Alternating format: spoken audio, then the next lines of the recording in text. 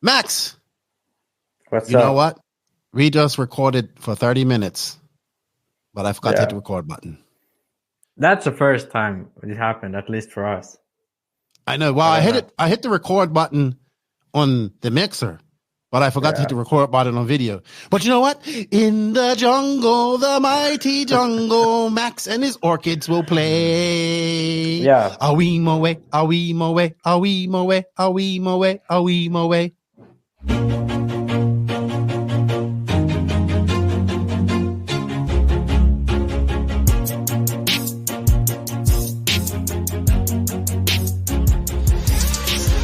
Nitro is the glory, but e-buggy pays the bills. Welcome to the No Name RC podcast. Get ready for some serious bench racing. But be warned, we speak our minds, express our thoughts, and sometimes things can get a little rowdy. Hate, and he just was influenced by the hate coming from the left, the hate coming from the right. And let's get back to more club racing and less of this grabbing racing. It's hard not to be arrogant when you're always right. You know? See what I mean? That's exactly why people call you arrogant, Max. You may not agree with everything we say, but it's definitely worth a listen. And our pick, can you stop whatever you're doing? Join your host, Lefty the Great, with co-hosts and guests as they get together to chat RC. Hey, after that race that I watched this morning, I have to talk about it.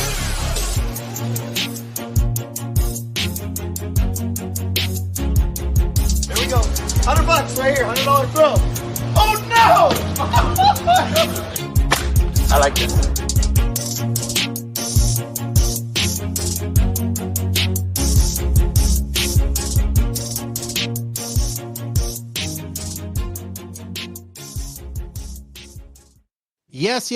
Yes, indeed. Nitro is the glory, but e-buggy pays the bills. What's going on, everybody?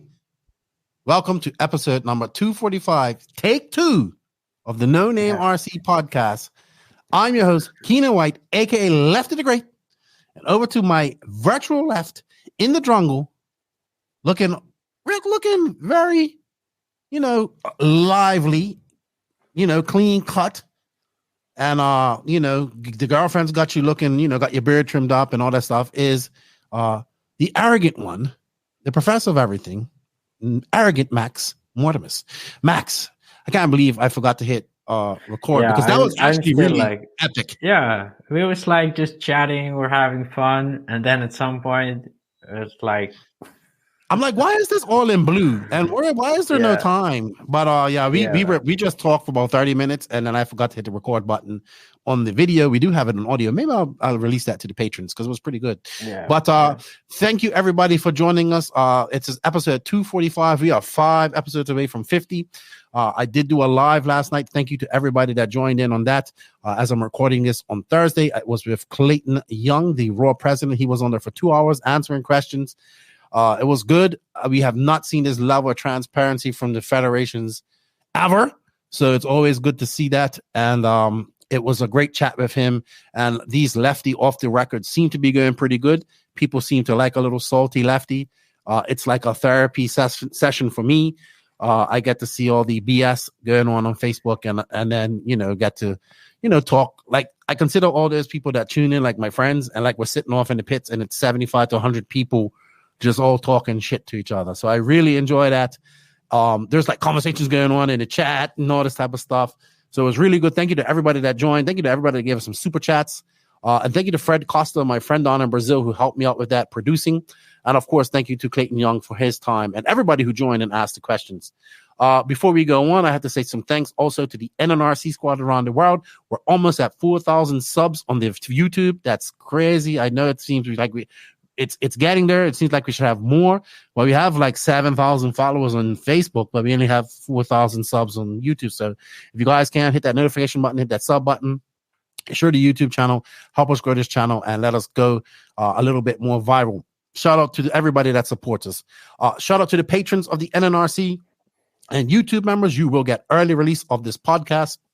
If you like what we're doing, you want to support the podcast a little bit more, get a little bit of early release and extra content when we do get it on. It's been a while since we've done a patron only pod. Maybe we should do one, Max.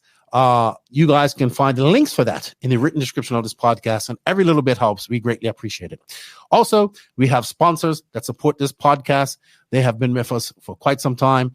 There are links and coupon codes, affiliate links, and some of them don't have any links or coupon codes, but you can just say, hey, I heard about you and learned about you from the No Name RC podcast. They are Invisible Speed, High Tech RC, Sun Pedal USA, Sidewinder Fuel, Mayako, Beach RC. Shout out to Brent. Wheel and Trigger had a great interview with Kevin Abbott last week. That's our guest this week. And him and Chase had a really great live last night, Tuesday night, sorry. Techno RC, Clinic RC, Ignite Design RC, getting my gas truck soon. Racecraft USA, Stacked RC. Shout out to Call RC, WRCE, House of RC, RCGP, and our drivers, Dave Runafalk and Jared Tebow, Robert Battier, and Alexander Hagberg. Real quick, I want to say shout out to happy birthday to a young fan of the show. I haven't met him yet, but him and his stepfather we've become friends, Cody Bancroft, his son, Skilla Joel. Shout out to Skilla. He goes 11 on when this show will be airing, and I will get to meet him and his dad finally at Wicked Weekend. Shout out to our statistician, BJ Williams, who helped us out with the notes. One of my favorite racer to interview, Aiden Horn. His birthday was on Wednesday. And also shout out to my buddy who does all my thumbnails and artwork, and who I'm going to work with her shortly at the Wicked Weekend with Race Time Entertainment, WRCE owner Danny Paz, who actually came up with a good slogan. He says, Lefty off the record, better than your regular news. I really like that. Max, real quick, I see you have you've been busy with, you are geeking out on e-buggy. I will say, for the record, I know I've been setting some fires with the e-buggy crowd lately, and in my office, but I am not anti e-buggy. I am not anti truggy. Okay, anti-e-truggy. Go ahead. Anti-e. Well, I can say openly, I'm a very anti-e-truggy. I think it's like I didn't get anti any. Well, it's not called bruggy. Yeah, anti-bruggy. I'm like actually anti-bruggy. Like, I wish we could have something else, something else. Like, doesn't really matter. You could do tool drive 8 scale. Like, even that could be better. It will be harder than bruggy. So, yeah, it definitely would, but would be more interesting.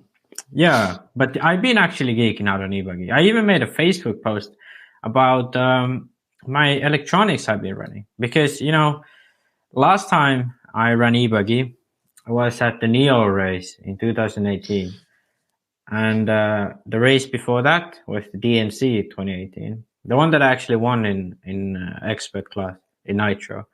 But and you would have won it in e-buggy too, but your ESC shut down. So yeah, that's who I was coming to. Like, I broke an ESC at both of these races. So the last 2 times I raced e-buggy, and like, I can't remember when I did before that, I broke my ESC. So now that this year I knew I was going to the e-buggy Euros and racing to finish nationals, I wanted to I don't want that to happen anymore.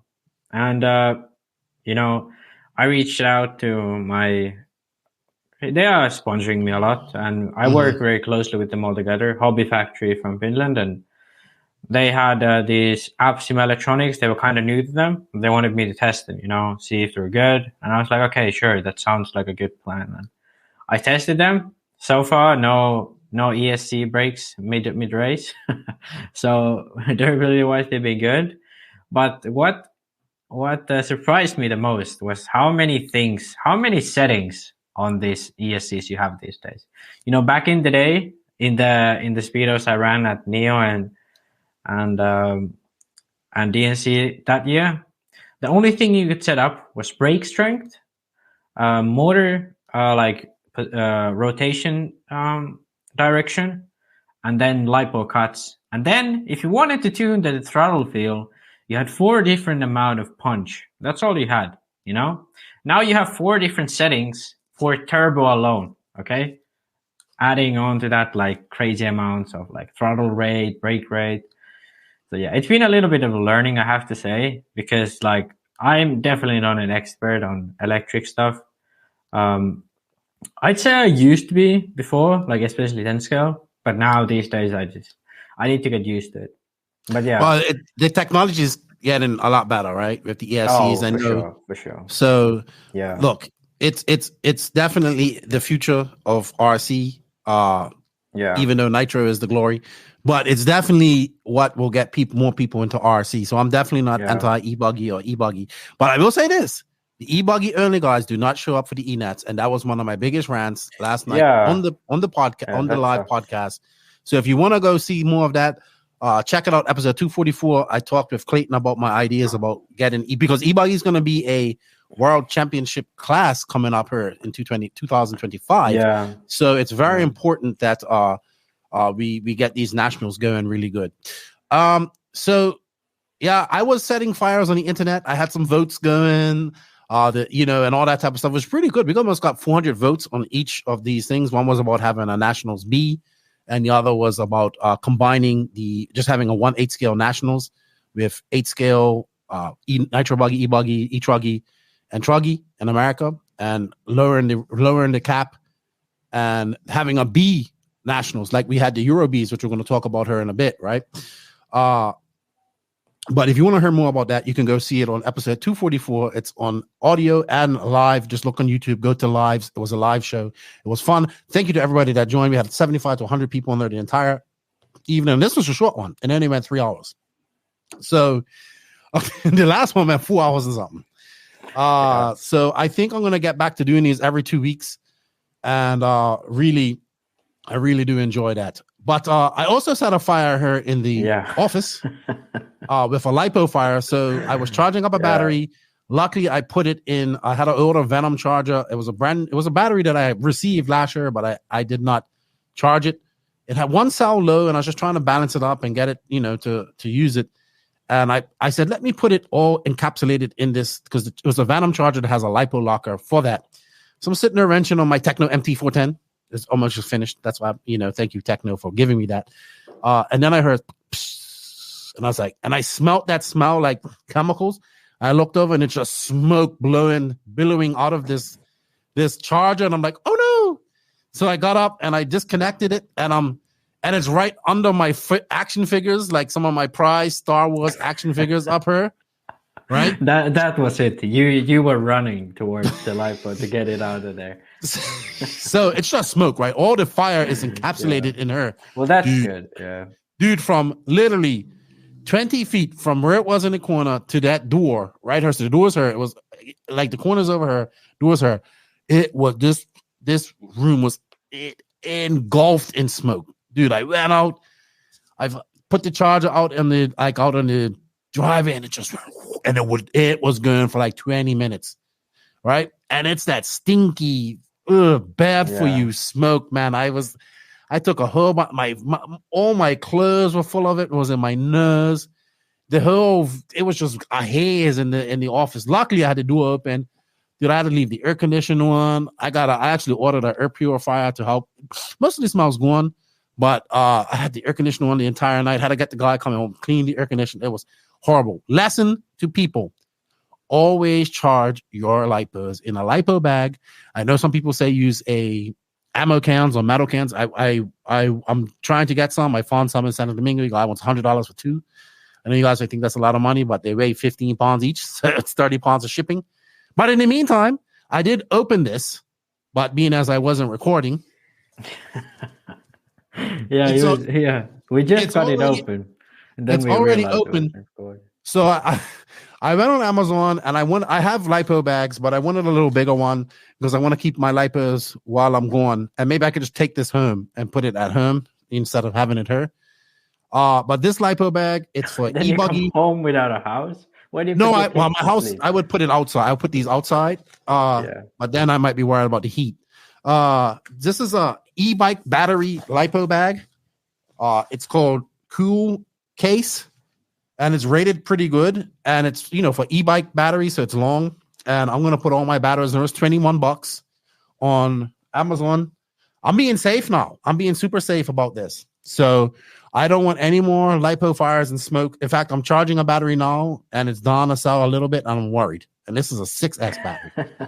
So imagine now we have a fucking LiPo fire mid podcast. Dude, I had a charger last night on the live. I forgot all about it, and then it like timed out on my because I have it on my high-tech RDX2 charger, and it has a Bluetooth. Yeah, dongle, hopefully I'm getting one too. Dude, I just I had want the one mic today. I want one. Ooh, Mike Mayberry or Mike Walker. Mike Mayberry. Yeah. Mike Mayberry. I would like the new RDX 1000, please. I'm supposed to have a meeting with them. Yeah, that's what I think I'm getting. I talked with him today, so let's see. That's a good one. Fits me the best, but that could be amazing. The one I use is the one before that, and it's got a dongle. So I'm like 2 hours into my live. Oh, my lipo timed out. Could you imagine if that lipo would have blew up last night? Well, that would have been so fun. No, but dude, that would be like you'd be fucking going viral. Like guys doing an RC live stream while a lipo fire goes out, and then you're like, and people are gonna be like, "Why is his left hand so limp carrying the thing?" Like this, it would be like that would actually like that would be which would take you to glory. You'd be on Ellen after that, you know. Speaking of viral, actually. I the video from Little Bump, 2 laps of Little Bump at North Georgia Shootout is at 3.5 million views on Facebook. And that's pretty good. I didn't even know that was going viral like that. But I have a TikTok video going viral. It's from the RCGP gate start at Badlands in South Carolina. And I just posted it up 2 days ago. And it's almost at 400K on TikTok. And it's got like almost 80,000 views on. I know that's not big numbers, but it's big for me. So go check out the NNRC TikTok.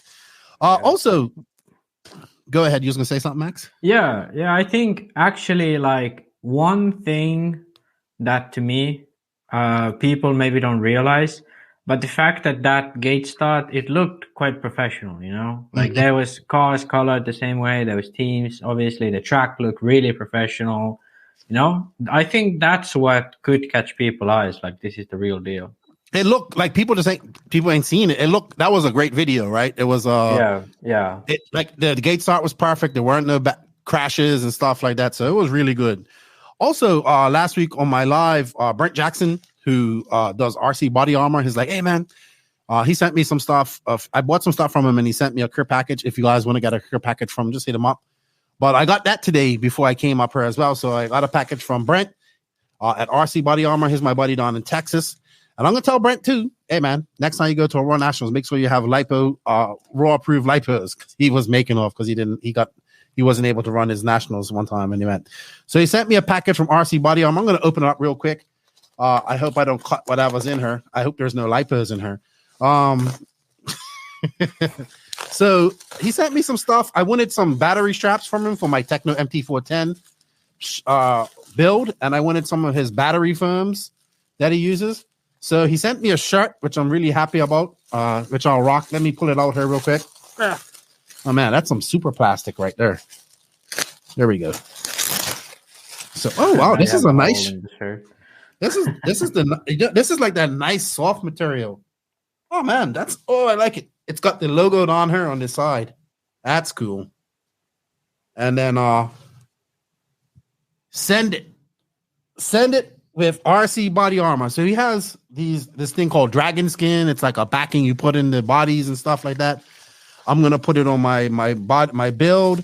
He sent me some straps as well to go with my stuff. Some more straps. He sent me this stuff. This is the foam. I want to use it on my you can use this on your battery packs. You put it on your battery tray. And I put some under my motor as well, like to just reduce a little impact. And he has something like this where it's like a pad for your ESC, right? You glue your ESC to it, and it's like using that thick Kyosho gel, but it's firm. Yeah. So you shoe glue your ESC to her. It's called the landing pad. But I'm going to use these for my battery packs in my RC boat. And he sent me some more straps, and he sent me these, which are cool. Some carbon fiber. That's a really cool little case too, for body post, like to put on top of there. So these are carbon fiber. So thank you, Brent from RC Body Armor. Sent me some stickers. I got one on my monitor there. Small company down in Texas, loves RC, doesn't run nitro too much, unfortunately, but he's a big e-buggy guy.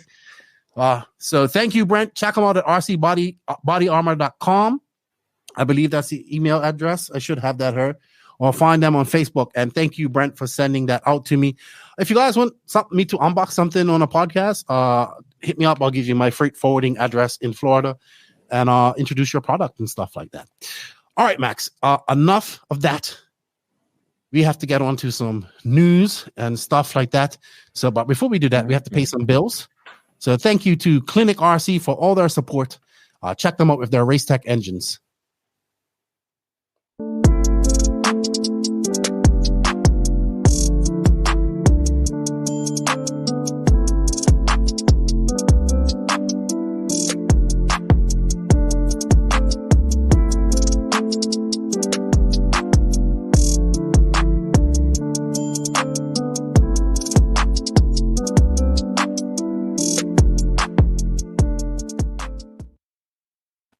Also, thank you to Invisible Speed. I was listening to Joseph's live. They're going to have some meetings here soon.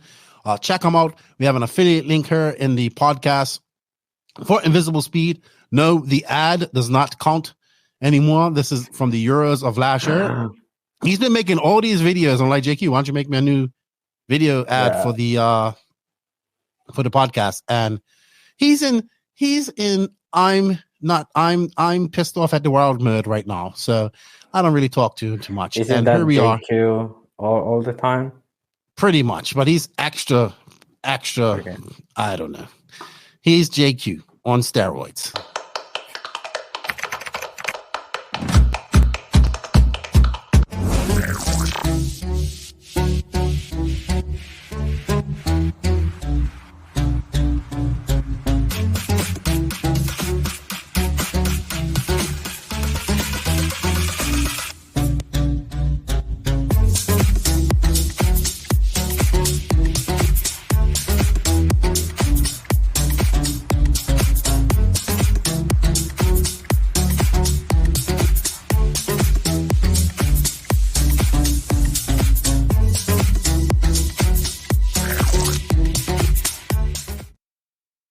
Alrighty. Also, thank you to High Tech. I do love how Joseph puts the even homework as an advertisement. You know, like people are gonna get more excited about it. Yeah, even homework. Like maybe you got excited about homework, JQ, but I hated that stuff. Yeah. Thank you to Invisible Speed for all the support. We have some affiliate links. Go in there, use them, get on the online course. It's really good for you, man. It is. If you're a beginner in RC, if you're a veteran, it's really good. Also, thank you to High Tech RC. As he was talking earlier, Max is getting his RDX 1000 charger. That's their new AC/DC dual charge, dual port charger and discharger with power supply. It's actually a really small, compact. It can charge up to 20 amps on each port. You can charge 2 batteries at once, and then you have the AD350 analyzer discharger. It's for discharging and analyzing both nickel and lipo batteries. So check them out at High Tech RC, High Tech RCD, where2buy.com. I get that always wrong, but let me get that right. HighTechRCD.com, where to buy. And congratulations to High Tech on 50 years of innovative stuff in RC. If you want to learn more about High Tech, go check out the Mike Mayberry podcast. Like they have their hands in so much stuff. He shares your industrial sync servo that they use in drones and all this type of stuff. It's filled with hydraulic oil. Really cool stuff that they're doing. They're so busy, like outside of the RC world, in different things like servers for machines and all this type of stuff. It's pretty impressive. All right, Max. So let's go over some race results real quick. We had the NXC Grand Prix in Hellerog RC Racing, Hellerog, Denmark. Big drivers that went to this. We had Ricardo Berton, Hampus Berg. This is Hampus's track. He seems to always beat Ronnefeldt at this track. Yeah, I don't really know what it is. I think he did. And then he beat him at the warm-up and then now at the race. I mean, obviously there was some, like, the weather was really, like... I think it rained. Consistent. It rained in the semis. Then it, like, kind of was wet in the start of the final. But then it dried out. So... You know, that's what I read from David's race report, that it kind of like he kind of went with the wet setup for the main, even though he should have gone to the dry setup for the main. But yeah, I mean, that being said, 100% Hampus deserved the win, and that's well done, an Hampus. amazing drive for him. Also, we had the F4 1/8 scale GT Championship in Zagreb, Croatia. This is the last time that gasoline or nitro will be run at this track. It's going to be an electric track only for noise purposes. And we had Ongaro went to this race, but he didn't do too well. I asked him about it. It's just like, yeah, let's not talk about this race. Because I've been trying to get him on the podcast, but he's been so busy, right? I was talking to him. Yeah, actually, when he made a post after the race on Facebook, he was like, posted a picture of his track and like back to some actual racing or actual like. I think he really did not have a good time there, which is surprising because he's done pretty well at it. I heard he flamed out quite a lot, right? I heard him and I was listening. He flamed out quite a lot. But we had Bernard Alain Arnaudi. He wins Nitro GT, and Alessio Maceo. He wins Electric. I'm guessing these guys are both Italian. They won that. And then we had the 10 scale BRCA Nats round 5 at Robin Hood Raceway. Tommy Hall doubles that and he secures the 4-wheel drive championships. We had Top Notch Series at Thunder Alley. We saw Frankie Contreras win both classes with Ryan Pavidis in third, I think it was. And Ryan was second. And okay. Oh, this was E-Buggy, so let me see. That was E-Buggy.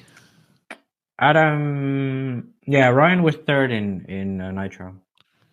Okay. Top Notch Series. Adam second. Yeah. Okay. So this seems to be getting really, really popular in there. He's capped it. He caps it. It sells out. And Notch is doing a pretty good job over there of his top notches. I heard nothing but positive things about it. Well done to Frankie Contreras, man. I talk to his dad all the time. I'm like, man, we need to get him over to some of these East Coast races to race. I think very talented. I have to say now, because I was kind of critical of him, like I don't know if it was last spring fall or if it was like beginning of this year, but now he's consistently winning these JVRL / Top Notch races, which is, I think this is the first step he needs to take, like start winning these races consistently. Then now, I think now is the time he should actually, like Wicked Weekend, Southern Nats, these races are coming up. He should definitely look out to go to those. And if not those, no Southern Nats. They're having there's no more Southern Nats. Oh, okay. Well, do they have some other race then? There must be some race during the summer. They have. So we have coming up Wicked Weekend. We have Brent's RC Pro-Am. We have North Georgia Peach State Classic. I know the guys that used to do Southern Nats are doing a race at that arena, but it's the same weekend as in North Georgia at the Georgia's Peach State Classic, and it's also the same weekend as the 10 scale World. So it's a lot of racing going on that weekend. It's gonna be hard to keep up with that. Yeah, I think for Frankie though, the AMS probably the best event. It's capped. Yeah. You have a set number of rounds of practice. You have some sort of like consistency in the race program. So I think that's kind of the safest option for him, and he can do well. I think I don't see no point why he couldn't. And isn't he running J Concepts too? So he should be solid. Yeah, I think it's on just whatever Drake's running, he's running. So there we have the BRCA 1/8 scale Rally Nats round 3. I think this was in Blackpool, England. It was in Northwest Nitro. Yeah. Okay, and Wheaton. I think they consider that Blackpool. I could be wrong. What we see, Johnny Skidmore, man. Is a separate one. Okay, Johnny Skidmore. I told you, most underrated 8 scale driver out there. He takes the win. I do have to say, like, because this was like Boots had no issues, so it was just Johnny straight up beating him, like no. And there's his brother William in third, and there's Bootsy. Yeah, I have to say, after the what was it called, the Italian race, he was like, "Oh, Boots is back," whatever. I'm not convinced it. Okay, like. I know Johnny is really fast, okay? But, like, if Boots wants to be on that level where he can win a Euros again, I think he needs to beat Johnny, like, every time he goes out there. Oh, I agree. Yeah. I agree. But he isn't. So Yeah. He is not. So that's what's up with that. Biggest race this week. Also, we had some N1. Actually, I had some. Yeah, I was just about to say that. I knew you was gonna N1. like this because Yeah. it's aerodynamic. Okay, Yeah. got it. So basically, you can see it, right? Mm-hmm. Yeah. So basically, what they have is like wings on the arms. Now, here's the thing. I'm a little bit. Oh, what the hell is going on here? He has a titanium screw here, but then a steel screw here. I didn't even notice that, but now that I did, I don't know what's going on. OCD kicked in. Yeah, my OCD took the best of me.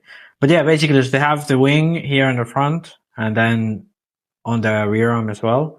Mm-hmm. I do have to say, I don't know if this is legal by IFMAR standards. Last time I spoke with Carlos at the e-buggy Euros, this wouldn't be illegal. So that's one thing. Another thing is that I'd be interested to see like if this actually worked. Like I think it might be even better to let the air flow freely through their arms, but who knows? I mean, maybe they did some testing and they liked it, but yeah. Also, one thing is they have a new rear tower. Yeah, wing. What to call it? Wing mount. Because because it used to be just this. Yeah, it used to be just here, but now it's attached to the arm mount in the bottom. So interesting. Yeah, they are definitely improving the car. But one thing I do have to say is I do admire the way they are going just against the strain in every way, pretty much. Mm-hmm. Like they are doing different things, and I do appreciate that a lot. So I am not gonna lie. I want one of these. I really hope they succeed. Like I really hope they succeed. I really want one. Even I just want to build it and put it on the shelf because I have nowhere to race. I think they're cool. I really do. All right. Big race this past weekend was the IFMAR 1/8 Nitro Off-Road B Championships. Let's touch on this a little bit because I did talk about the B Championships. I would like to see a Nationals B Championship. Tell us a little bit about the B Championships real quick, Max, and then we'll talk about this past because the track looked amazing. The facility looked amazing. Longvik. Yeah. Okay. So that's number one. The B Euros, like it was definitely looked really nice. The facility. I have never been here, but yeah, I wish I had gone. Well, I can't go to the bureaus, but we'd have some big race at a venue like this because really nice. But about the bureaus, I think unfortunately these aren't. The race isn't as popular. Like in terms of coverage, in terms of like they are, it's popular in terms of like entries and in terms of like how many young guys go there. But I think this should be even more promoted, by IFMAR and by RC Racing TV, all that. Because when I used to race bureaus, RC Racing TV used to always go there. They used to always be there. Now was there coverage?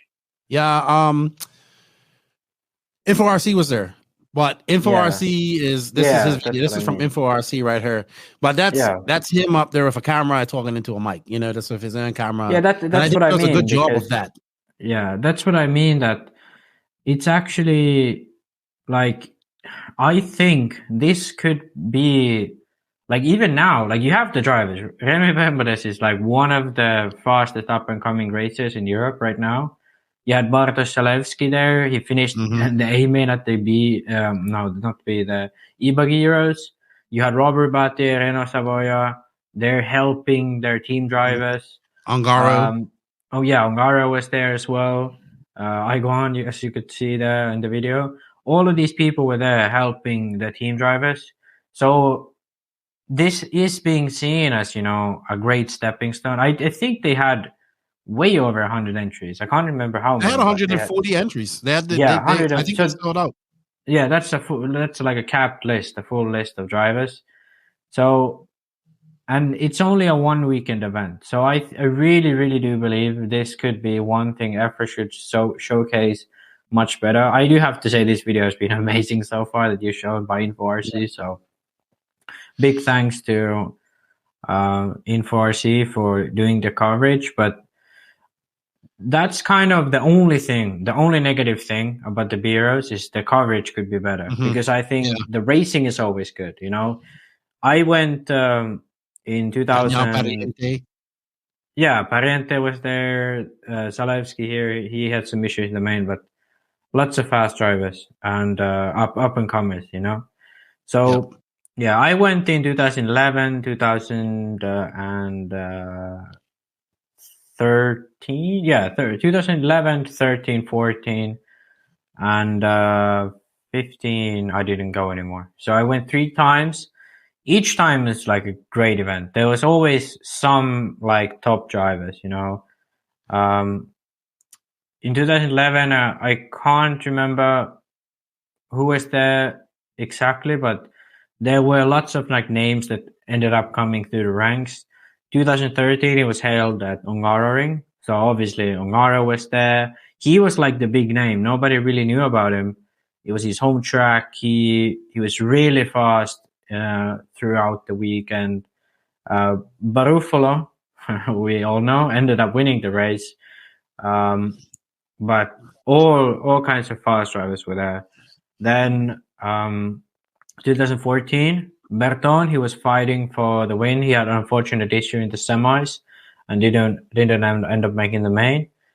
And since then, there's been like Elias Johansson. He's a very fast driver in 10 scale, but this was sort of his one good 8 scale performance of the past. Like he was in the podium at the Bureaus.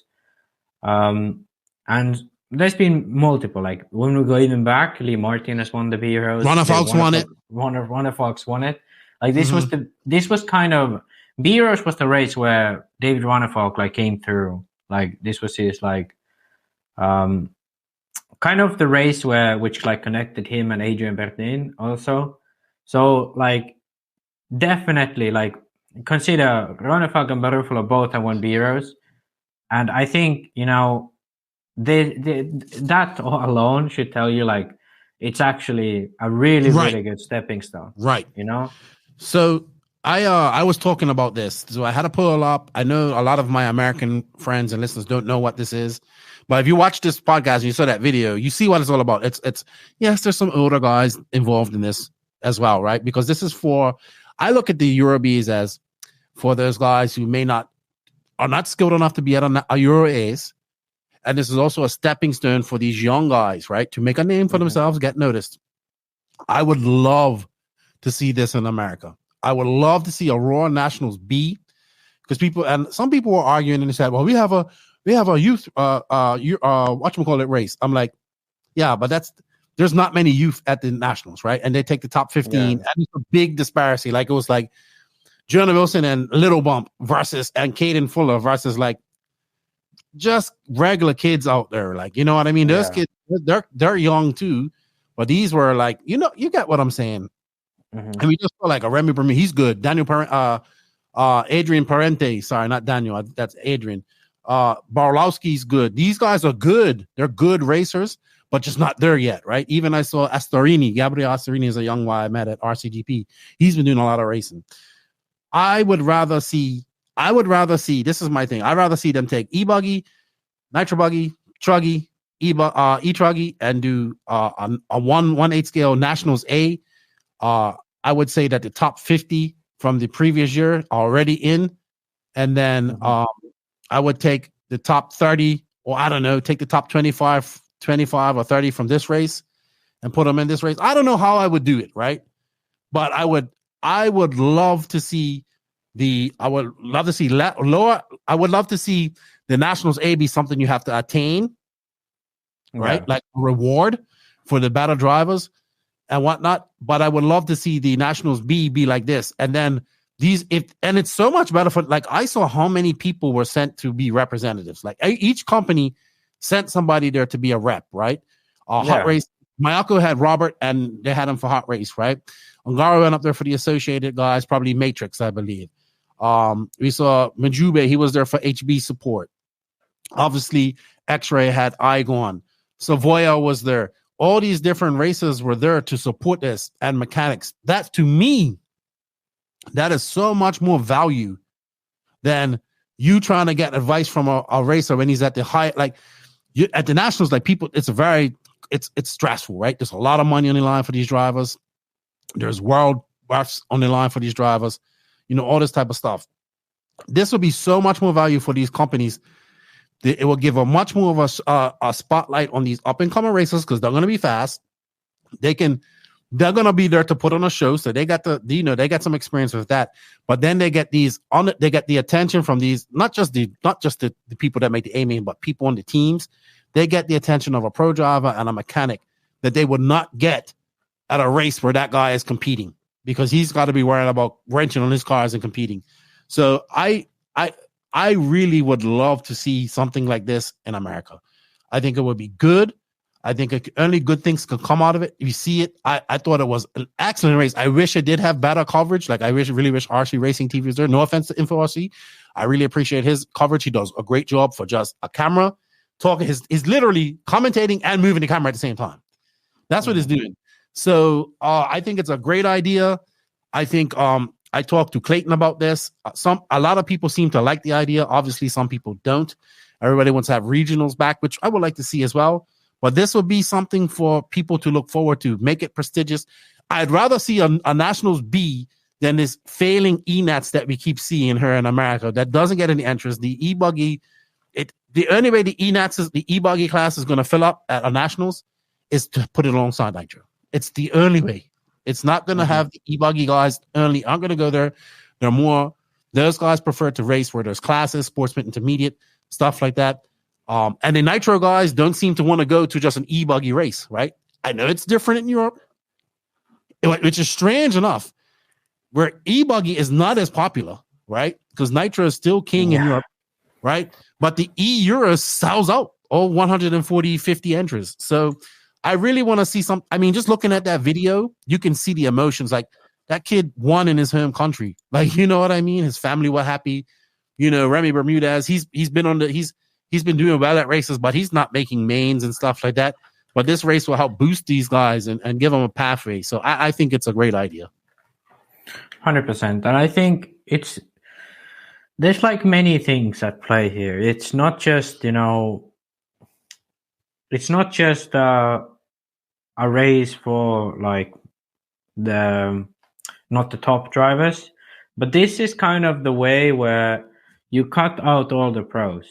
So it's actually like, instead of having, sportsman, expert, like, or open or intermediate and then pro, you have this event where all of it is dedicated to these guys who would be the intermediate, and this is the way to, like, there are certain guidelines. Like, there's a set guideline that for the past 5 years, you can't make the Euro A top 50. Okay, if you make the top 50, then like you have to either quit RC for a while, so the 5 year runs out, or you somehow have to lose some of your level and then go to the bureaus.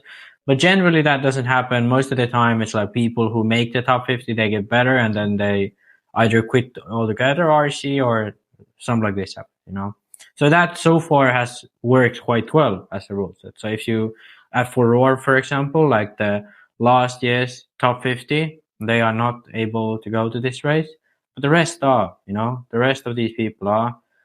And the great thing about this event is that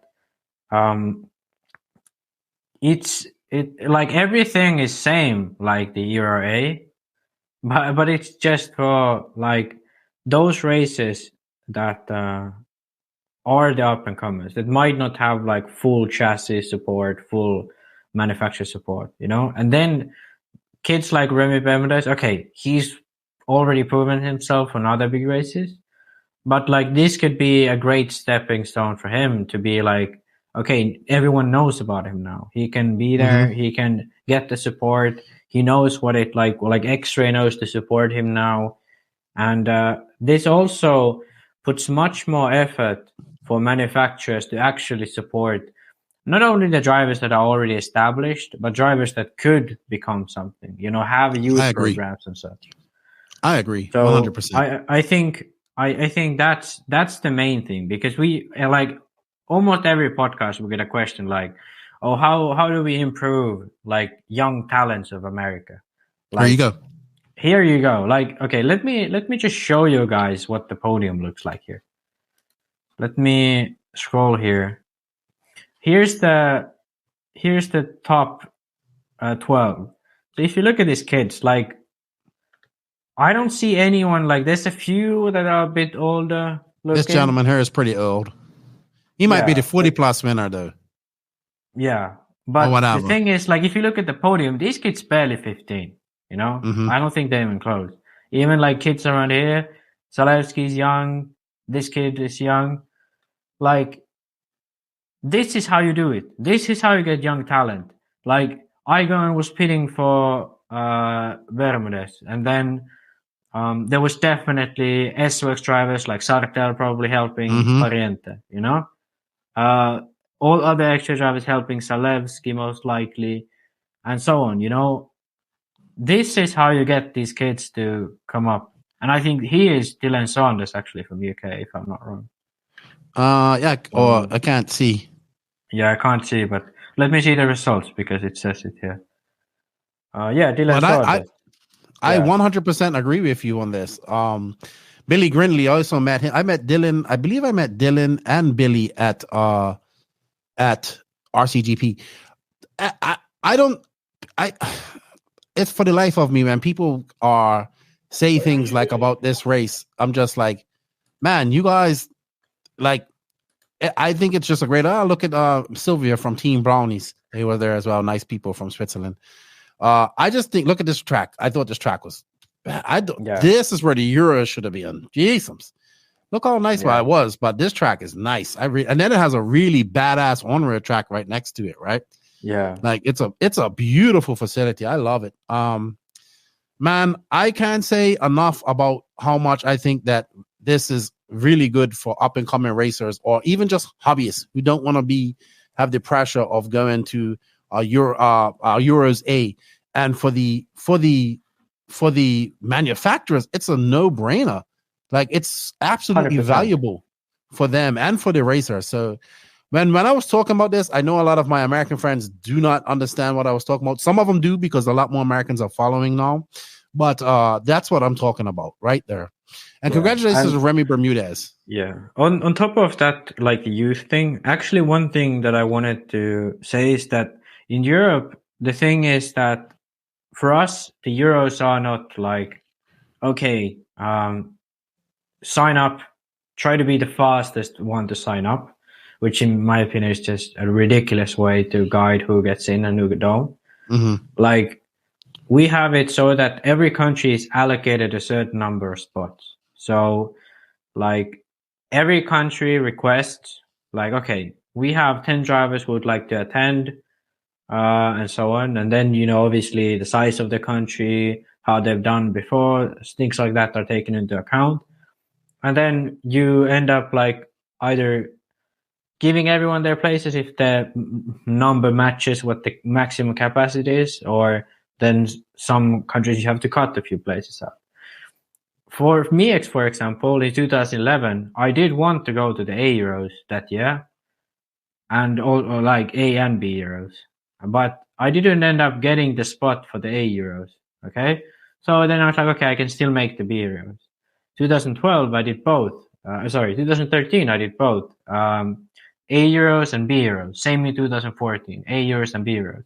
So this is a way for those drivers that in their country couldn't maybe make the Euros, A Euros. They still have a chance at the B Euros, because most of these top drivers at least don't have the chance to go to the A Euros. So that's one really good thing about it. And I think instead of having what Roar has like 200 entries or something, is it 100 something per class? No, I think it's 250 actually. So 125 per class or 250 per class? 250 per class, I believe. Really? Yeah. I could be wrong. Okay. Well, I don't know, but either way, like instead of having that massive amount of people at the one race, you could have 2 events where like the guys who maybe don't want to like attend ANATs want to support, want to see like the top guys helping them. I think that could be a very good thing, having B-Rows. I do see that as much more beneficial for especially the young drivers, but for people who are just having RC as a hobby, you know. Mm-hmm, mm-hmm. I And 100% agree. this is like the perfect situation for people like Drake, you know. Like he would know how to handle it. You could have setup clinics, like every brand could have their setup clinic. And also when you would decrease the amount of entries at the Roar Nats, you could add e-buggy into it, e-truggy into it, you know? Yeah, So you that was decrease what the I was amount of talking about. entries. Yeah, you decrease the amount of entries at Roar Nats. You introduce Roar B Nats, and you could have e-buggy because, okay, the reason in Europe why we don't have e-buggy and nitro at the same race and why we don't race truggy is because that's how it has been, you know? We are used to that. We go to a race, we just race nitro buggy. Obviously now you have more races where both are combined, but all the official races mostly just one class. Mm-hmm. And even at 10 scale Euros, you run the two-wheel drive and four-wheel drive classes separately. So you run force the two-wheel drive in 3 days and then 3 days for the four-wheel drive. So this is kind of the difference that, okay, in America, people actually enjoy to run multiple classes, and this is the norm. People are used to this. So, and people don't want to go to e-buggy Nats. That's like, we've been through this. Like, it's been so many years, it hasn't worked out. So combine those, introduce B Nats, and make it more profitable for the club as well, you know, somehow, so that you get more clubs like wanting to have the nationals at their track. Because right now there's so many things that are not working about the nationals, and I wish that could be fixed. And I think this could be the nationals, the fuel nationals works. It's the E-Nats that's having the issues, right? Because what happened was, what caused the big fire was they got rid of mini truggy and four-wheel drive short course. And by the rules, 13.9, they had 3 pre-entries by the deadline. People like, well, we sign up on the day. So Clayton made the decision, Roy made the decision to eliminate mini truggy and four-wheel drive short course. They had 3 entries in short course, 3 entries in mini truggy, 5 in four-wheel drive short course. Now, these people got mad at me, but these classes are pretty much on a regional basis at a club race, they're probably good. But on a national level, they ain't. Well, and people are like, well, people will sign up. And I went and looked at the entries from last year. It was like 8 mini truggies last year. And it was like maybe a little bit more than that four-wheel drive short course. And it just caused a big stink. But they were right. By their rules, they were right. Because this is what happens, right? Everybody wants rules until rules apply to them. Yeah. In a way that they don't like them. So, and I said this on the podcast, and it's the American race scene has been so long without proper rules and proper federation that what's going on now is normal to people. What the rules are, the right.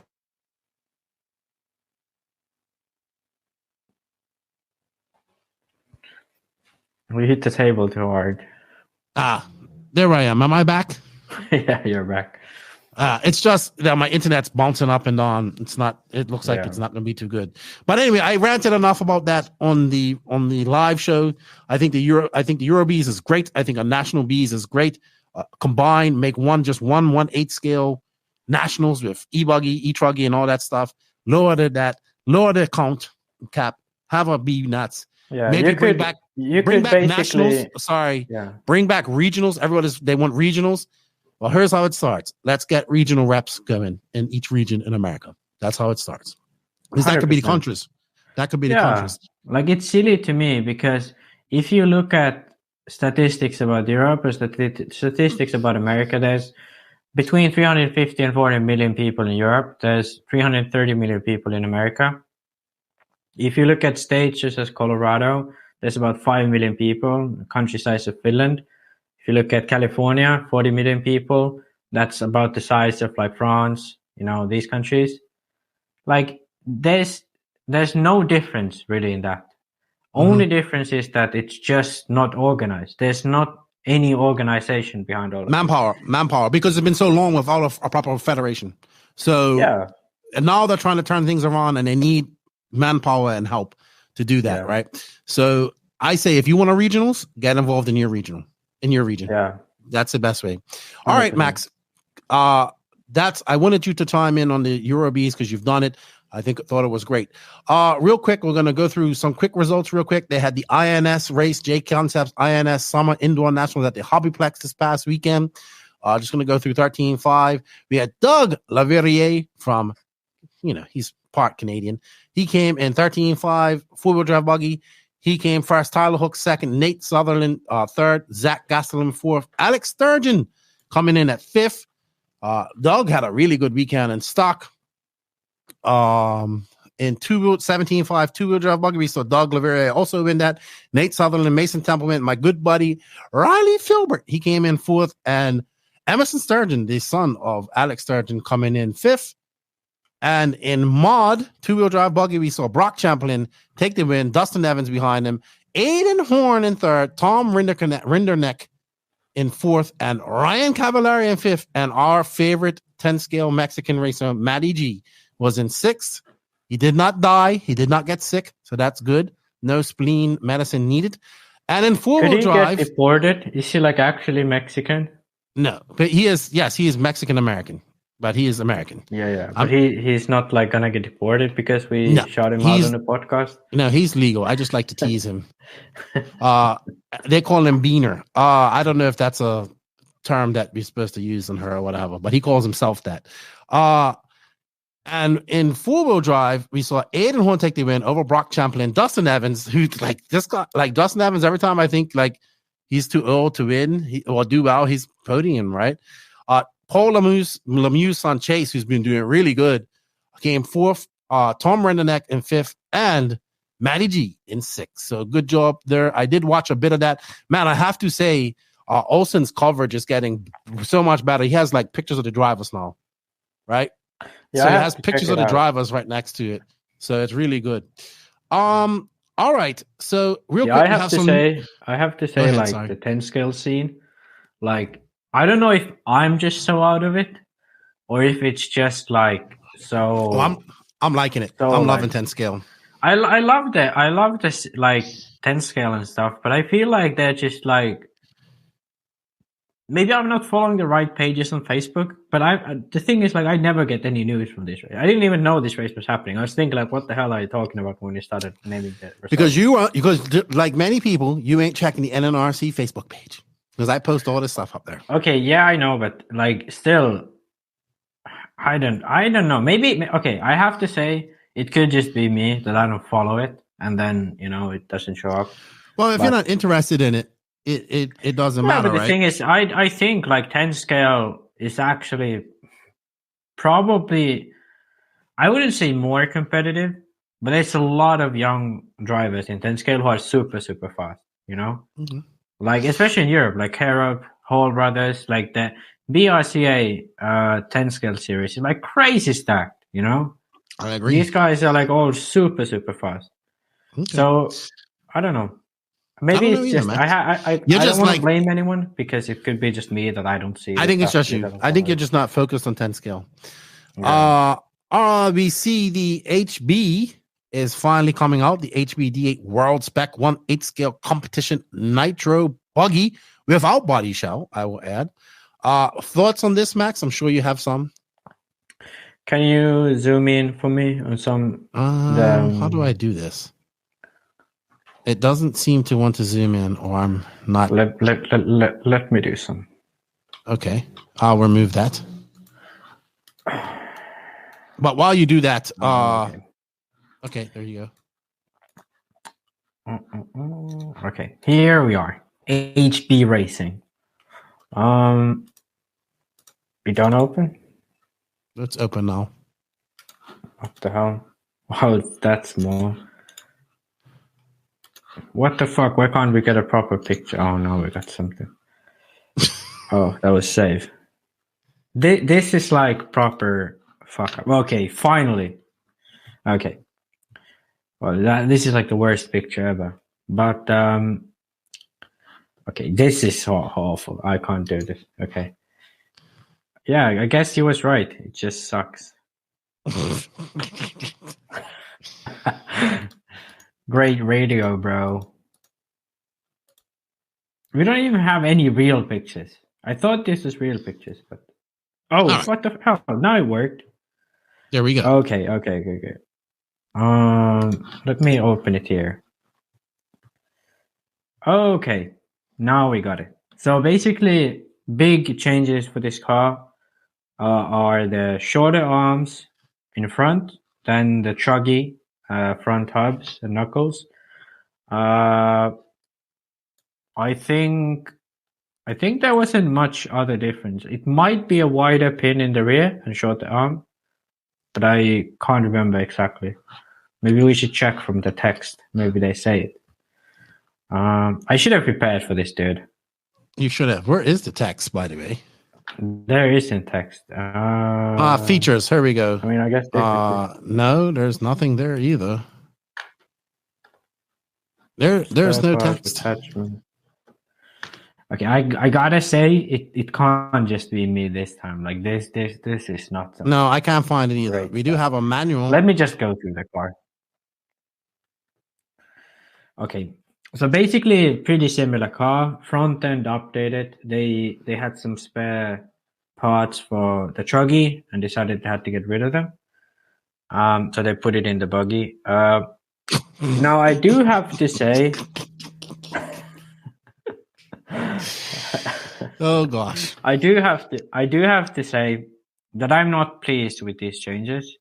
And the reason why that is that I did like the old HP front end. I think that never was an issue of the car. I think the car was actually quite well balanced altogether.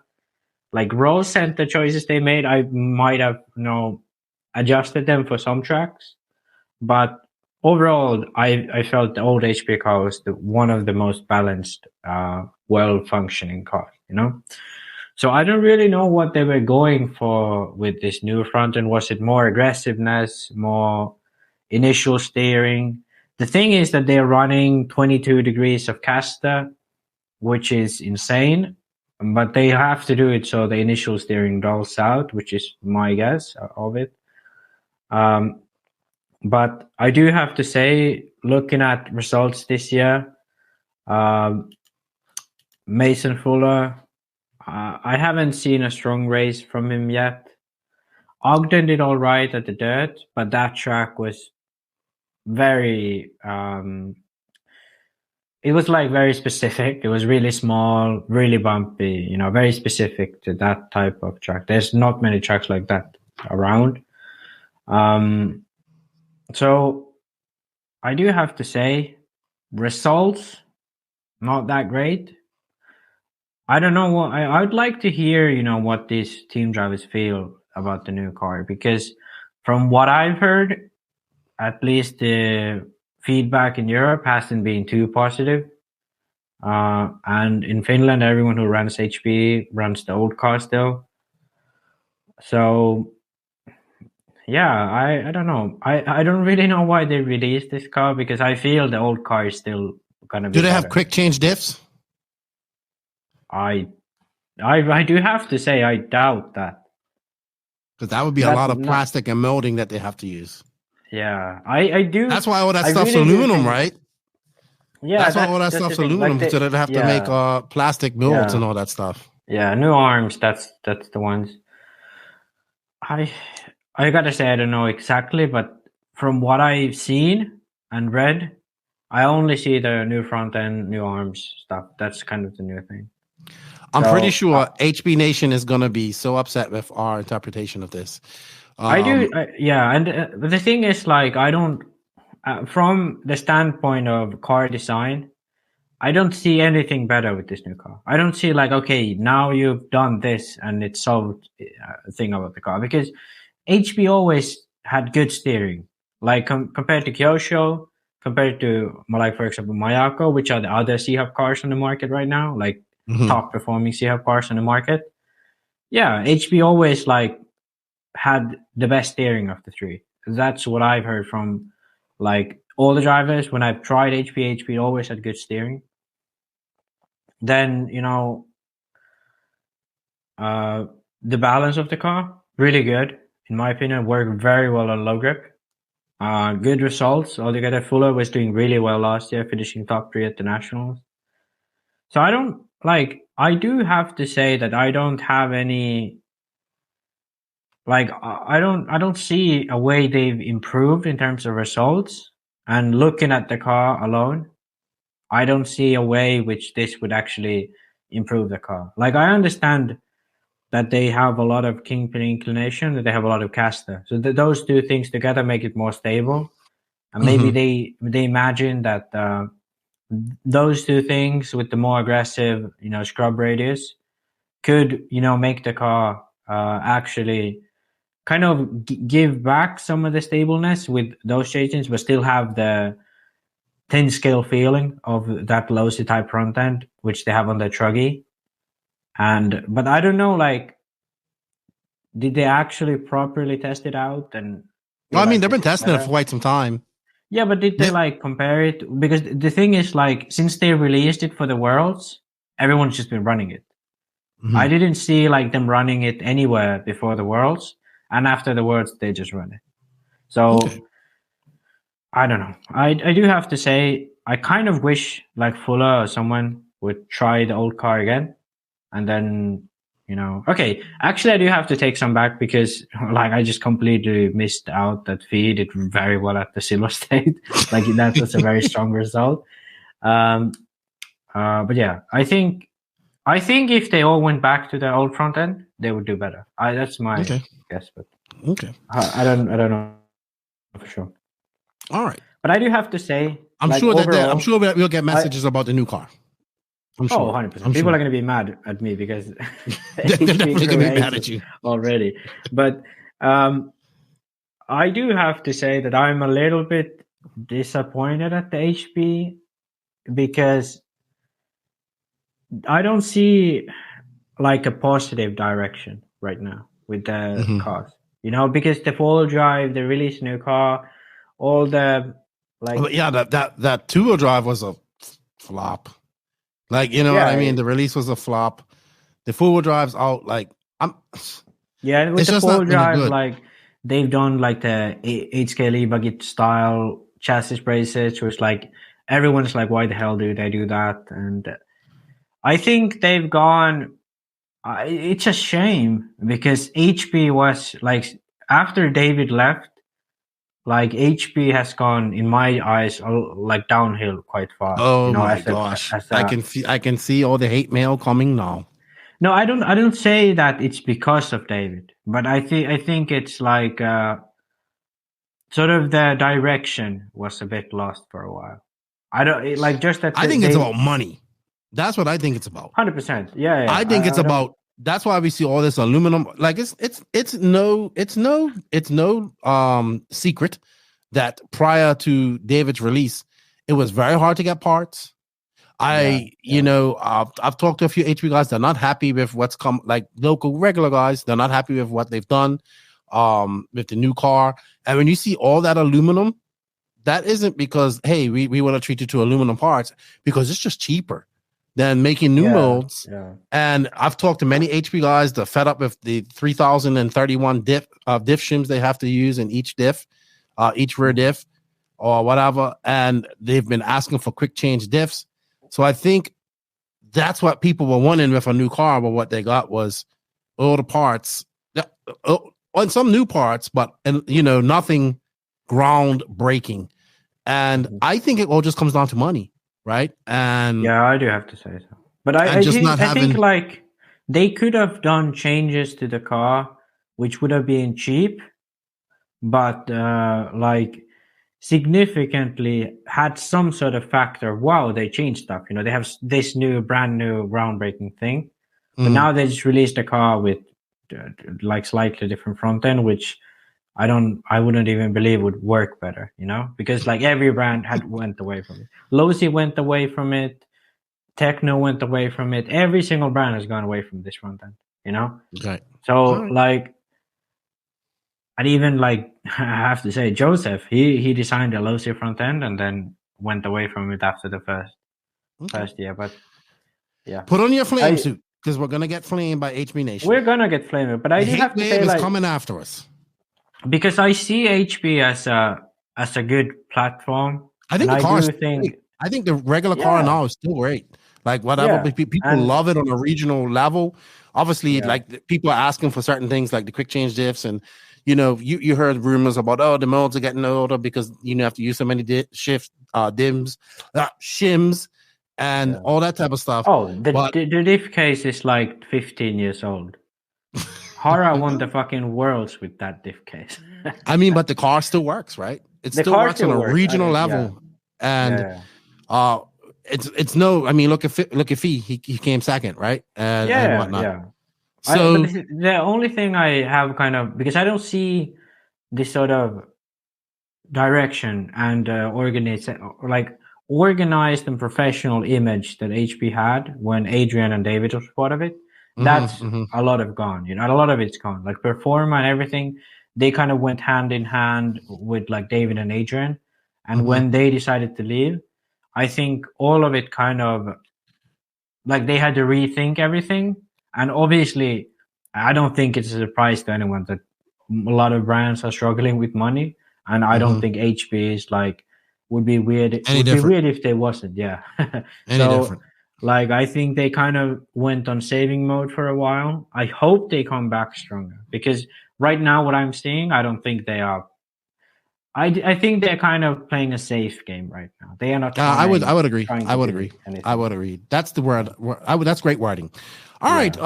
We're going to pay some bills real quick, and then we're going to come back and we're going to finish up the RC news. Then we're going to go into our main interview, and then we're going to go into some hot race, hot laps. I think we've gone a little long here. We're going to save the bench racing Q&A questions for next week when we talk about the Euros.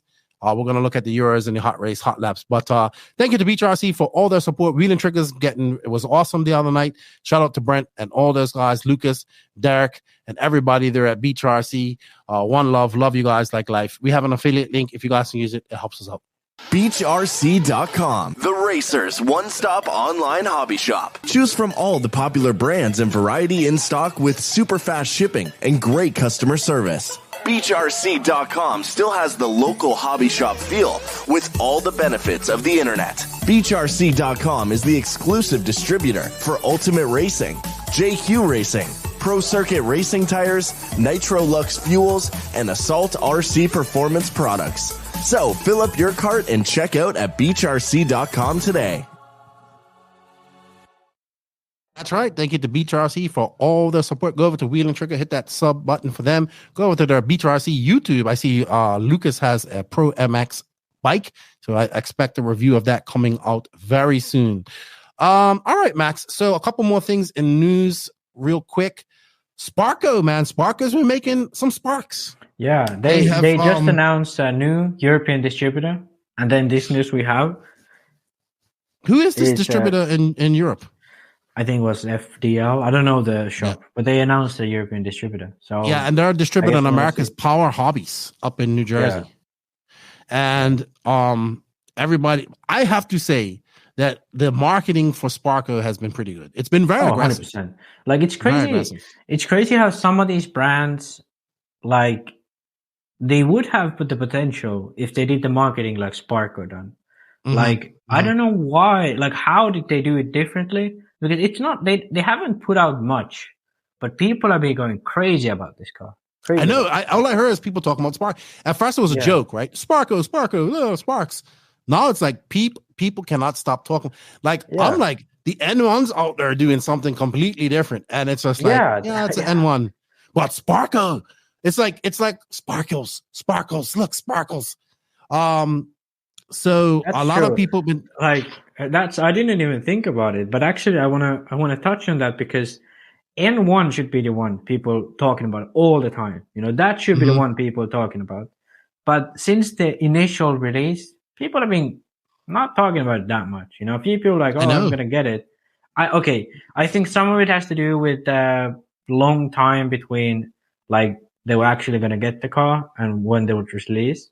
But I don't know. I don't know what Spark is doing right, but they did something right. Maybe it's the They are fact that sparkling. they released it on winter.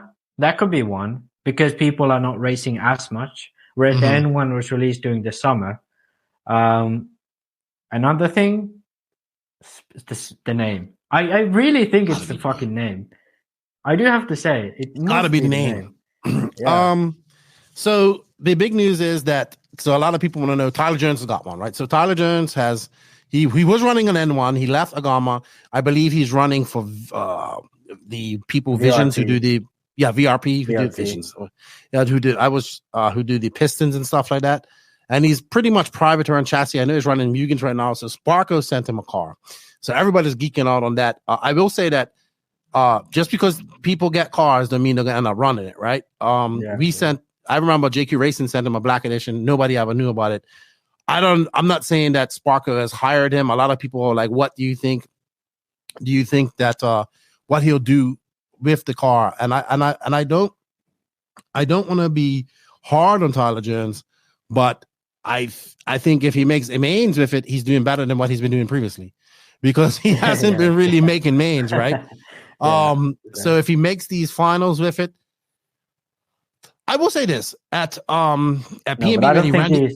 I don't really think he's gonna race it. I think he's gonna race the Mugen for the beginning at least. Yeah, I don't know what's gonna happen. Yeah, we'll see.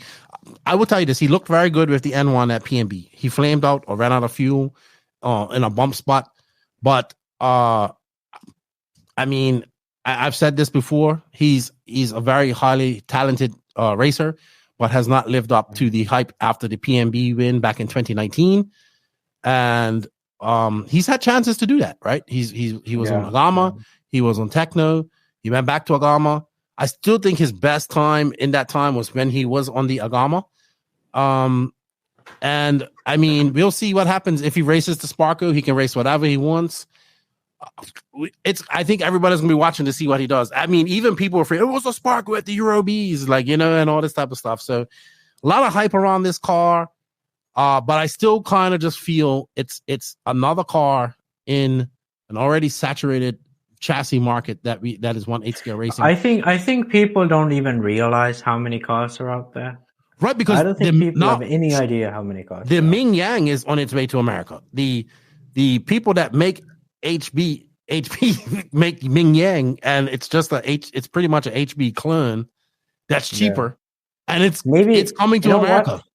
Maybe HB will just like be called what it would be, MY Racing. Would that be cool? That would be like a Sims. That would be like the lamest name ever. MY Racing, My Racing. I know who the distributor of the Ming Yang is going to be in America too. We'll release that when it's going to be happening. But it's pretty old in Chinatown.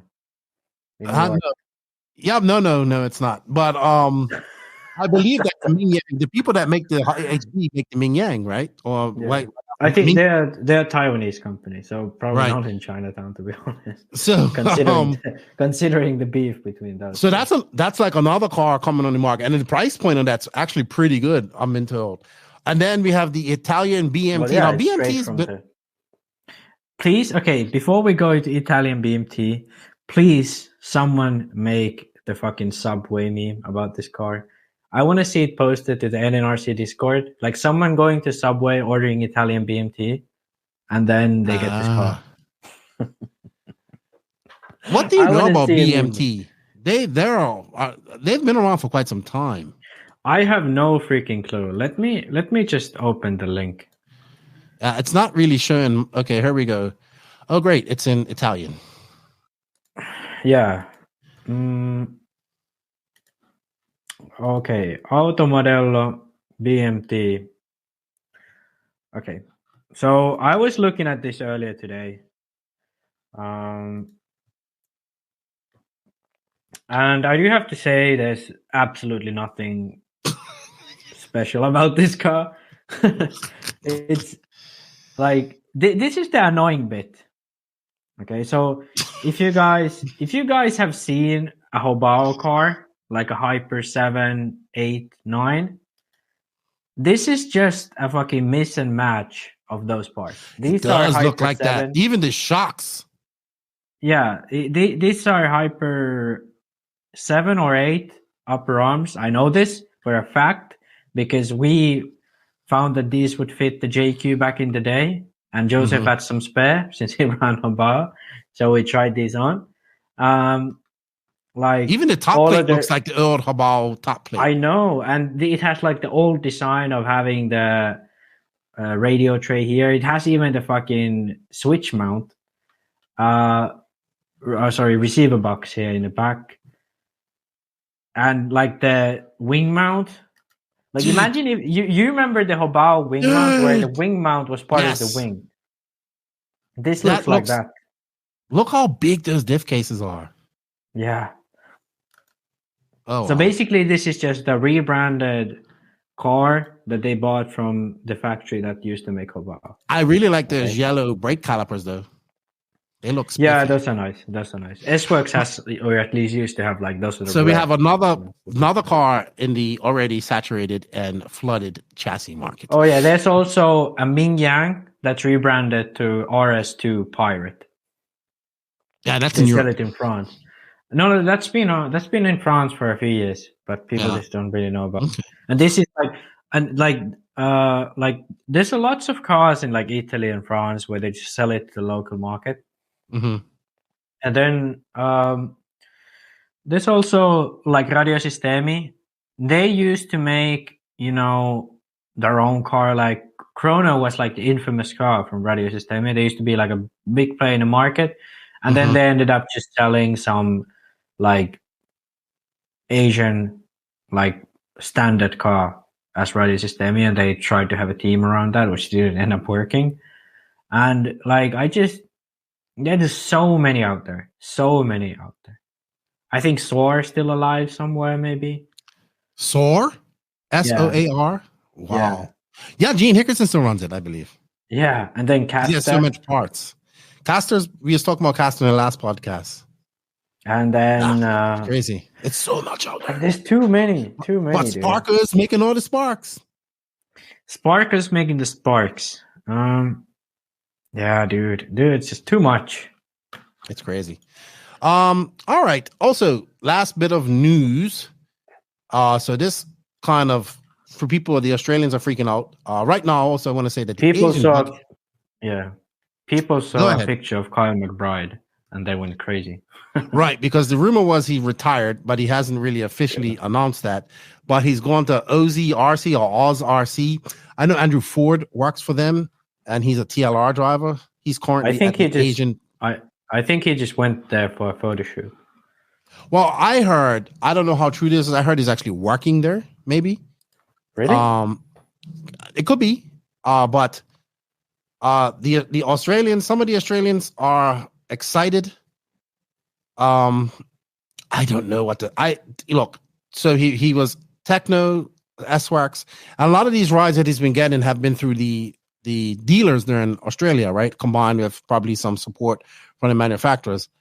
But I don't know. Like, this guy should be at the Asian Buggy Championships racing right now. He shouldn't be doing photo shoots. Dude, right? He was doing a photo shoot with the guy he did the photo shoot with is at the fucking Asian Buggy Championships. I know, it says it here. He should be there, right? He should be there. I don't know what's going on. You know what? I like Kyle. He is extremely, extremely fucking talented, right? He has done as a racer coming from Australia, he fucking has won Silver State. He's made podiums at Worlds, countless podiums at Worlds. I think he won did he do well at Reedy Race one time? But I would say that he has kind of squandered that talent. You know what I mean? He should have fucking well when he was unassociated, when he first joined Associated. I was like, yeah, he's going to go to America. We said this over and over and over. He's going to go to America. He's going to spend some time there. He's going to fucking race. He's going to kick ass. And that just has never fucking happened. And it's unfortunate. It's unfortunate because to make it, he has to come out of Australia, right? But this guy can come to fucking RCGP, come to Thunder Alley, and be fucking competitive. Okay, it wasn't very competitive at the recent Worlds, right? But he was barely racing. Yeah, he had Barely racing. Here's the thing. I think the biggest mistake of his career, in my opinion, was leaving Infinity, unless he got kicked out. Okay, if he did get kicked out, then that was just unfortunate for him. But if he did leave Infinity, which from my mind, it seemed like that. It seemed like he left Infinity because he didn't like the way the car was going. That was in my opinion, the stupidest thing he could have done.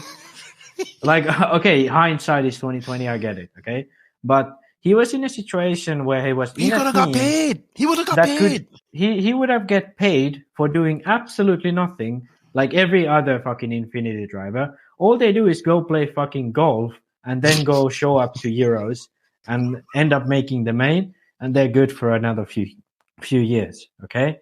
So all Kyle needed to do, like Naoto, when's the last time you see Naoto race anywhere? No fucking idea. He's still one of the fucking most talented drivers out there in any class. Don't see him come over to any big race apart from some on-road Worlds. And, like, all Kyle needed to do at Infinity is go to a race once a month, make a short video explaining, like, hey, I have this new Infinity turnbuckle tool. What I do is I twist it like this, and he would have gotten paid by Infinity. And not even like little fucking tiny bits where a distributor pays half of his salary like it was with the S-Works. Like, he could have gotten paid properly, done fucking nothing, waited until they released the car, been happy with it, and then been back at RC, like doing what he is capable of, Or he end up going to techno, and that just like completely destroyed his career. Fuck, Max. Yeah. I don't think going to techno completely destroyed his career. I think him leaving but Infinity like that, but they're like he ended up going to techno, which he didn't like. Clearly, he did it for a year. Yeah. I think it's a lot more than just that he didn't like. I think he wasn't like, I believe the techno company wanted him to do things, right? Techno importer wanted him to do things. And he wasn't racing. He wasn't racing. He wasn't showing up to race. He wasn't practicing. He was still. He wasn't doing anything. With techno, he was still practicing. But I think the issue with techno was that he had been racing for Associated for very long, and that was a car that he knew. Then he started racing HP, was one of the best cars at the time. Mm-hmm. In my opinion, the best car at the time, especially for the Australian tracks.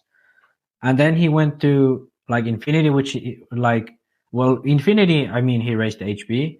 And then as he went out of Infinity, he went to Techno, which was completely new car to him. Like, he's been racing Kyosho, Associated, like all these cars established. Techno, he would have had to find new setups. He was probably one of the only big guys running it. And that, like in Australia especially. And then he just very popular car in Australia, though. Very popular. It's a very popular car, but I don't think he ended up putting the effort to get one. I agree. The car. I agree. And then he didn't get the results. And he was getting beat by Alex. He got beat by Alex, and my best guess is that that's why he ended up getting frustrated and ended up quitting.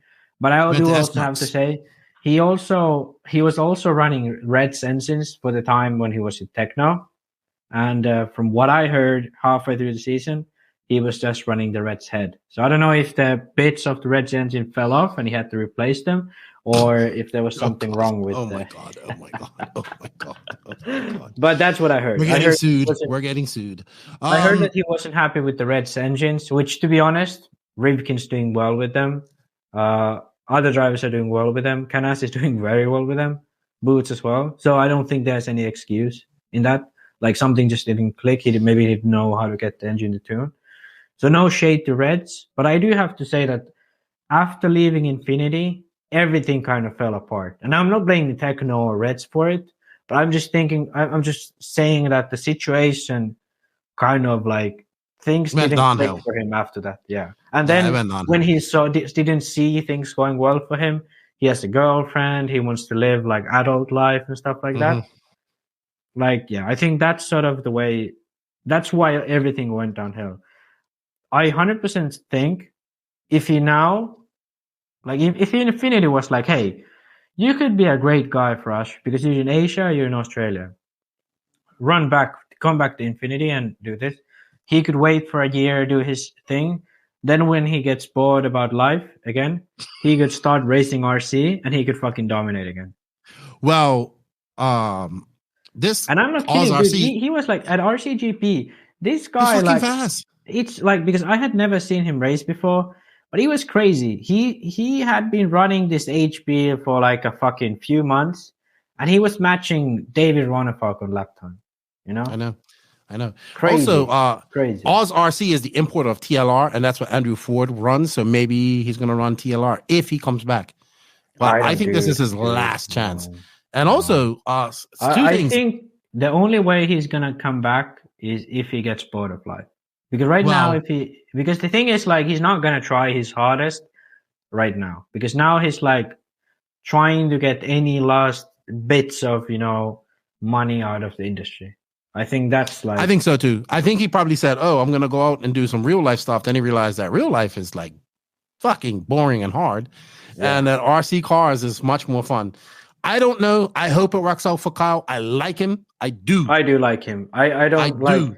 Yeah, but I hate when people squander talent like that. I do. Yeah. And what it does, it actually hinders the whole Australian RC scene. You know what I mean? 100%. Because he could have him traveling and putting he's been the best driver to come out of Australia, right?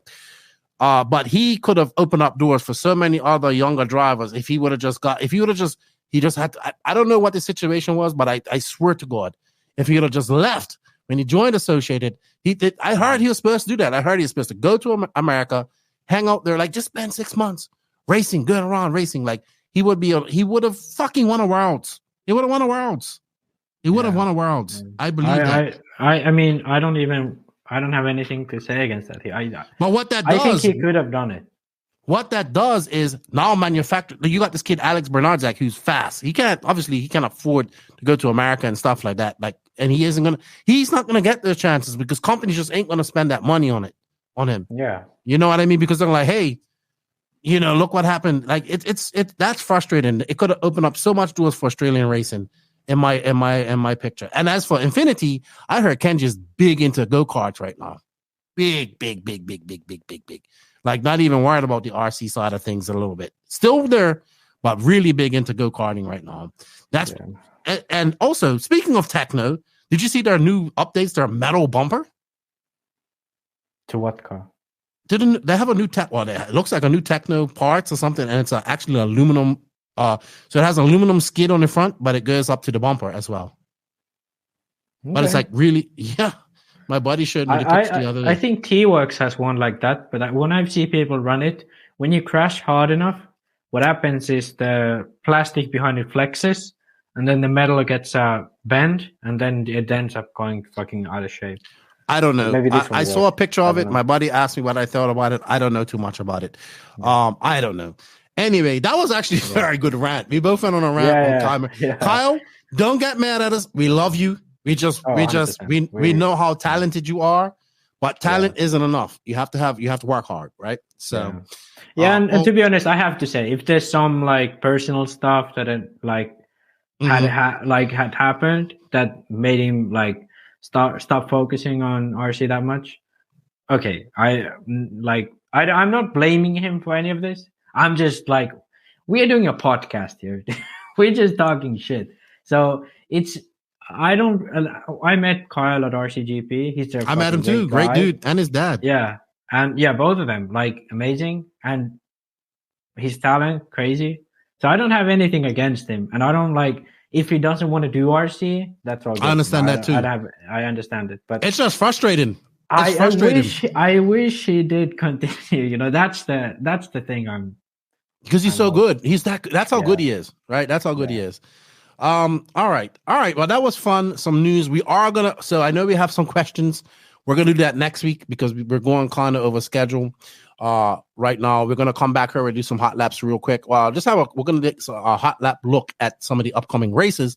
But before we do that, we're going to go to our main interview with Kevin Abbott, and that is brought to you by Techno RC and Sidewinder Fuel. Thank you to Sidewinder for coming onto the podcast. Morgan Fuel has been collaborating with many of the world's top drivers for over 40 years. This has enabled them to test new fuels and many of the most challenging situations and take the development of the competition fuels to the next level. The result has been Sidewinder, the market's most powerful racing fuel. This fuel is tested and proven by national and world champions, including Ryan Cavallari, Ryan Mayfield, Greg Degani, Mark Pavidis, and many more. Right now, their top driver is Little Bump, who's been over in Vietnam racing. These drivers appreciated that Sidewinder is blended perfectly for high-performance needs of competitive racing. Don't let victory slip through your fingers. Purchase Sidewinder today. Thank you, Sidewinder. Thank you, Fred, for all your support. And thank you to Techno RC for their continued support. And Techno RC. Techno RC. Techno RC is a championship-winning manufacturer of high-performance A-scale, 10-scale, nitro, and electric RC buggies and trucks. With a worldwide dealer network, USA and Europe-based headquarters, comprehensive warranty program, and global race support, Techno RC is excellence in RC. View the full lineup of Techno RC race-proven vehicles by visiting www.technorc.com. Joining me this week in the virtual studio is a gentleman that I haven't had the real chance to talk to at a race. I've seen him at races. I know he's been a big driving force behind Trinity and stock racing. He also kind of set the internet on fire here about a week and a half ago with the his announcement of leaving Trinity and, of course, the acquisition of Trinity by Horizon Hobby. I'd like to welcome Mr. Kevin Abbott to the podcast. How you doing, man? I'm doing great, Lefty. How you doing, buddy? I'm good. I hope you are doing good because I know I was listening to you on Wheel and Trigger. It was a really great podcast. It was probably one of their longest ones. Yeah. I listened to that entirely. I felt your pain. I understand how you felt. I also understand your views on a lot of things. I understood. I agree with Brent on a lot of things, like with Horizon as well. But I'm good. Thank you for coming on. I know it's been a bit stressful. Thank you for having me. Yeah, I know it's been stressful. You've been getting messages from everybody. Things are a little topsy-turvy in your life at the moment. So I appreciate you giving us the time to come on. And this gives me a chance to get to know you and get the listeners out there to get to know you as well. But you guys also, I want to plug this, if you want to check out a really good interview with Kevin, go check out Wheel and Trigger. They're on YouTube, and they had a really, really good interview with you.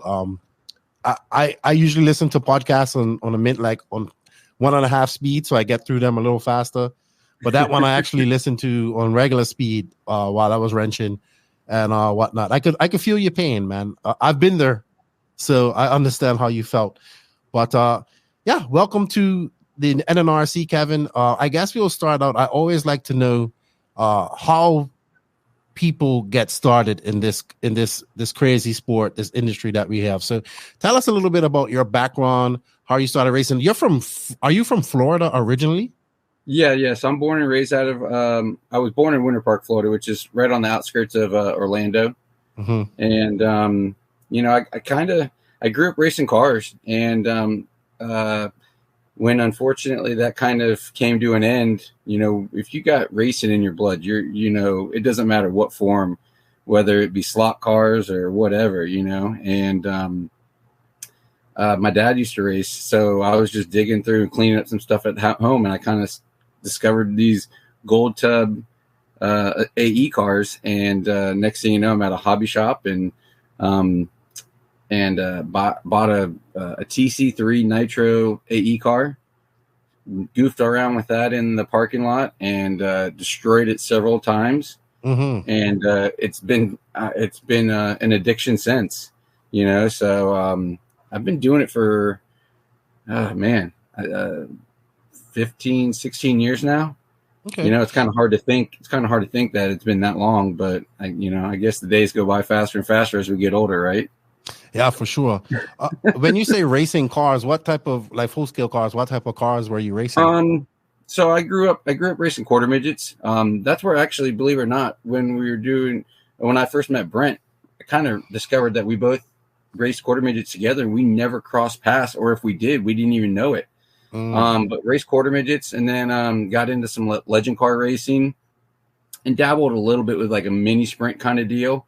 But it was a huge part of my life, and that's where this aspect of RC, I get real, I wouldn't say sensitive, but I get real passionate about the contracts, not because of what they stand for, but what they teach the kids, as far as just becoming adults. Because when I raced quarter midgets, it was a family atmosphere, family sport, but we get to the track, my mom, she would work in the tower as a scorekeeper, and so it was a young kid like myself, surrounded by my dad and a bunch of his friends. So it's kind of very similar to RC, and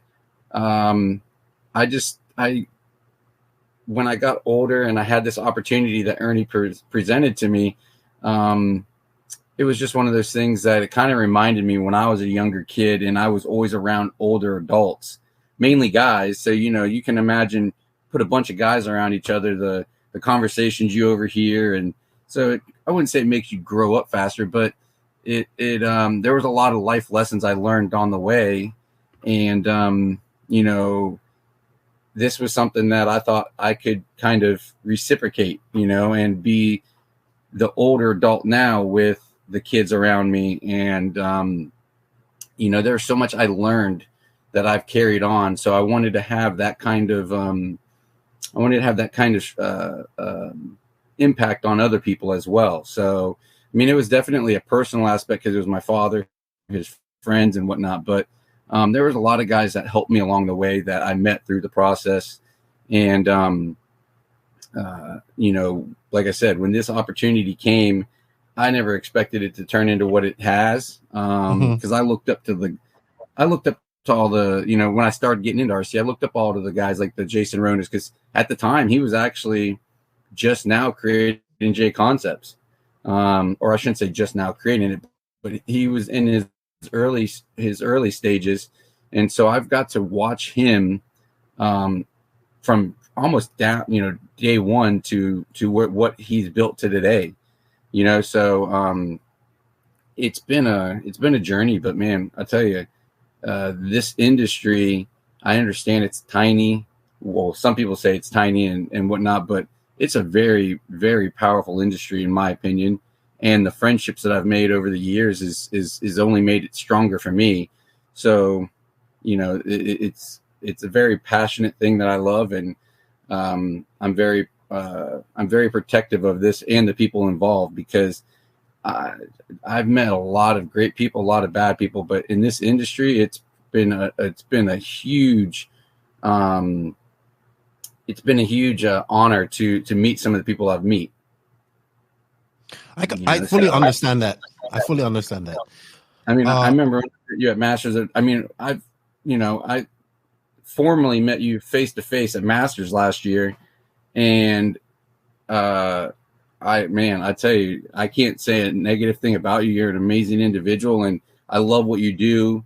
And to think that, I don't know all your history, but to think about how you've taken this podcast and made it such an epic, epic show, just kind of speaks volumes for what you visualize in this industry.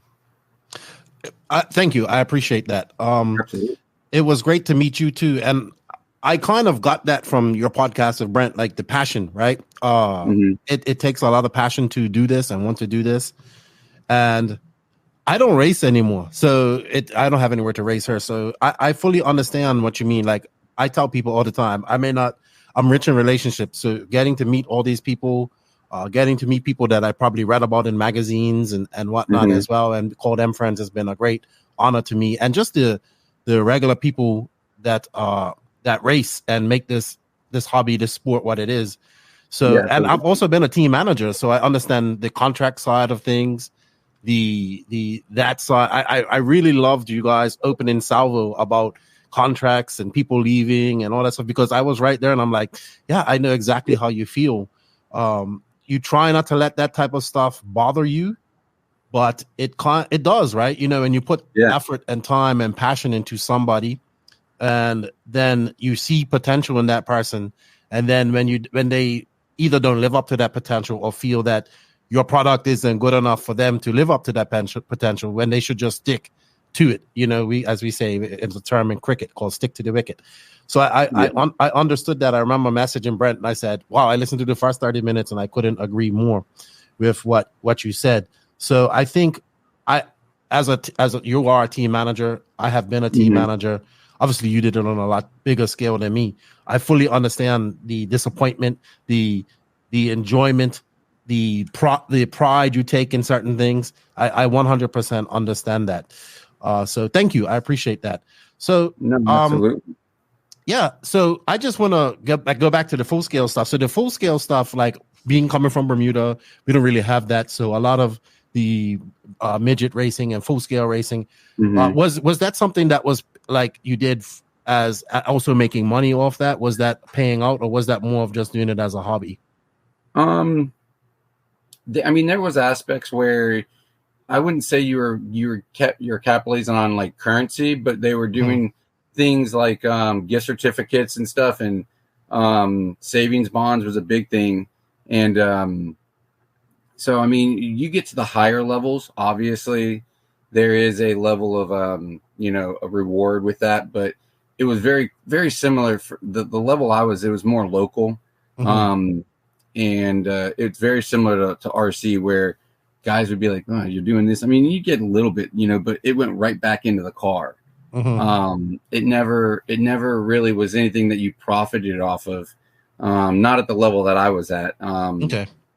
And, but I did enjoy how, now as an adult, I look back and I sit there and I think about how some of these sanctioning bodies handled it for kids. And I really think that it's something that maybe can be implemented down the road in RC, where, like I said, savings bonds. I mean, it teaches these kids a lot. It taught me a lot to understand, sometimes you have to wait for things to kind of evolve, I guess, or, mature. And, so, I mean, yeah, so unfortunately I would never say it was a profitable venture, but it was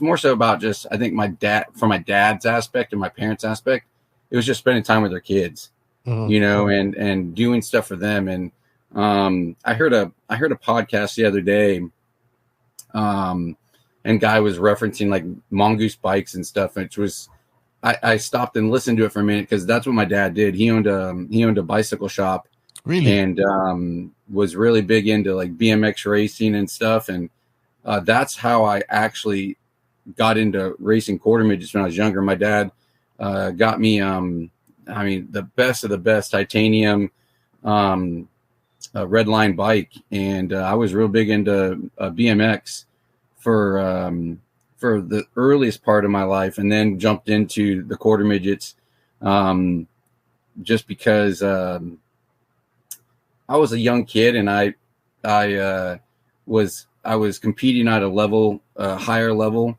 and I wouldn't say I got arrogant. I would say I just made a careless error, and I just went end over end on my handlebars, and the news stations were out there and everything, and it hit the local media news, and man, I was just so dejected, because it was very embarrassing, because you train to make these events, and you don't think that you're going to make a mistake that you've practiced for several times. And it was one of those things that I kind of just was like, okay, I don't want to do BMX anymore, and I'm not saying that's the way to do it, but I think that has a little bit of the driving passion too, because I think I gave up on myself and whatnot. But that podcast, it resonated the way that he was talking about, with the mongoose bikes, going to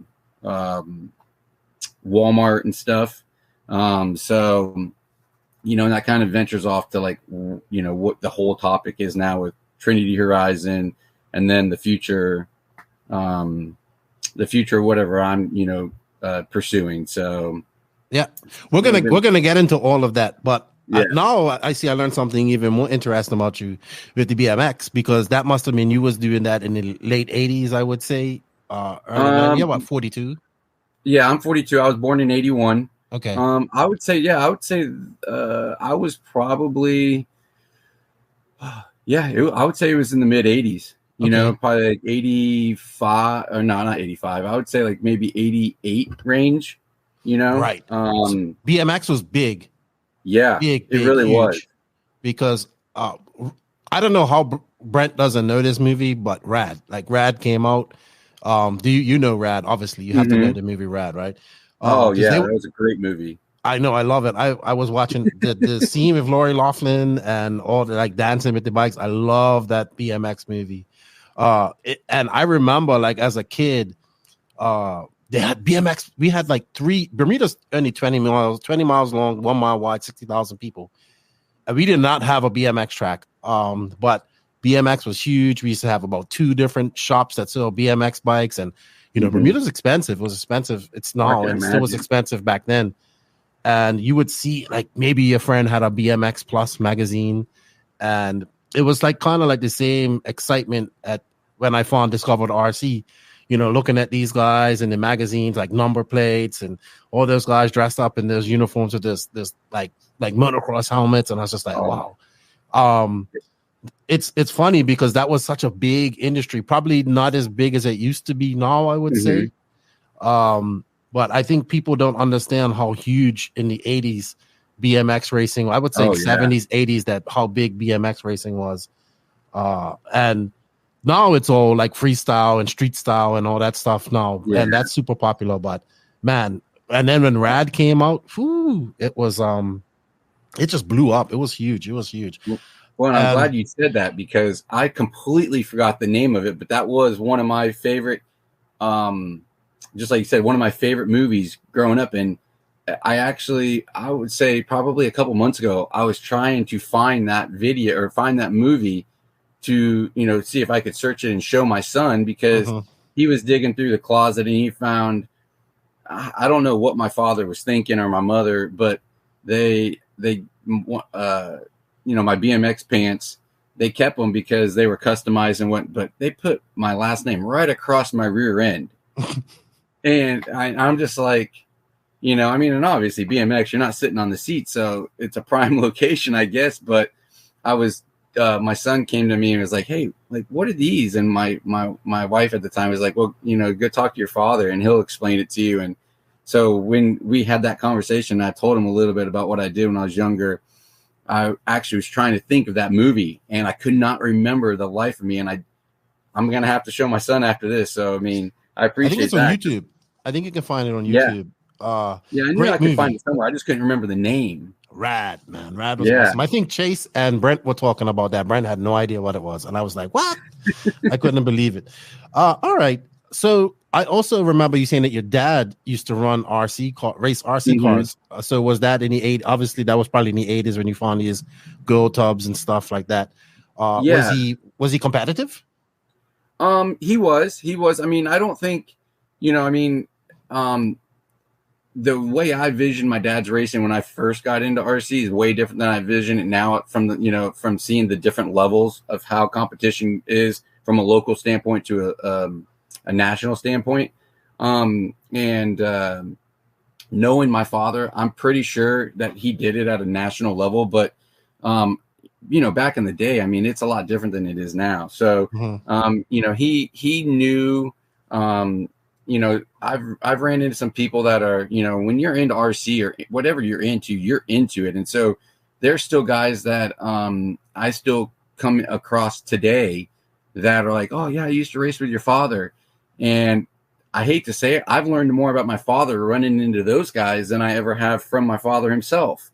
Really? And I would say he was more of a passionate enthusiast, not big into it, because one thing about my parents that I really have to commend them for was they were 150% invested to their kids, and Sorry, my mic shut off. No, I can hear you fine. That's. Oh, you still can hear me fine? Yep. Okay, perfect. So, my parents were 100% invested into their kids, and so being that I raced BMX and he did RC, I'm pretty confident that his RC was the back burner, whenever he had time. And I was completely fine with that, or I guarantee he was completely fine with it. But, for me as a young kid, I remember going to tracks and stuff with him, but, I never knew where it was, what it was, what the level of competition was at the moment. I just knew I was at a track with my dad. And, until, like I said, running into some of these guys, one of them is Tim Raskins. He used to do Magnum Motors, I believe it was. He's a local down here in Florida, and very, very passionate guy himself. And he knew my dad very well, and he's shared a lot of stories with me. And it's been it kind of connected all the dots that, unfortunately, like when you ask those questions, I never took the time to really dig deep with my father. We were always just progressing and making, I guess you could say memories, but it was one of those things that I never actually, sadly enough, now that you bring it up, I never took the time to talk to my father about, like, what was it that he did? So it was more so just kind of dredging up what he I wouldn't say he's a pack rat, but he loves to keep on to that stuff. And at the time, I didn't know what the gold tub stuff was. So, you see these guys selling this stuff, or these guys, building these collectibles, if you want to call it that. I really wish I'd have held on to some of the stuff that he doesn't have anymore, because where my passion is now with RC, that would be so awesome to have that in a display case or something, especially coming from it's a product that my dad ran as well. So, he was big into it, and he gave it up, for his kids to pursue bigger cars and stuff like that after the BMX years. Cool. That's cool. That's good stuff right there. So I guess you find these gold tub cars. How old are you when you find this? You get a TC3, you start running in parking lots.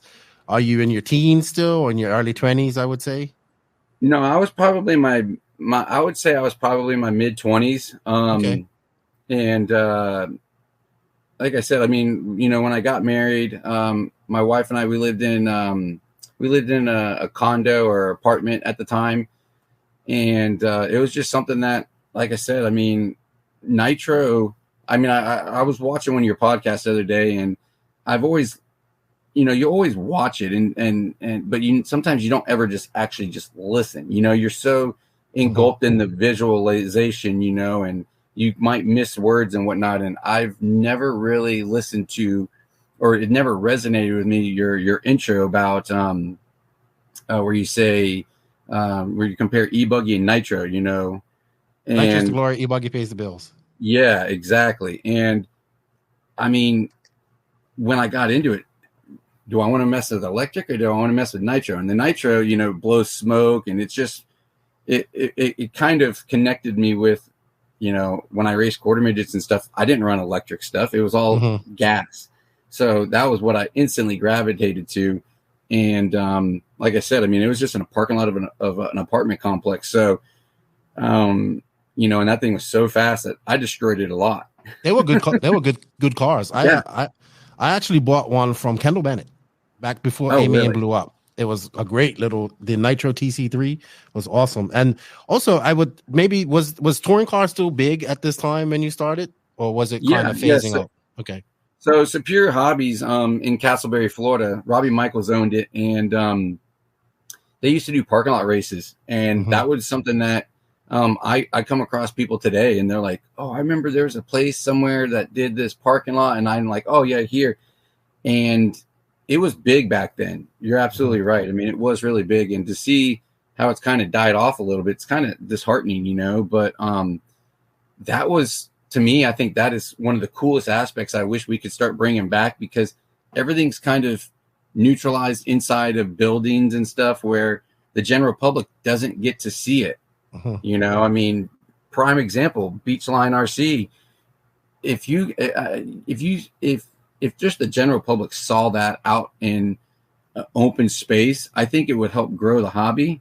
And so I think that was one of the things that really helped boom RC, was that it was, you know, where, you know, it's in the middle of a plaza, and you got maybe parents on a Saturday going to a store in that plaza, and they're like, the kids are like, oh, what's that over there? And then next thing you know, you're walking into that hobby shop and you're buying something that you definitely did not plan on buying that day, and it just grows from there. So that was really what gravitated me to it. And then, like I said, with the history of my father doing it, it was something that I just thought that, you know, was really cool. And to hear, especially now, to sit back and hear some of the stories and talk to some of the people that my dad knew, it's just kind of full circle, you know. And my son's in love with this stuff. I mean, How old is he? My son's not, well, good Lordy. He's 11 years old. Okay. And you know, he loves it, you know, he loves it, and he's got talent. I mean, all these kids now with the gaming and all that, he definitely can show me up. That's good. He's the same age as my son. My son will come with me to Wicked. So unfortunately, my son doesn't. Yeah, but he's not. He's never really raced because we don't have anywhere to race her. But he's just coming to hang out, see what I do, and that's cool though. Like now, third generation RC racer, absolutely. Right? You guys want him to be. He's still young. He's got time. Let's get him out there. I was listening to you talk about him and the pride that you had in him. So that's great to see. And just superior hobbies. I met Robbie finally at Beachline here, and I used to have a friend named Mr. Roach. Well, he's still my friend. He's in Bermuda, and he used to buy everything from Superior Hobbies. And I said to Robbie, I said, "Hey, do you remember a guy named Brian Roach?" He said, "I sure do, from Bermuda. Used to spend a lot of money here at Superior Hobbies." And yeah, parking lot racing, man. You know, there's nitro cars starting up, noise out there in the parking lot. It's a shame that I think it would be great to see touring car come back on that aspect, but it would have to be. I think it would have to be outdoors. I think on-road maybe just a touch easier for new people to get into because there's no jumps. But I think I would love to see parking lot racing coming back. You can have a different layout every time. You can do what you got to do. I mean, it was like, I think people don't understand how huge parking lot touring car racing was at its peak. It was huge. Like it was huge, and it did a lot for the hobby and the sport. And I tell people all the time, people just don't know what we do, right? Maybe back in the day, if we could go back in the day where we had to have that stuff out there because we didn't have internet and all that type of stuff, if we could do that again, that was just, I think it would just grow our industry so much, right? Where people can go, hey, what's that sound like? And then you see a bunch of nitro cars and electric. I say nitro because I feel that sound, that smoke, that, you know, that revving sound, that really gets people's attention. Oh yeah, absolutely. Imagine if we went back to that, plus what we're doing with the live streaming, and so we would reach so much more people. There's a good race over in England called the British GP. They do it at Milton Keynes. They do it. Scotty did it this year. They do it. It's a 10 scale carpet race, off-road, and they do it in an actual shopping mall. So and the BRCA is very good. They have like a Try Me track. They have representatives there. Obviously, then you have Scotty there. He's like an American in England, so people get attracted to that. He's out there booming. You know, Scotty's loud. It's like, he's good. So that attracts people. That's actually a race I would love to go to next year. And I think that we need to look at doing stuff like that as well, especially with carpet racing, right? Because you could do the same thing. All right, so I thought we was gonna have a short podcast, but I can see we're gonna have a long one, and I'm fine with that. So it goes from TC3. What are you doing at this time in your life, work wise? I was actually a waiter in a local restaurant, and I did that. I mean, like I said in one of the podcasts, I wasn't one that jumped around. So I was a very loyal employee of anything that I did. And I worked there for about 5 or 6 years. Okay. And, you know, you can make great money doing it. But the problem is it's a lifestyle that, you know, it's not really a family lifestyle. You know, and the people that have families and they can figure a way to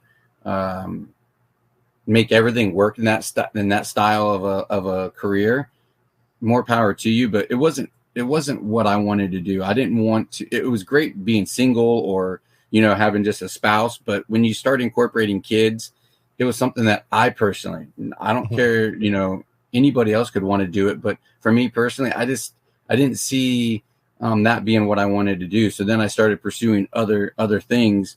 But the freedom that you have in that kind of occupation, it allowed me to play with and dabble with RC cars. But then at the same time, your busy times were the weekends, and that's where you made your money. So I could dabble with it, but I could never pursue it. If that made any sense. And at the time, I didn't think I wanted to pursue it in any which way possible. It was just something that, you know, you talk to some of these guys now that are like, oh, well, you know, I use the word basher. And a lot of people take that word as like they take it like an offense word. And I'm like, it's nothing offensive. That's where the purity of this hobby is. You know, that's where the guys are in their yard playing with their kids and there's no alternative motive. It's just you playing with your car, enjoying your time with your son, your daughter, whoever, or maybe just yourself and your friends, whatever. But at that time, that's all I considered myself, as just a basher. And I didn't really think about pursuing it into any other level other than that.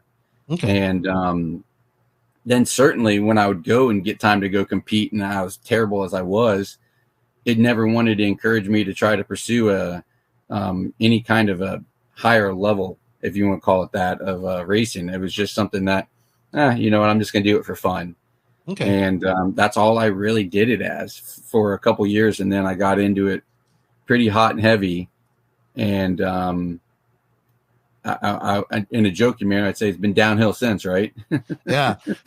So when did that happen? When did that switch come about? Like, hey, it went from I'm just having fun, bashing, just going to a couple of races to like, hey, I love this and I'm gonna get into this. Because at that, you're also in Florida, which is at that time a hot spot for 10 scale. Oh yeah. You know what I would say? Now we're probably up in the early 2000s. I would say. Yeah, I would say like the 2000, like 2007, 2008, I would say somewhere right around there. You know, and, you know, you're one of the very few people that have really asked these kind of questions, and it makes me have to kind of now sit here. If you see me thinking like, when was it, you know, because it just seems like time is flying by so fast. Right. And ever since COVID hit, I swear I've lost all sense of time frame. No worries. But I find this interesting because you came up in a time of RC in Florida that was booming. I think it's back. It's get on 8 scale level right now. Florida's booming in 8 scale and 10 scale to an extent. But this is outdoor racing and off-road. You had, I would guess, 2007, 2008, we see brushless coming into effect. We see brushless and lipos starting to come into effect at this time, I think. So that changed the game. Maybe, I think also this is the time when 10 scale electric was making a comeback, because I know that nitro was really popular in those times as well, because this is when we saw the move from brushed to brushless and all that type of stuff. So I guess what clicked for you to get more competitive on that side of things, and what was it? I remember you said you're a regional champion or regional champion in stock truck or something like that. Stock truck, yeah. I actually had a good buddy that he jumped into it. I actually worked at Superior Hobbies as like kind of a little part-time gig, just more so to help kind of pay the bills for my recreational hobby. And I had a guy walk in. He was a firefighter, and him and his wife, I'll never forget. They came in, and I tried. You know, there's so many different ways that you can look at how to do things. You can do it the cheap route, which unfortunately sometimes, I hate to say it, costs you more in the long run.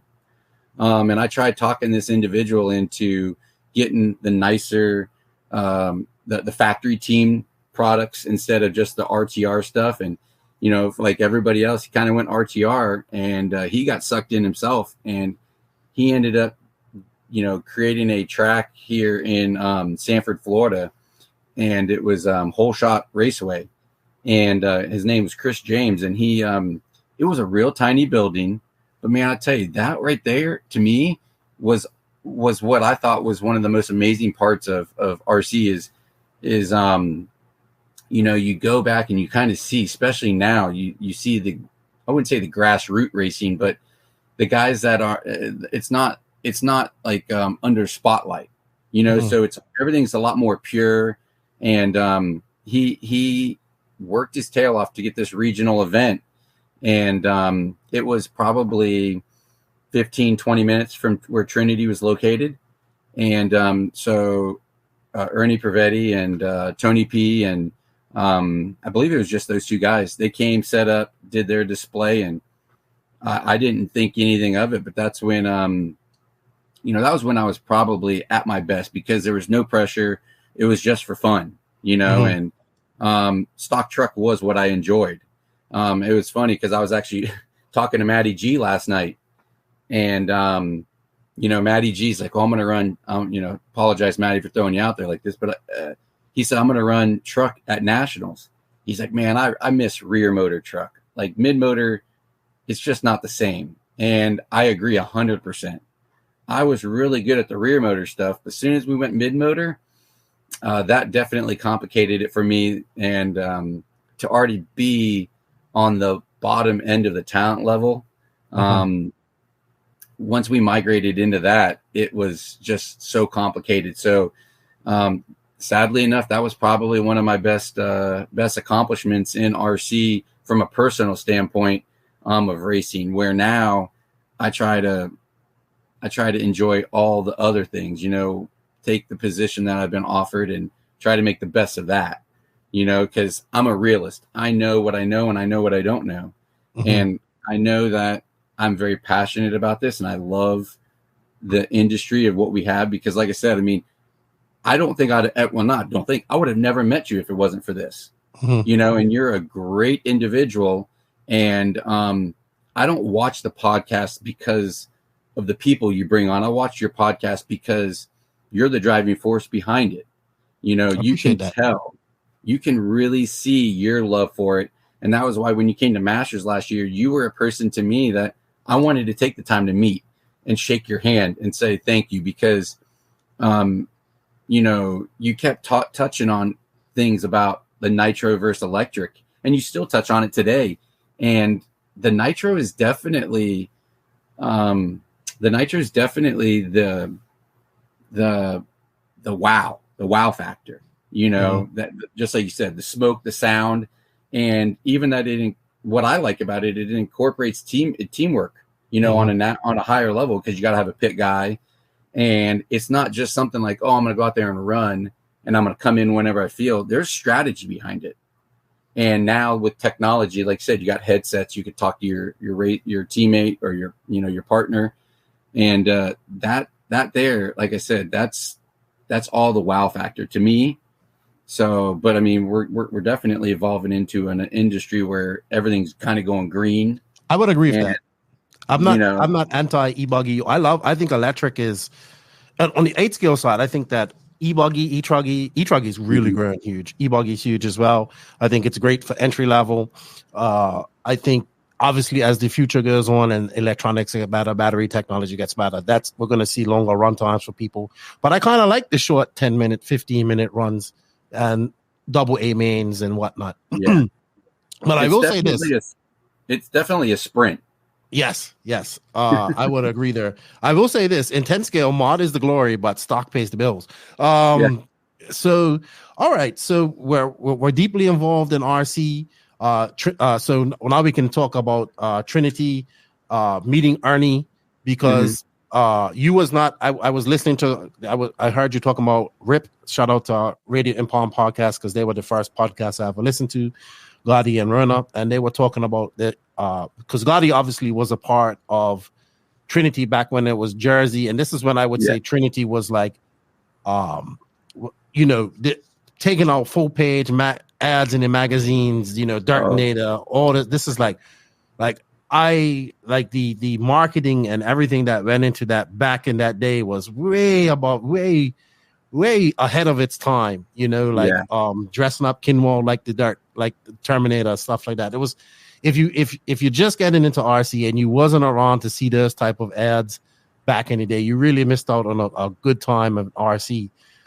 So I guess I don't know what happened between the being in Jersey, going from 30 plus employees that he had to getting on to Florida. Maybe you can shed a little bit of light on how that happened.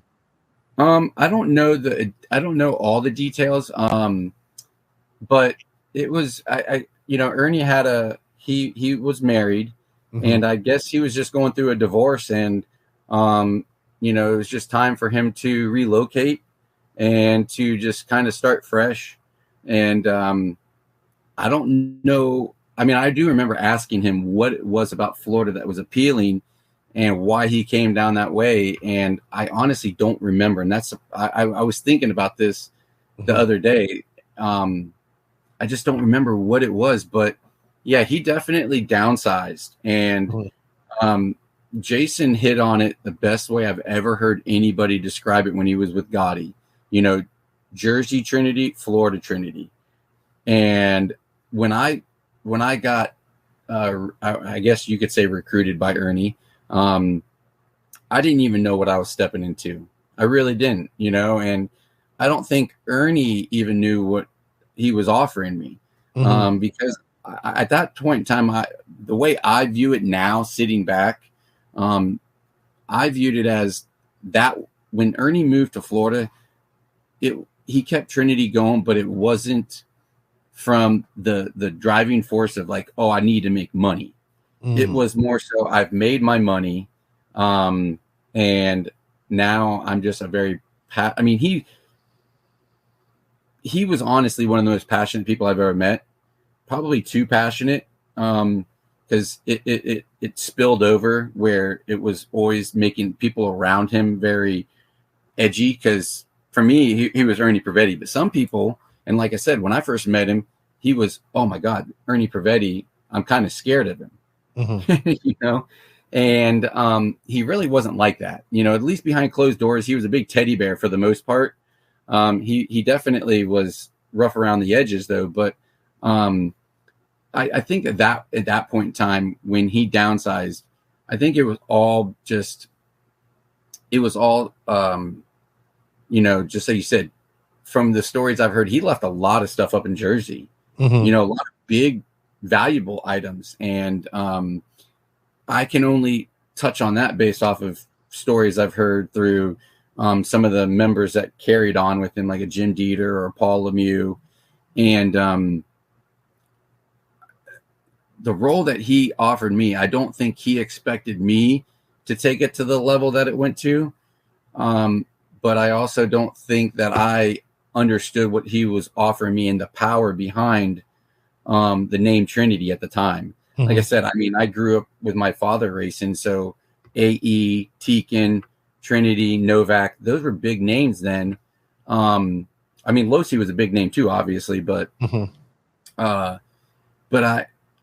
think neither one of us really knew what we both were going to bring to the table. And Trinity started growing back to, I wouldn't say it's glory days, because obviously the Jersey Trinity was definitely different than the Florida Trinity, but we did start putting ourselves back on the national level and establishing, I wouldn't say a level of dominance, because this industry now is so competitive. I don't think that there's one dominant brand out there. I think there's a lot of good quality brands that, compete at high levels week in and week out. But we put Trinity back on a map in the sense that I don't even know if Ernie was viewing it to do that, you know. And I think it really put a passion in his stomach and my stomach and Jim Dieter's stomach to maybe start growing it again. And then slowly but surely, he kind of would let the reins go and say, hey, look, build a team. You know, that's where a lot of people have heard me say this, and I want to kind of make sure it's all clear so that nobody's misinterpreting what I say is I reference it as my team, and it's not my team from a possession standpoint, but it's my team from I helped build that team. I really built that team. If there's one thing I could take away from Trinity that I'm not going to put towards them is the team. I built that. And those guys I'm very protective of. And, you know, even still today, I'm still with, you know, I'm still, you know, still stay in contact with a lot of them, you know, but it all predicated off of that early years starting in the, man, what time frame was that? 2014, 2013. So, all right, I'm gonna. Before I say something, I wanna because your story and my story are very similar. How we got started in this. How did you get this role in this working for Trinity and whatnot? So there's actually a hobby shop down here, Michael Bruce's RC Hobbies. Yes. Michael's RC Hobbies. Very familiar. I met Michael Bruce through. I met Michael Bruce and Billy Bruce through just dabbling with it, right? And Billy Bruce actually worked at Trinity prior to me being there, and I don't know what happened. They ended up parting ways, and a position opened up. And Michael Bruce, I knew him through Superior, and I guess him and Ernie were talking one day, and he says, "Hey, Ernie, I got a guy," you know. And it's funny. I actually kind of pursued, or I shouldn't say, there was a guy that I became really good friends with he raced for Kyosho at the time on their factory team, and he wasn't a very liked guy. And so I kind of pushed him into that role, and he started working for Ernie, and he would always bring the stuff over to me and be like, "Hey man, can you help me with this?" And I think Ernie found that out, and somehow Michael Bruce got involved and got us connected. And we sat down at a coffee shop and we discussed, you know, what he was looking for, and offered me a position. And I've been with him ever since. And what was your first position with him? What's that? What was your position when you started with Trinity? It was basically to take over the team manager position, and then obviously work in the office. And I didn't think it was going to ever evolve to this, but you know, one thing that I don't know exactly what he said. I was always a hard worker. So I don't want to take that away from myself, but he, you know, through the years of working at Trinity, people would come and go, and everybody viewed the job as a 9 to 5. And for me, I viewed it as 24/7, 365. It is 24/7, 365. What's that? It is definitely 24/7, 365. Oh, my phone goes off nonstop, and I've had my iPhone for man, it's a 13 if that tells you anything. And that phone has never probably heard its own ringer. I'm always on vibrate because me too. It's not that I don't want to ignore anybody, but I just I don't want to hear that ringer all the time. So I don't think I've ever heard the ringer. It's cool. Shout out to Michael Bruce and Trent Walker. That's my boy. He works at Mike's Hobbies. I'm gonna go visit them when I'm in Orlando after Wicked Weekend. It's your story, like what you just was talking about, how Ernie wasn't sure what he's gonna get out of you, and you wasn't sure what you was gonna get out of him. It resonates with me because I remember meeting JQ here, right, for the first time. He came down here to the Dominican Republic. We kind of started talking prior to that because he wanted to come up and see a charity, like this organization up here. He was interested. He wanted to support. And we just started talking. And I remember he goes to me, "So what do you do down there in DR?" I said, "Well, at the moment, nothing. I think I had just come back I had been working like over in Doha, Qatar, previously doing some tunnel work, and I think I was at the time I wasn't doing nothing. I was getting my rent. I have a rental property in Bermuda, not much money, but it pays some bills here, most of my bills. So I said, no, at the moment I'm not doing anything. And I said, why do you have I said, why do you have a job for me? And he goes, yeah, I just might. And so I remember when he came here, and I think like we hung out, and I was kind of with him the entire time he was here. And he came up to my house, and then we just started talking. He's like, well, I do have a job for you, but I can't pay you. And I was just like, well, that's not really a job. And I remember thinking about this, and I was like, hey, here's an opportunity. Now, most people would be like, it's not a job, I'm not going to get paid, we need to make money, right? I said, you know what, here's a chance for me to be, and this is when JQ was like, he's calmed down a bit now, right? But this is when he was full on pissing off Americans, just saying what he wants to say. And I said, yeah, sure, let's do it. And I remember him saying to me, oh yeah, because my goal was to build the brand up in Latin America, because I can speak Spanish, not perfectly, but I can speak it. And I just remember him saying, oh yeah, get me a list. Get me a list of people on Excel, and then we'll talk from there. And I was like, what? Like, no help, no nothing. Like, when am I going to get a car? Nope, didn't even. I remember paying for my first car out of what I made off commission, right? Mm-hmm. So I retraced that, because I had no idea where that would lead to. And I'm pretty sure he had no idea that, because he's been through a lot of people too, right? He's been through many people that's worked for him. I think the similarities between him and Ernie, besides him actually making money, are very similar, right? He's super passionate about what he wants. He is super rough around the edges. He's probably more on. I regret never meeting Ernie or never having him on this podcast, because he seems like a person I would have loved to have sat down and talked to. But him and JQ have very similar characteristics. Maybe not personal, but their aggression towards what they're doing, their focus to be able to, their passion to make something. And I kind of agree with you there. Like, Ernie probably didn't know what you was gonna do for him, and you didn't know what you was gonna do for him as well. And I think Jake, that's developed to JQ and I having a respect that maybe he doesn't have for other people. People may act like, well, he doesn't respect you, Rafi, but you guys gotta understand that's the way we are. The way we are on the podcast, or the way we are in person. But I think deep down he knows, like, wow, when I bought Lefty on, and then I kind of, like you said, built a team. I started going to people. I had, a lot of regional managers helping, or people that got invested in that. And a lot of people got involved in the team because of me as well, right? Because he's such a polarizing character.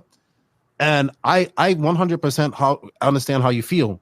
That's my team. I helped, like, the base of Mayako, which is now, a lot of them came from JQ Racing.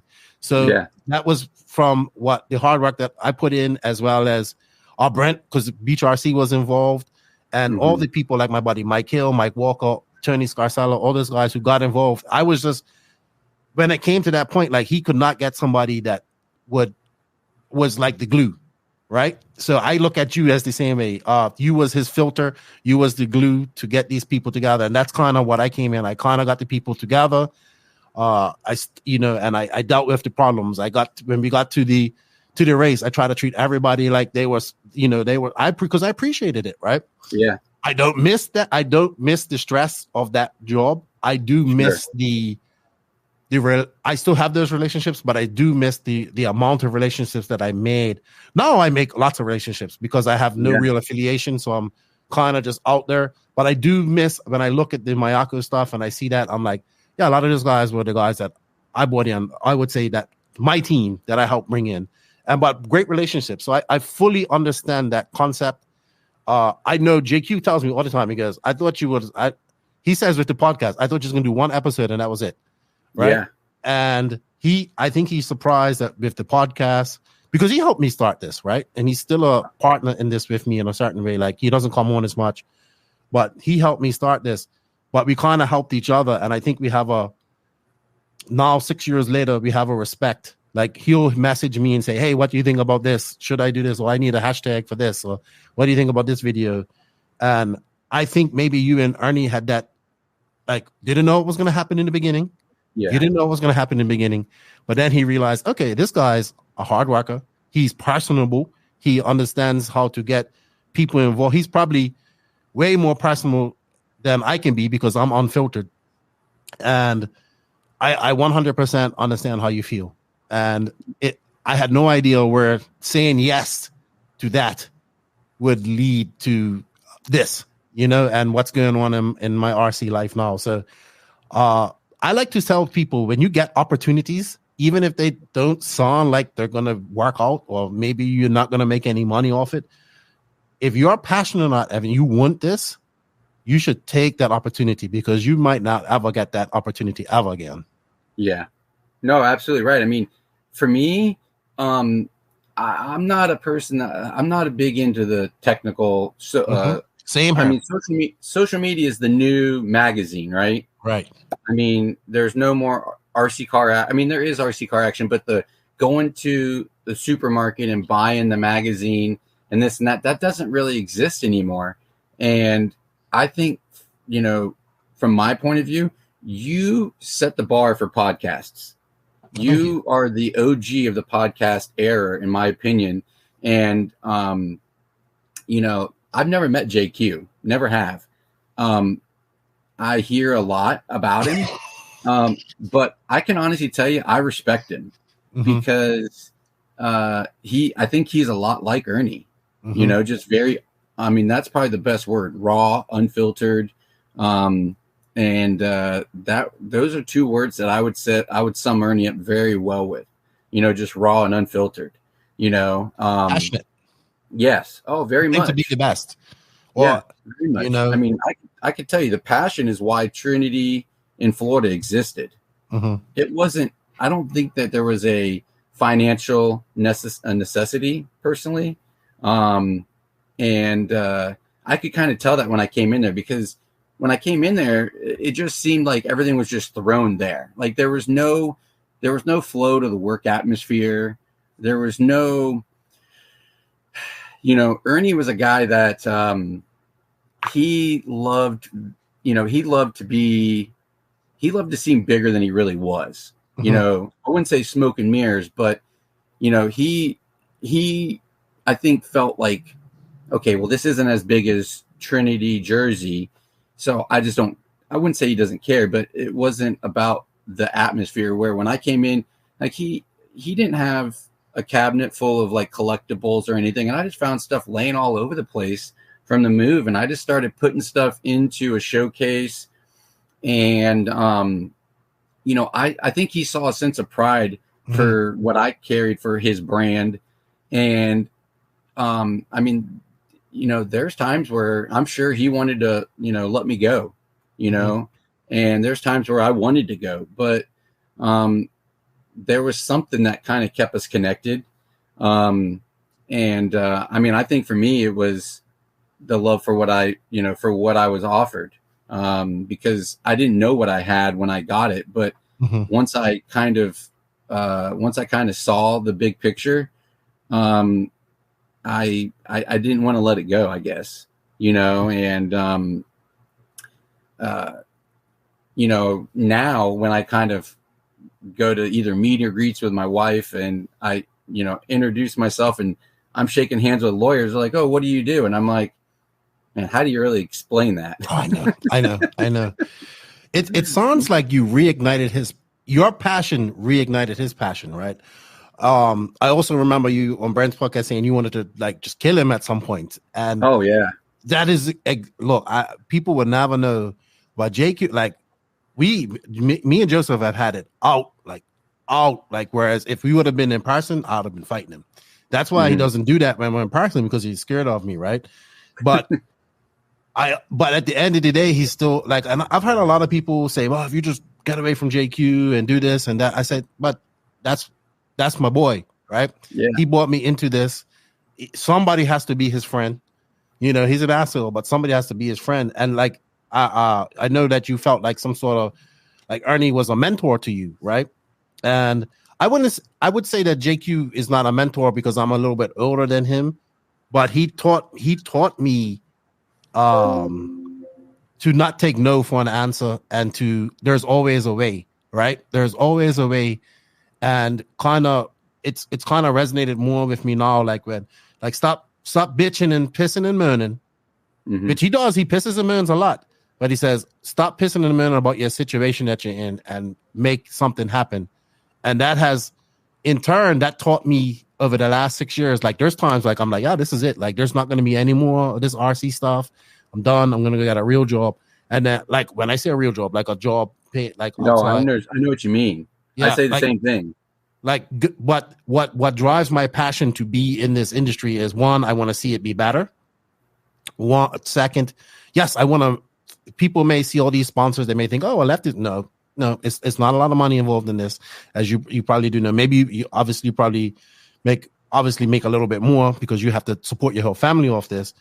I do too. But it's my passion, and he kind of, my passion and his passion kind of entwined. But I learned a little bit of his work ethic. I can't work for 20 hours straight like him, but I can appreciate that, and I appreciate what his effort that he's done, and his stubbornness to stay his way, do it his way, and I think he has to adjust something. He's learning to adjust.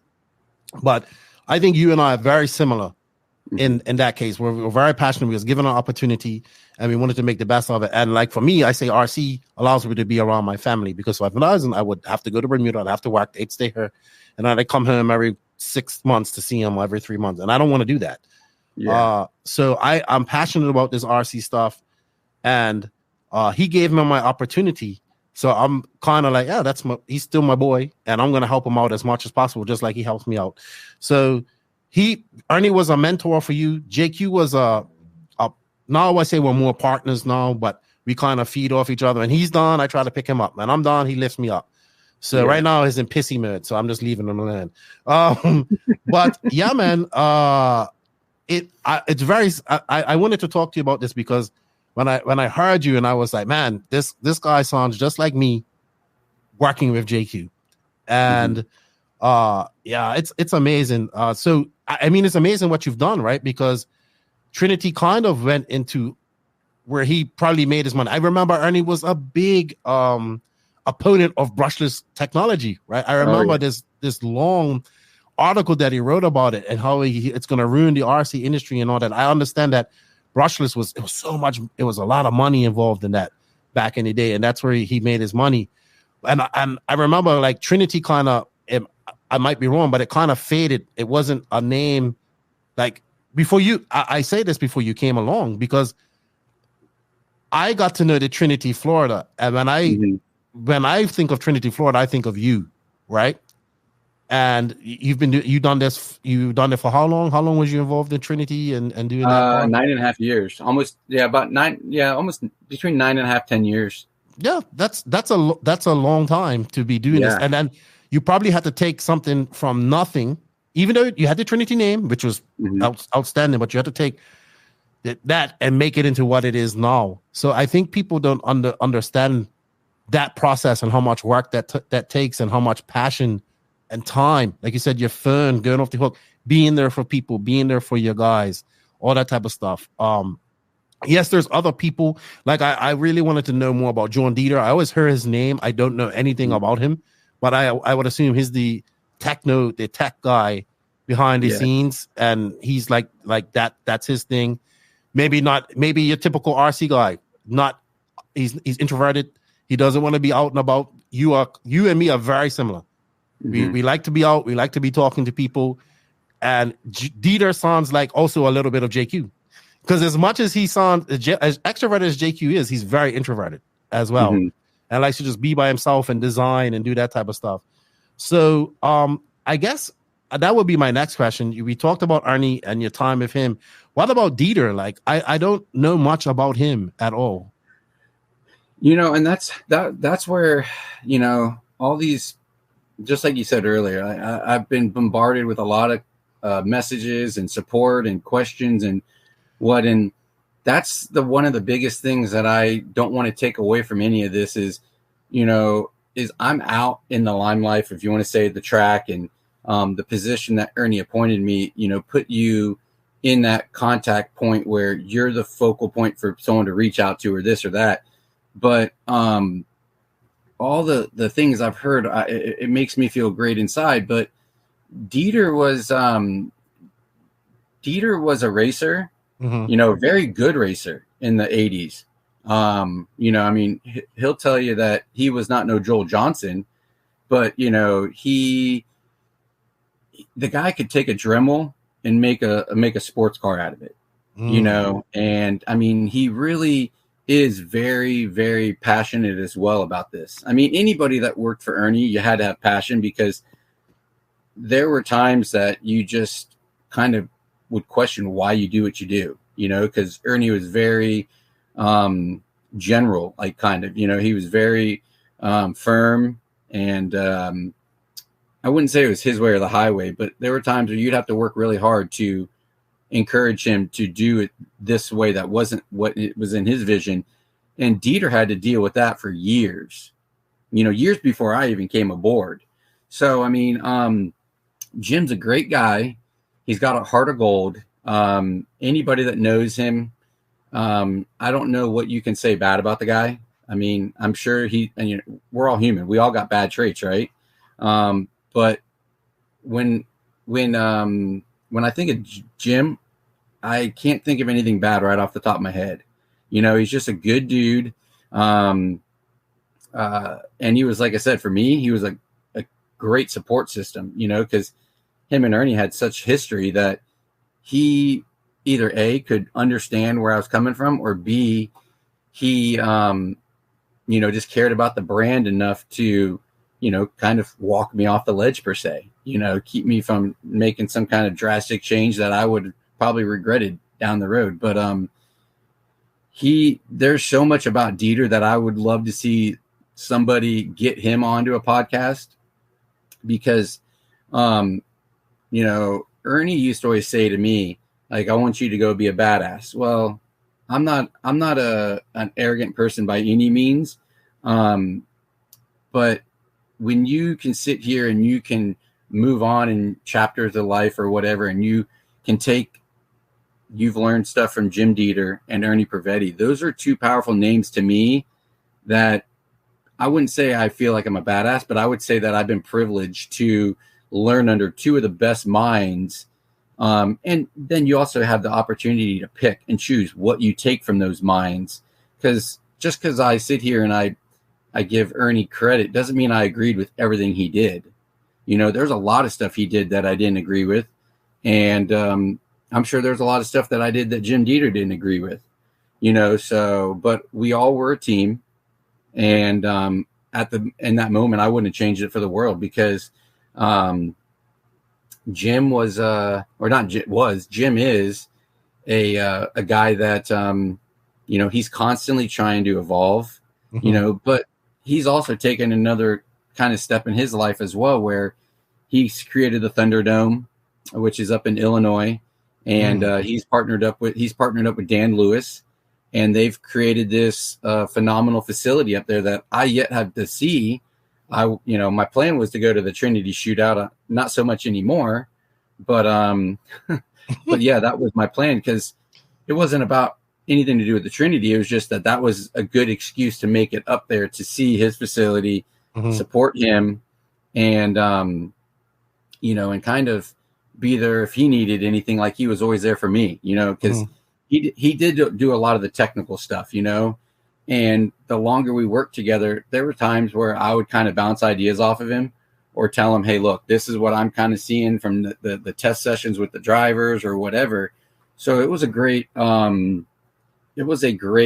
partnership, even with him, and he constantly wanted to make things better, and I think that was one of the things that was part of the success with Trinity, was that for me, the way I viewed it was, even if you drop a new product, we're already working on the next product. Okay. And it's not that there's an ETA or, hey, this product's dropping soon. It was that, you wanted to stay on top of your game. And that's when I discovered that Jim was as passionate as he was, because, you said something earlier, and I say it all the time, is, a real job. And that's why when you said that, I was like, oh, no, I get it.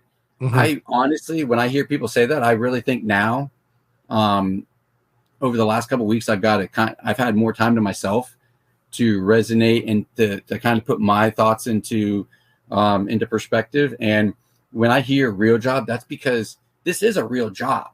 But yes, you have so much passion and you have such a love for the hobby that you're subconsciously, I don't think you think of it as a real job. So when I hear guys say that, it actually instantly makes me think that guy loves what he does. Yeah. I was listening to you saying how you have 20-hour, you work, like you go home, you do this, you do that. I go to sleep with this stuff on my brain. I wake up with it on my brain. I think about it. My wife is supportive. She doesn't, she thinks, obviously she's like, oh, you need to make more money at this, but I'm like, it's coming, everything takes time. But I understand why she may not be my passion is not her passion. Right. Mm-hmm. So, and it's not my son's passion. It's none of that. We have a language barrier, so they obviously can't listen to this type of stuff. It's always good to have a supportive wife. Yes, she supports me. My kids support me, but they don't understand what I do to an extent. Yeah. One of the reasons why I'm bringing my son with me to Wicked Weekend to show him what I do. So I fully understand that, man. I understand your position because I am super passionate about what I do. I'm competitive too, right? I want to be the best at what I do. And I also want to be a driving force. And I can sense it in you. We're very similar. We're also very emotional. I think we're both emotional, right? Oh yeah. So it's like I let my emotions go right off the bat, whereas Joseph isn't like that. So I had this question because you said there's some things you didn't agree with him, and there's things he didn't agree with you. I want to know something that probably you was like, I don't agree with this, Ernie. What you're thinking, what you're doing, but it ended up working out anyway. And I want to know something that you were super passionate about that he didn't agree with, and probably told you it wasn't going to work, and you put your passion in it, and it ended up working. Can you pinpoint one or two things like that?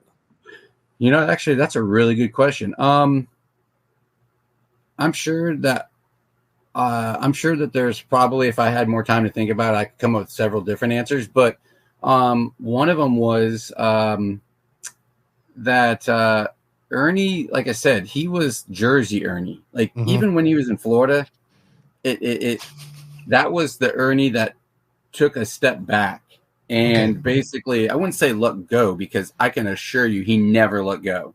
He always wanted to have control of everything. But I think that was a time when he finally just kind of had somebody.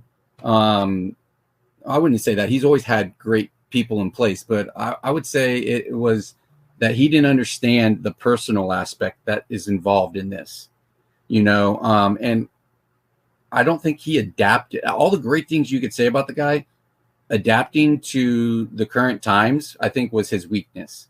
He lived in the glory days. He never thought, it could be 2010 and he's still thinking 1990, and his visions that he always wanted to implement were in the 90s.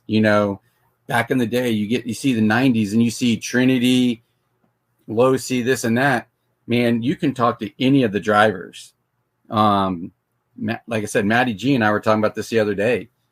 He always wanted his logo here. And I didn't want to argue with the team drivers about that. We had so much more to worry about than the logo. If you're running for the brand and you're doing your job, everybody knows who you're repping. To me, it's not worth that. And so that was one of the biggest things that I didn't agree with Ernie, was that he was very firm and very stuck on it had to be this. If a customer said, I want a blue shirt, Ernie would do red, just to prove that he can still do it. Right. You know, Gotcha. and I didn't agree with that. I was a person that I always took the customer's opinions and I would bring them to, if you want to so call it, the round table. And when Ernie and I'd sit and have lunch, we would talk about ideas. And he's like, well, Kevin, you know, not every idea that you want. I'm like, it's not my idea. It's when I'm at the track, I'm taking these customers' opinions and I'm compiling them all. And I would go home and write notes and write down. And I would look to see the ideas that I got from people. And I would look at what was the repetitive idea that kept being talked about. And that was what I would bring to the table for him. And he didn't agree with that. And I didn't agree with him in that sense, because I'm not going to say the customer is always right, but I'm going to say the customer is about 90% right all the time. And even if they're not, you got to value them. Mm-hmm. You know, he was just, like I said, I guess the biggest thing would be he was Mr. Ernie, Mr. Prevetti, that was from Jersey. He did things his way, or it was the highway, where I wanted to incorporate the customer's opinions and bring that to the table because, hey, man, it's almost like happy wife, happy life. Mm-hmm. Same scenario. If you have a happy customer, they're going to remain a customer. And so I brought the personal aspect in, and I think that, you know, Ernie was always like, if you're making friends, you're not making money. I don't agree with that. Mm-hmm. Mm-hmm. I don't agree with that now. And let's hope to God that I'm right, because my future endeavors are all based off of personal relations. Exactly. So that was probably our biggest disagreement, was the personal aspect in the situation. You know, everything to him was X's and O's, where for me it was, you know, this guy being taken care of and that guy feeling appreciated and whatnot. And I'm not saying he's in the right. I'm not saying I'm in the wrong or vice versa, but I would say that was the biggest differences between the two of us. Mm-hmm, you know, dude, we're so similar. We are so similar, and we were in so many similar situations that I feel like I'm talking to a mirror right now. Because yeah, I agree. I understand where you're talking. I understand 100% what you're talking about. So yeah, I can. Yeah, I know exactly where you've been. Exactly where you've been. All right. I want to talk to you about stock racing and all that stuff, but I think we'll leave that for the end because we are talking about Ernie. I think we might as well segue into. I remember you saying that he was sick for some time, his passing away. So it was a shock to everybody when he passed away. He was still a young man. What, 69 was he? 69 years old. Yes. Yeah. So still and you know, still a young man to an extent. He was sick for some time. Was it still a shock when he passed away? Was it like was he, you know, I don't know how it was for you. Was you guys kind of like, okay, it might happen, or was it like, well, he's gonna pull through this? No, it was 100% shock for me. I mean, I knew he wasn't doing very well. And I actually, you know, now looking back and kind of looking from an outside perspective at everything that went on, I feel kind of foolish because the day he passed away, his daughter FaceTimed with me so that I could talk with Ernie. And there were so many complimentary things that came out of his mouth that now I wish I would, now knowing that he passed away, I'm like, you know what, that was him saying goodbye. Like, and I could be wrong, but that's the way that it resonated in my mind. And even throughout all these changes over the last couple of weeks, I still love the man. You know, I mean, there's a lot of people that have opinions and they've taken them to whatever their opinion is. I've heard good, bad, ugly, and I try not to touch on those too much because whether I agree with everything that's gone on, he's really allowed me to make my own impact now. You know, and the passing of Ernie was extremely tough. I mean, and he doesn't hold an inkling to the way my father and my parents are in my heart, obviously. So as much as it hurt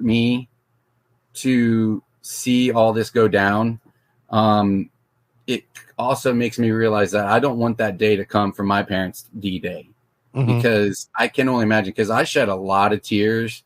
And it's still, I mean, when you started talking about a second ago, I kind of looked down my arm. I got goosebumps because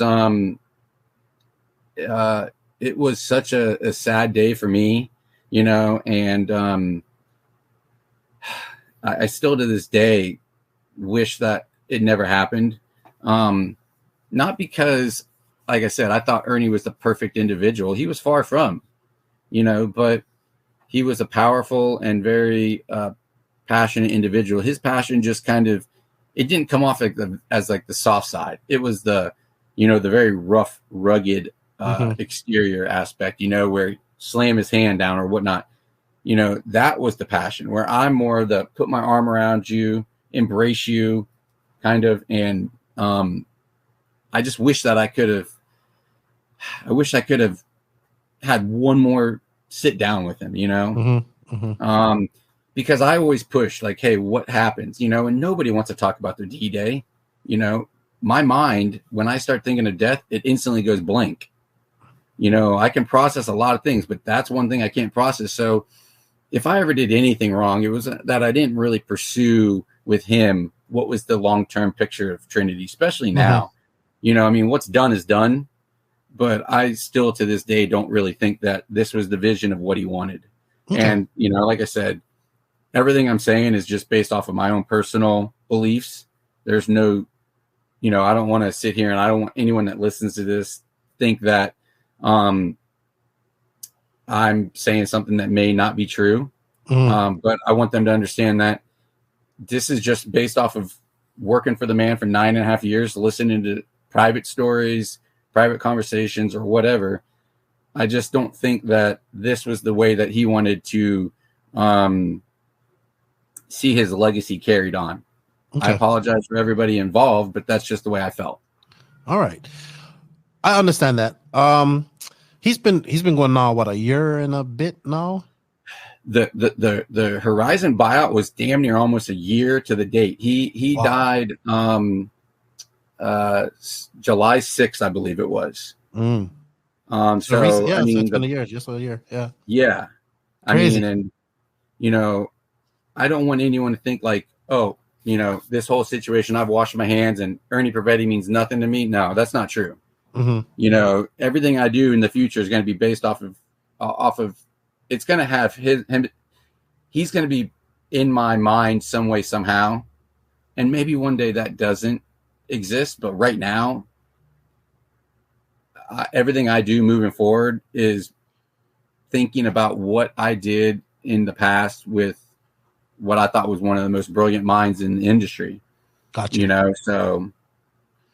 so and also I was listening to you. He raised his children live with him. I don't know. He has a daughter and a son. How old are they? He's got I think he has 26-year-old son now, a 25-year-old daughter, and then his youngest daughter. Man, I don't even know. Like I said, my apologies. Time frame has changed. I want to say she's in her early 20s, late teens. You know, right? That time frame, like 2019, maybe even.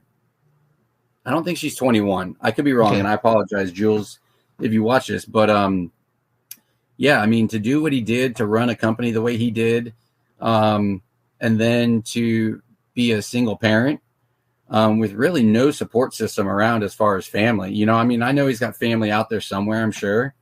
But there was none local here in Florida, you know, and that's where I try to treat the respect level now in a different manner. You know, I mean, I still want the family to know that if they need something, you know, I'll be here for them.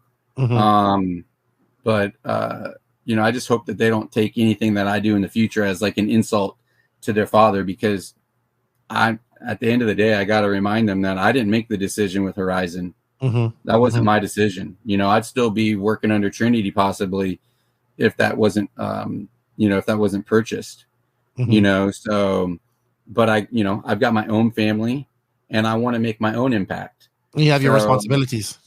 Yeah. So, you know, life goes on. And, you know, it's a new chapter.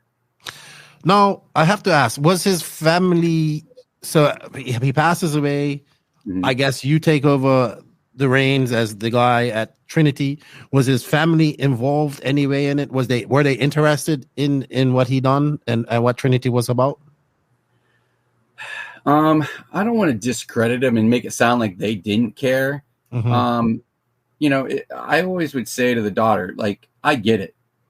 That would be like my parents owning, say, like a nail salon or something, where I don't have a passion for that.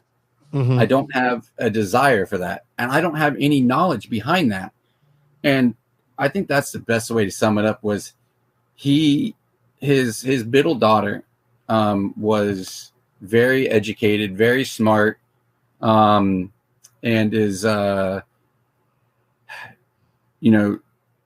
she loved her father, so like I said, this was not an easy situation for any of her, but at the same time, I knew that this was not her passion. This was not her love, and so I never really pushed, with her as far as making her learn anything throughout the day to day. She was heavily involved. She paid a lot of the bills and took care of that aspect, but the other stuff was really just kind of, we would just kind of touch base with each other on a need to know basis. Okay. She was very much wanting to see, see a legacy of her father go on as well. I mean, like I said, we've both shed some tears together, whether we were seeing eye to eye in the moment or not. And most of them, I hate to say, probably weren't on a mutual situation. We probably were actually arguing about something. Okay.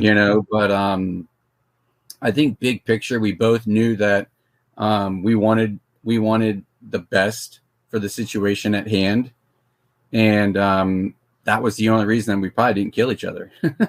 Right. I remember having this discussion with one of my RC friends, and it's like, well, the family should have took over this, and they should, this is what paid for their lifestyle and all this type of stuff. And I said, hey, their passion is not their father's passion. I said, here I am. You see, like I go back to me, because I said this on my live last week. I said, you have his children that grew up with their dad so deeply involved in his passion, right? Mm-hmm. It's kind of like my kids. I'm here most of the time, but I'm also here, right? Yeah. And this is me. I'm in this, and I'm responding to this, and I need to learn to put the phone on and focus on my family. And when people, I think people have to understand, because not everybody is fortunate to do a job where they're passionate about it, right? Sure.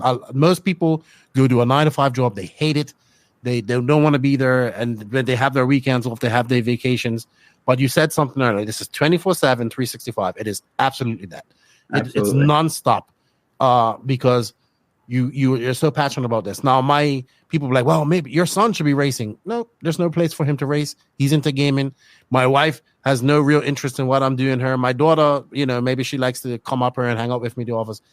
To them, this is something that's taking time away from them, right? Yes. That I should be spending with them.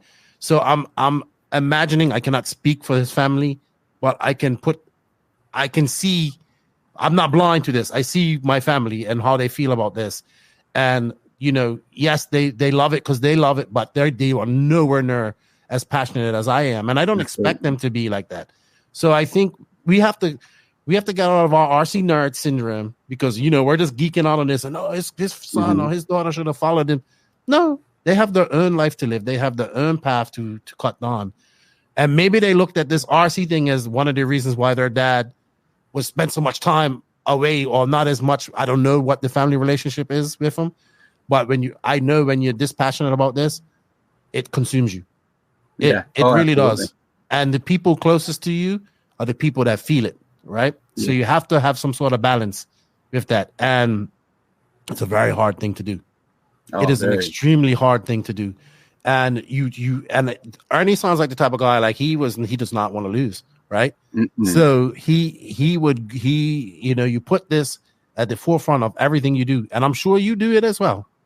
right? I think anybody that's successful in life, that's a sacrifice, right? If you're passionate, something has to go. So it's not go, but something has to lack, right? So maybe his family, his children saw that and were like, well, we're not interested in that.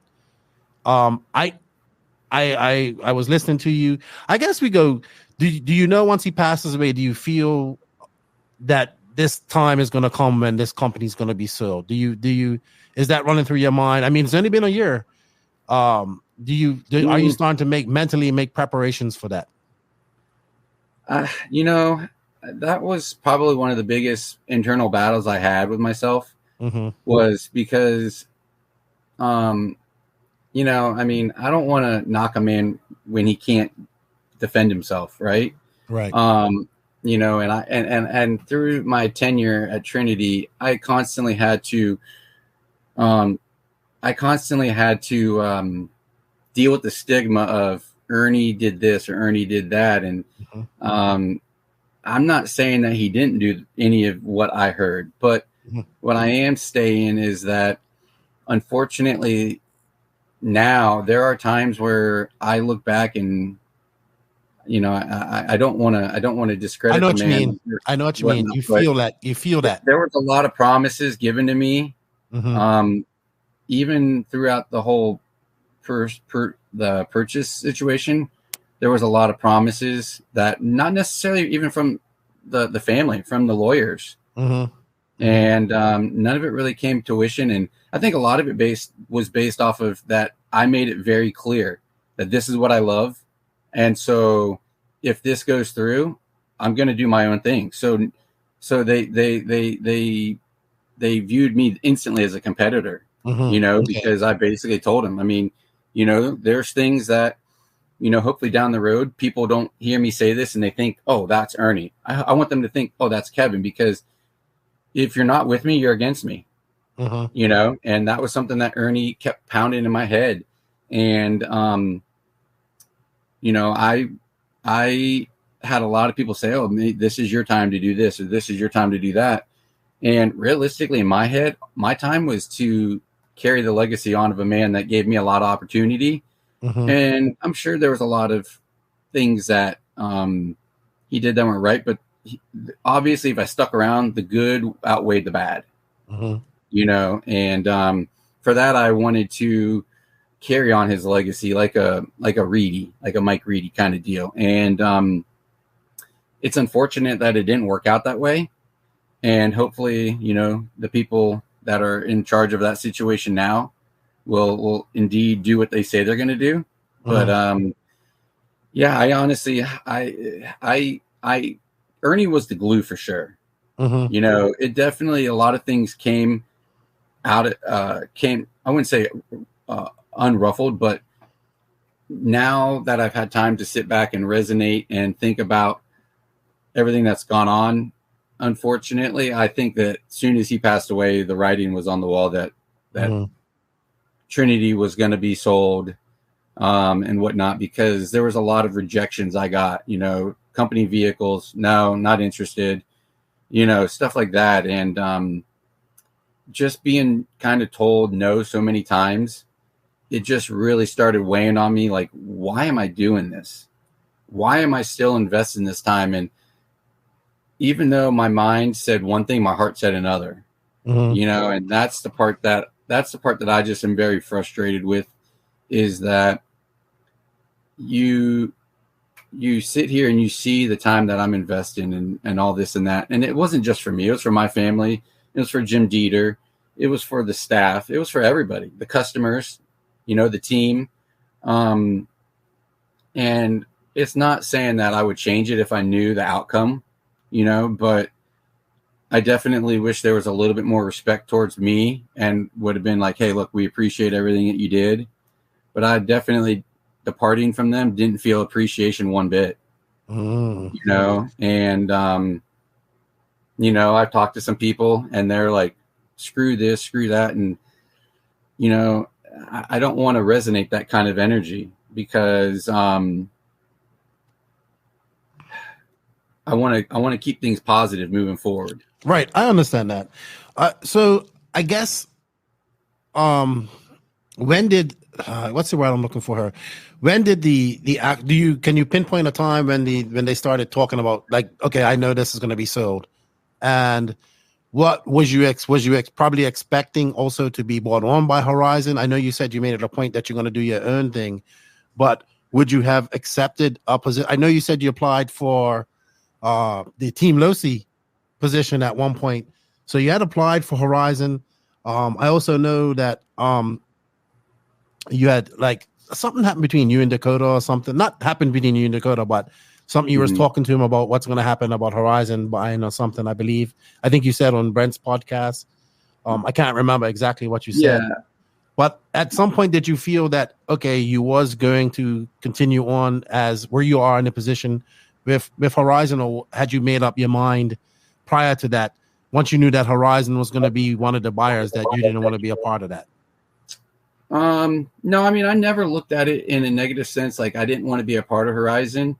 I would have definitely entertained a position, for sure.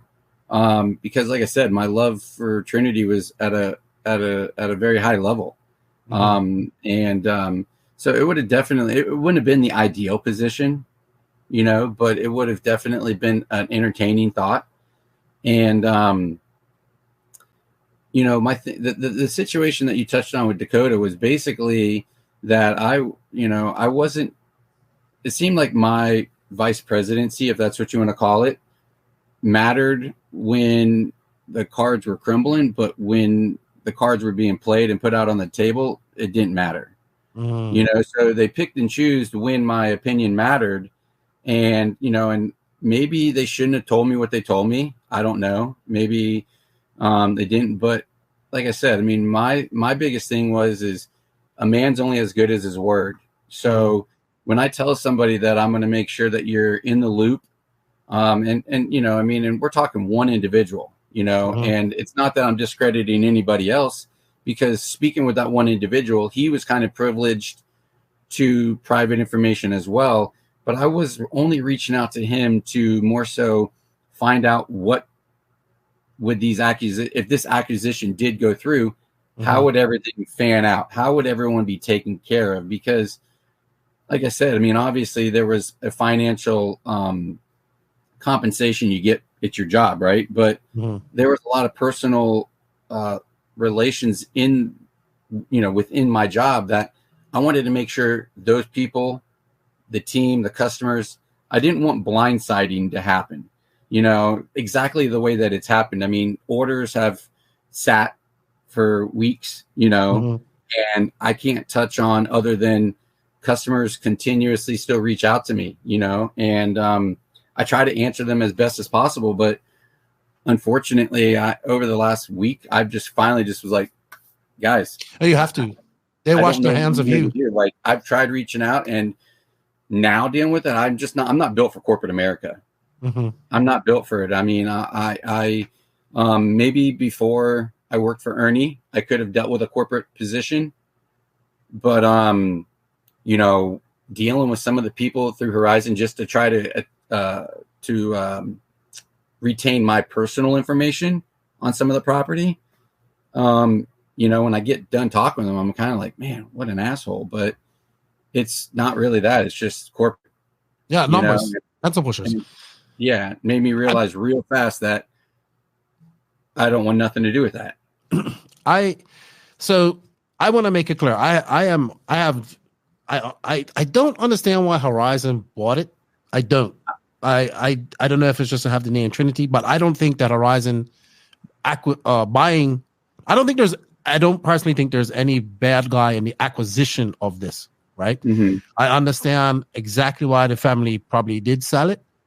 I don't blame Horizon for buying it. I don't really I'm kind of like Ron on this. I don't understand why they bought it, because it has to be for the name. But I am a little bit. I mean, we've seen this before, right? We saw with Adam Drake when eventually, he had TLR. They took over that and they got rid of Drake, right? And I think that TLR is just recovering from that, right? Just like that happened in 2015. it's now 2023. I think over the last year and a half, 2 years, with Dakota doing well and whatnot. Yeah. I think they're just recovering from losing Drake in the racing side of things. Now we all know that I believe that the racing side of things for Horizon is so minute compared to where they really make their money. Like this Low C Pro Motor X MX bike is going to make them so much money, right? And all the other bashing stuff that they do, that's what they really focus on. But in the racing side of things, TLR is just coming back from that black eye with that. And then, of course, we saw the acquisition of Proline, a.k.a. all these type of people. We saw a mass exodus of people from there. I agree with what they've done recently with the RPP program, with, trying to strengthen up their sponsors. Like, there's a lot of guys out there on big deals and all that stuff that probably shouldn't be there. But for the life of me, I can't understand why they wouldn't want you to come in. Like, I kind of agree with Brent in a transitional period of maybe a year where you bring whatever you have to bring in. But then again, it probably worked out for the best, because now you can, I understand that you're feeling, I don't know the whole story, but I think, like, I get it. You felt like you got treated like shit when it all went down. I think you said something about you couldn't get in and get, like, even you was like, man, I can't even get my laptop from work because they wanted it, right? You was trying to figure out how to work this. And I think that is a very hard feeling to just be felt like, hey, I know this is business, right? I've been laid off from jobs where I'm planning, I'm happy, I'm having a good time, and I'm planning to be here after Christmas break. And they're like, yeah, you're not coming back after Christmas. It fucking sucks. Yeah. It sucks balls to get laid off, to be thrown away. Like, oh, you, all this time and effort and passion that you put in. Yeah, fuck that. Like, I understand that 100%. I understand how you feel. But that's corporate, right? That's how it works. And I get why people don't like that in Horizon. I don't like it either. I don't care. JQ's already got a cease and desist from them. I'm already on the naughty list. So it doesn't, I'm just telling you, like, I understand that. I understand both sides. All three sides. I understand all three sides. I understand why the family sold it. I understand Horizon's looking at numbers. Mm-hmm. They don't really worry about the racing side of things. I still don't understand why they acquired it. But I think for you, this right now, probably, and at the time it didn't feel like the opportunity, but I think this is the opportunity for you to shine, right? This is the opportunity for you to do what you have to do. And it's a big jump, right? It's a big jump to leave that Trinity.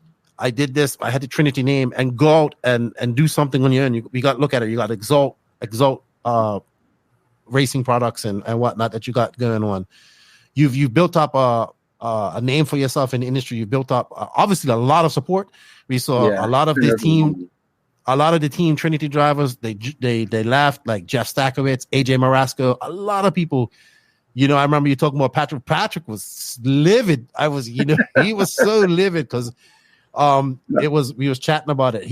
And I think people don't, when you deal with corporations like that, they don't understand or fathom the effect, especially in an industry like this, that people mean something, right? Yeah. JQ said something to me, and he goes, at JQ Racing, you're replaceable. At the podcast, you aren't. Well, I always say to JQ, you haven't replaced me at Mayako yet, right? People are replaceable. People 100%. are replaceable, but hard workers, good workers aren't. And I'm always a guy. If I ever had a business that I had employees, I believe in treating employees great. I believe happy employee. Now that doesn't mean they take advantage of you. Absolutely. But I believe happy employees are productive employees, and I would want to be treated. I've had asshole bosses, and I would want to treat that person like I would want to be treated at if I work for them, or how I would want my boss to treat me. So I don't think Horizon gives a fuck about that. Like, you know what I mean? And I think the people that are involved in Horizon, they understand that and they want to keep their jobs. Like I see, like I think Tran is now going to be right. Like, how many hats does that guy have to wear? Let me tell you, he's doing the job of 3 people now. I think he's doing TLR, Proline, and now I heard he's doing Trinity. So that's people do not understand. That's actually the job of 3 people right there. Yeah, I mean, and it's nothing taken. I actually haven't got to talk to Tran since the acquisition. We kind of joked around through rumors. That was one of the biggest things I tried explaining to the lawyers in the situation was, there's all kinds of rumors going around and whatnot. And they were asking me, I said, listen, guys, I said, when you're in this industry and with the people that Ernie's either embraced or rubbed the wrong way, and then the name behind the brand, there's always going to be a sense of conversation, or rumors made. I mean, I constantly hear things throughout my years at Trinity that you had to take what you always take it in, but then you got to mentally process what's real and what was garbage, right? And so that was something that I learned throughout the whole situation, and that's why maybe. I mean, I am definitely bitter, I understand. I understand that. But at the same time, I think there's a lot of people out there that are more bitter than I am, just from talking with them. And it's not that I don't care or anything like that. It's that I think one thing that I try to take every negative situation and create a positive out of it.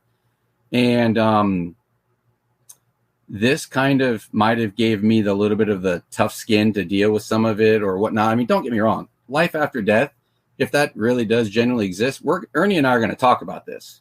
We're going to talk about this one day and just kind of see why. Because the one thing that I will say is I can honestly say if Ernie was still here and he wanted to sell the company and everything went down, the departure wouldn't have been this bad because he would have made sure of I don't think he would have let it go the way that it did, meaning not the acquisition but the transition, and I've had people say to me like, oh well, maybe they should have done this and they've done that. I agree with a lot of that. Maybe they should have done some kind of like a just like you said, like a 1-year merger, and then hey, don't make it public, but hey Kevin, the staff, everybody, you guys have a year. They did that with AKA. They did it with a lot absorbed of brands. They absorbed the AKA workers and stuff. I don't know, man. That's where I, like I said, I mean, not a lot of the whole situation makes sense to me. But I don't want to sound rude when I say this. Honestly, for the last week, I quit thinking about it. Okay. I quit trying to make sense of it because I don't think that, just like you said, I mean, you said it best. There's 3 sides. And realistically, there's probably even more than 3 sides, because you got to factor Jim Dieter into the equation. You got to factor AJ Marasco into the equation and, everybody else involved. And my side of it was that I was the personal aspect. I mean, everybody sits here and gives a lot of the technical advice or a lot of the technical data, me credit for that. And don't get me wrong, I'm not an idiot when it comes to the technical side. But that's not what I think I was brought in for at first. And just over the years, I've acquired it. And I'm not an idiot. I mean, the world's going green. I mean, there's a couple things that I just can't see. Like Danny Stockman's a big supporter of mine, a big friend of mine. And, I told him, man, I hope to God NASCAR never goes green because I just can't imagine seeing those cars go around the track and they just go by and you hear just the wind. You don't hear no sound? No way. I just can't see that. So, I mean, you got to actually still have the nitro side and stuff, or the gas, if you want to call it that. So, for me, it was, it was more so I just didn't really understand how everything kind of was, I get the purchase on both ends, but I don't understand this, like the gelling, because just like you said, you touched on Thomas and no disrespect. I mean, we've got some of the biggest events coming up and how are they going to handle that? Because, and I mean, I'll put this out there. I'm going to be at Nationals and I can honestly tell you, I went to the warm up. The general setup is not going to work there. You know, and is Horizon going to ask for a little bit of support for the team guys, you know, or is Thomas, or are they not? You know, I mean, I'm not going to make it a point to, you know, I did say something earlier and I changed my opinion on it. I was going to make a point to walk over and try to help, but they'll know where I'm at. They're going to have to come ask me. I'm not going to turn anybody down, but I'm also not going to just do stuff.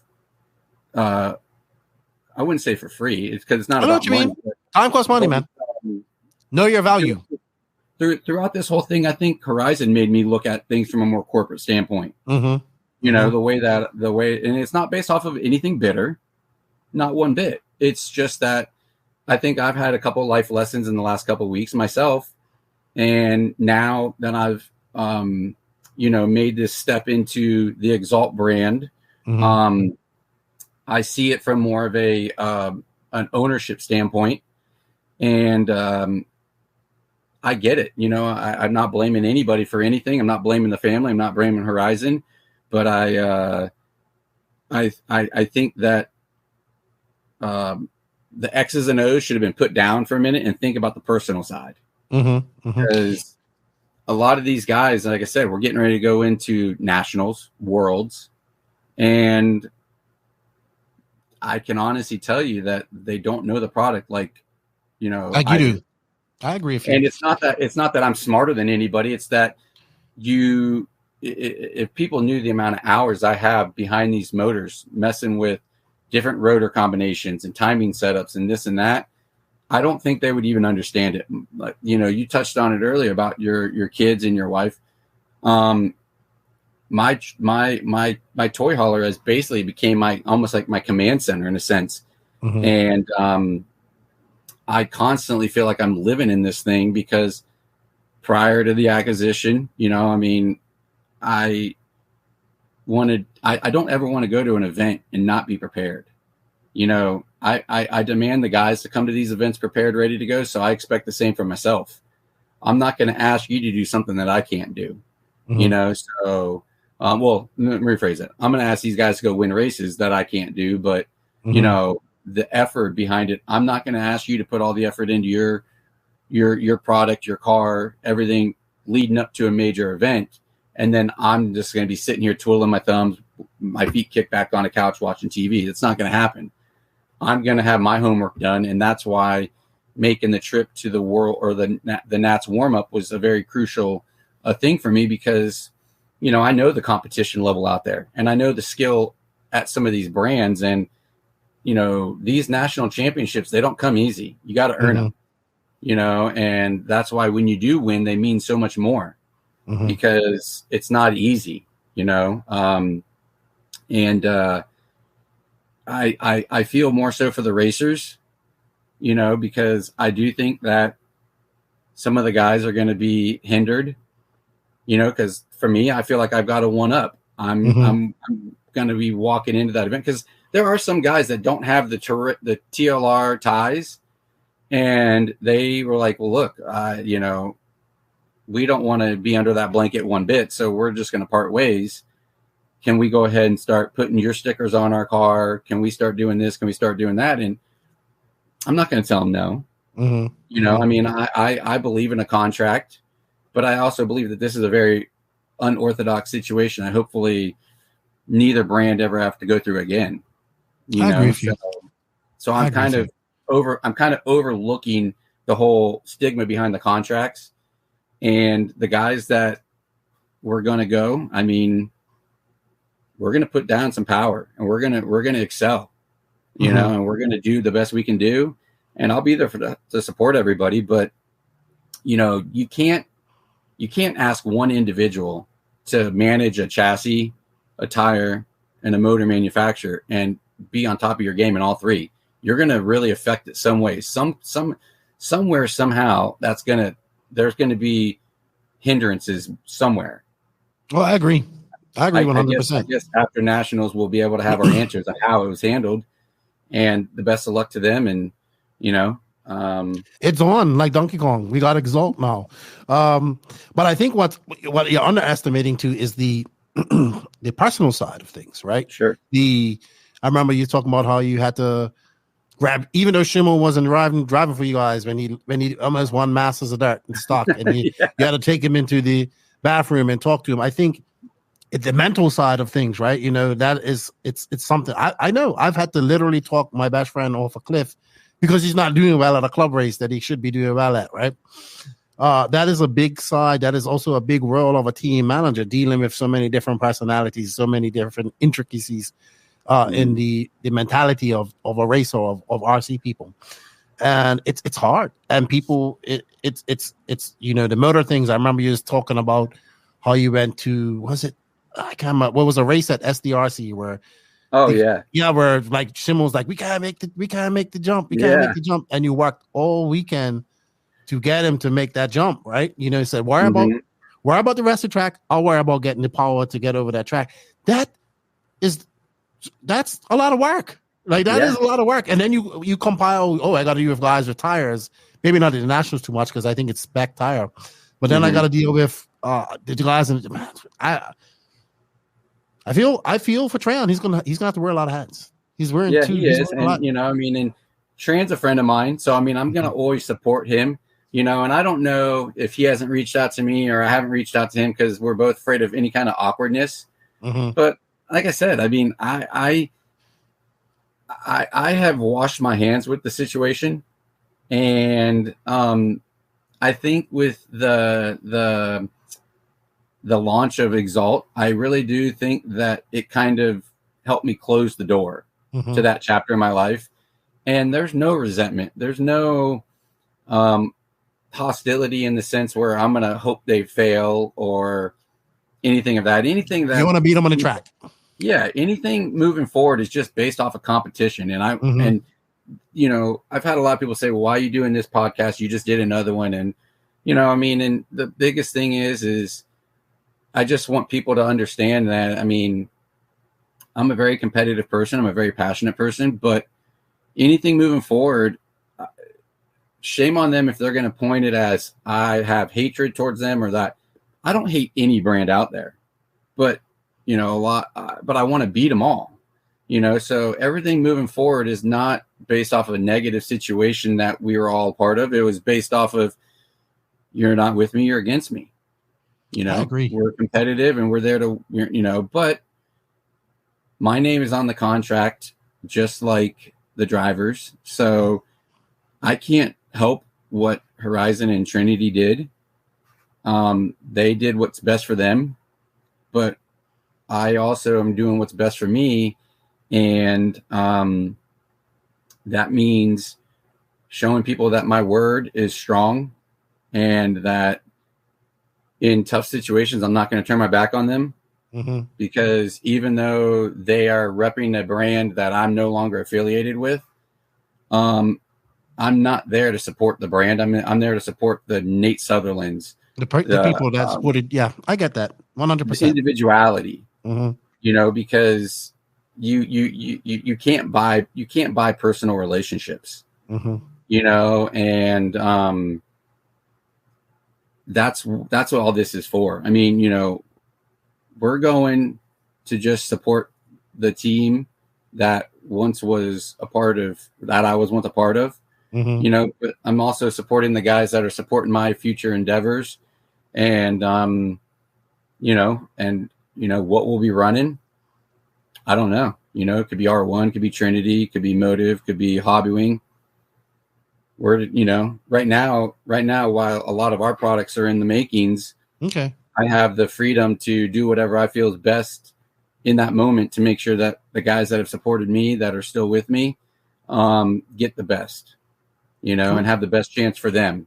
It's not about Exalt, not about Trinity, not about Horizon, not about any of them. It's about the Kai Golfs, the individuals that are taking the time away from their family to come up there and compete at a Roar Nationals, and shout out to Kai Golf. He's fast.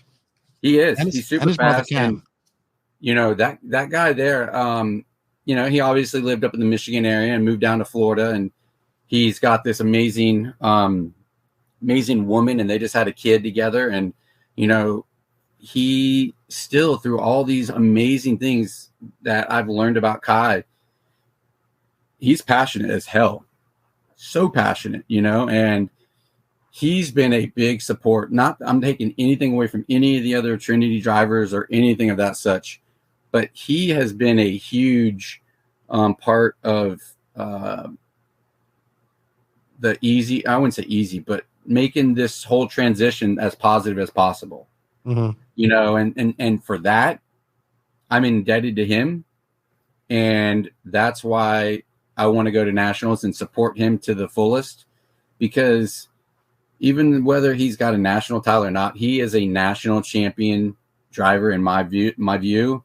It's just now he needs the hardware to show it to everybody else.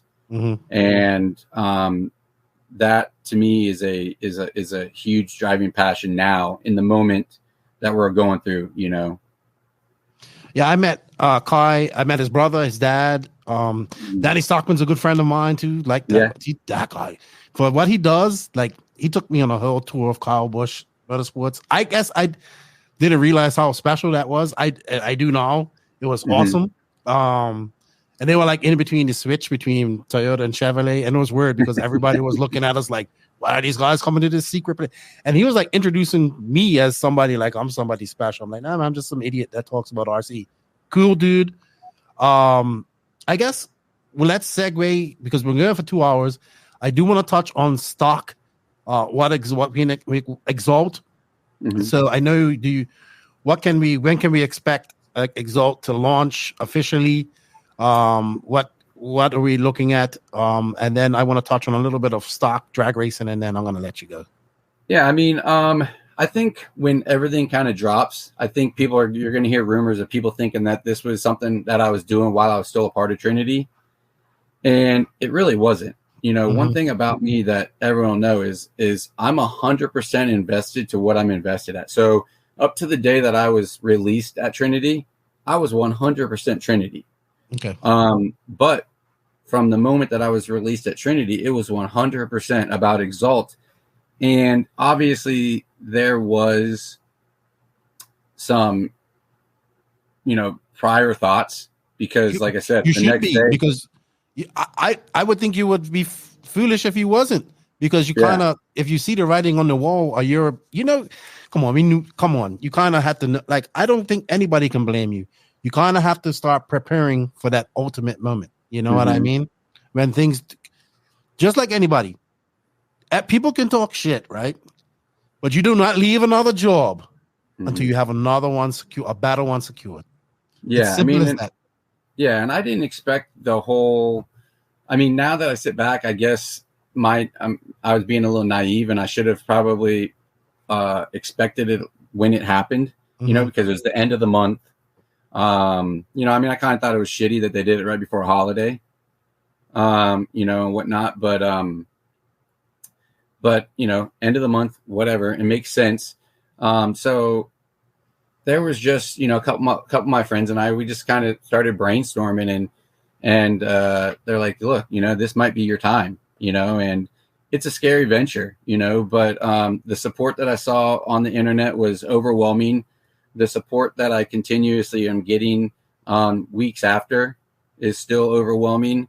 But now it's time to get the Exalt brand launched, and have been working around the clock. Really have been with vendors and stuff. And I mean, the biggest thing that I say moving forward is I want this to be my last first impression. Okay. So obviously every successful company, if they're doing the right job, they're turning profit. That's how you got to pay your bills, right? But there's still going to be a personal aspect that I want the best of the best for the people that support that brand. And so, I mean, it's no hidden secret. There's, it's not, I don't feel like I'm starting from goal line to goal line. I feel like I'm starting at the 50. Okay. And so I'm, day one I was already halfway where I needed to be, and that's where I got to thank Trinity for everything, because they've gave my name a little bit of weight where when I reach out to people, I get responses immediately. And the vendors that I'm a part with, or I'm partying with, they're working around the clock as well because they know how busy or how important this is for me. So we're looking at the website's going to launch August 1st. Okay. And we will have a full line of product out, hopefully right before like the Dixie Nats Masters of Dirt timeframe. Okay. Which will be like October. Sweet. You know, so I mean, I think when all said and done, a lot of people are going to say, "Oh, well, they were doing this way beforehand." No, it's just that we're working that hard now, and not just me, but the vendors involved. They understand how important this is for me. They understand how important the product quality is. So everything is coming together. You know, and there's a lot of money being spent right now. You know, but we're basically planning on launching motors, batteries, servos, ESCs. They're kind of like in the works, but I'm not willing to just push something out there that I know is not. I want everyone to understand that if we push it out there, it's because we stand behind it. Got you. And so it's not that the ESCs are not good. They are, but I want to continue to work on them. So they are coming, but they're going to be maybe the last product that you see us drop. You know, but I mean, hopefully maybe 5 years down the road, you know, we're big enough that it's basically what Trinity offers from the accessories, charge cables, all that. We'll be doing the same thing. But right now, just focusing on motors, batteries, 8 scale, 10 scale. Honestly, I really would like to look into drifting. You know,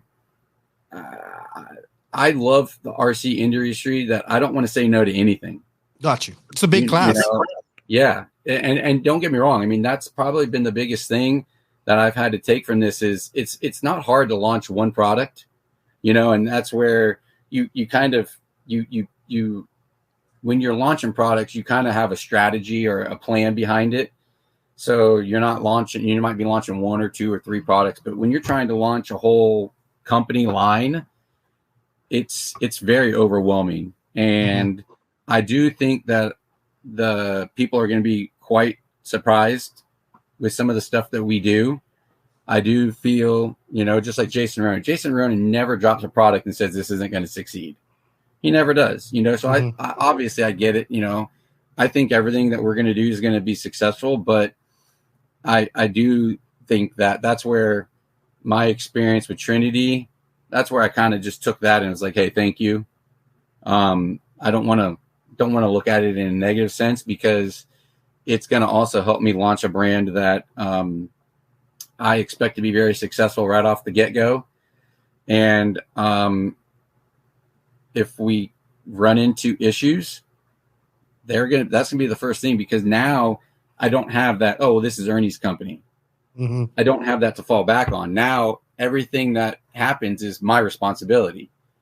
And what people think of me, I want them to understand that the passion now is dedicated to not only the individuals, but the product under the Exalt brand. You know, I mean, and realistically, I mean, one of my good friends, he does holographics on the East Coast because there's a holographics on the West Coast. Okay. Anthony Searles, he killed it with this logo. He really did. I love the logo. Pink and purple are 2 of my favorite colors. So he kind of incorporated everything. And as soon as I saw that logo, I was like, damn, like you did way better than I could have ever imagined. And, you know, and there is a biblical sense behind the brand or behind the name. And that's where, you know, the slogan is, you know, right. You know, basically want to, you know, the slogan is not about the product. It's about the individual. It's a part of the brand. When you come to Exalt, I want you to leave a better person, you know, and I expect the product to get better every day, you know, rising the standard to a higher power. That's more so from an individual standpoint. I want, if Lefty comes and runs for Trinity, I want Lefty when he leaves to feel that he got something from Trinity. I'm sorry, from Exalt. Yeah. You know, that he is taken some positivity from that, and there's human growth, so it's much bigger. And I just hope for obviously a great future. And, I want to be one of those brands that when you come to the track, you got to worry about us. Yeah. That's good. That's competitiveness. That is competitiveness. Yeah, absolutely. That's all it is. It's just based off of competition. That's what Ernie was about, right? Being the best. Yeah. Oh, absolutely. I mean, I if anyone watches this, I heard rumors that, and this is something that maybe Lefty you can use and get somebody on your podcast for future, because even though, like I said, it's a whole new chapter. I mean, the Trinity aspect is still very intriguing. Mm-hmm. And I heard a rumor that Ernie was suspended or banned from the IFMAR Worlds way back in the day because one of the drivers took like Matt Francis out or something, and Ernie ran onto the track and kicked the car off the track. I would not be surprised. I would not be surprised. In that era of RC, I mean, maybe that's some content for you for a future podcast, But yeah, I mean, I was a passionate and very competitive person before, but I think Ernie made me realize how much more you have to be to live in. I mean, this is a cutthroat industry. Mm-hmm. This really is. Very much so. I mean, that's why I love to give credit where credit's due, because these guys, it's not just, the Doug Livieras. I hope I said I always say his name. Laverrier. Yeah. I swear to God, I pray to God every time I say it. I hope I say his name right. But, Doug's on a tear right now. Mason Templeman's he's Mason Templeman. These guys to compete at that level, it's a lot of work. So, give them an attaboy, show them some appreciation because it's not easy. No, I look, I was the biggest. I did not like stock. I teased it. I called it pink pinions. Yeah, I remember that. Stuff. I still call it pink pinions, right? Mm-hmm. But when I went to Masters and I saw it, I think I wanted to talk to you about this, but I think we're gonna have to. I think we're gonna have to do that on a separate podcast because I think that's gonna be another hour and a half just talking about that. When I went to Masters and I saw these because most of them are young guys, like the Templemans, the Kygos, Kyle Goff, Charlie Marinana he was running mod, but Doug Leverrier and these guys there, and I was just like, and then of course at the carpet championships, I got to see it, and then I got to see it at the Raw Nationals. I got to see like Stacks get mad at Chavez and those guys, and I'm just like, wow, stock racing has everything that I want. It has, you can be cheating. I'm not saying that cheating's good, but you can be cheating. You have for me it was like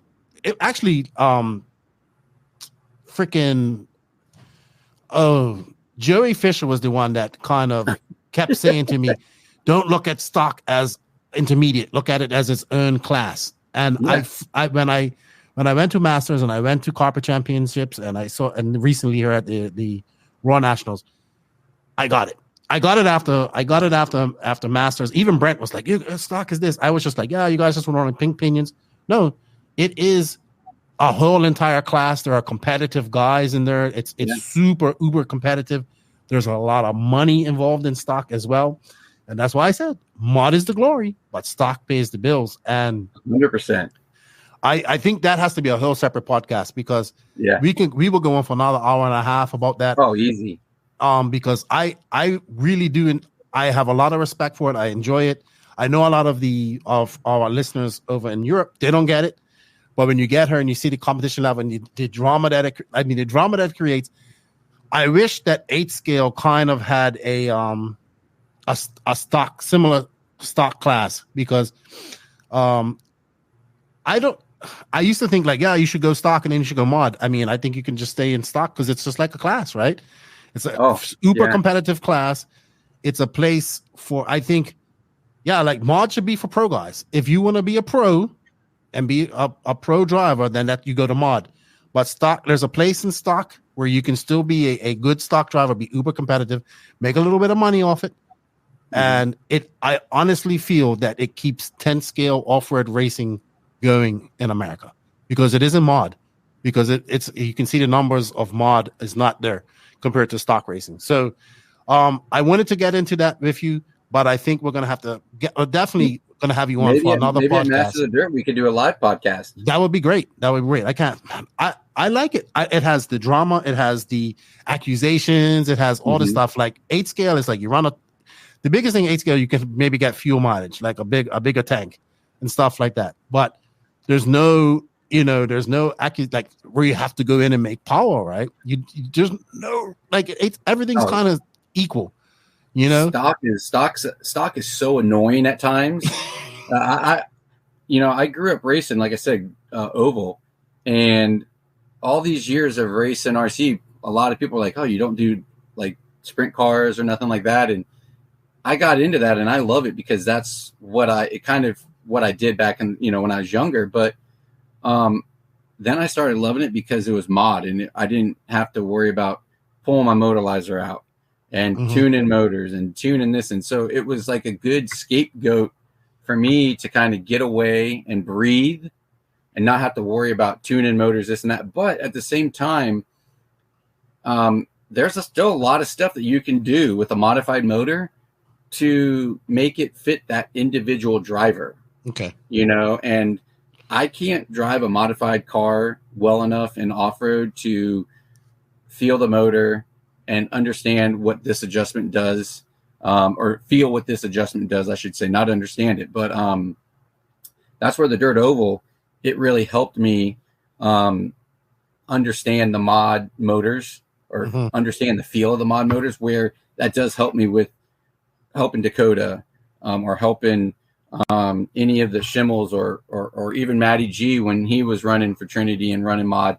It helped those guys, and but yes, you're right. Stock is highly competitive, and you can see it, just like you said, Stackowitz. I mean, I'm not going to say I agree 100% with how he handled the whole situation, but I love it. I'm 100% behind him in his passion. I love that stuff.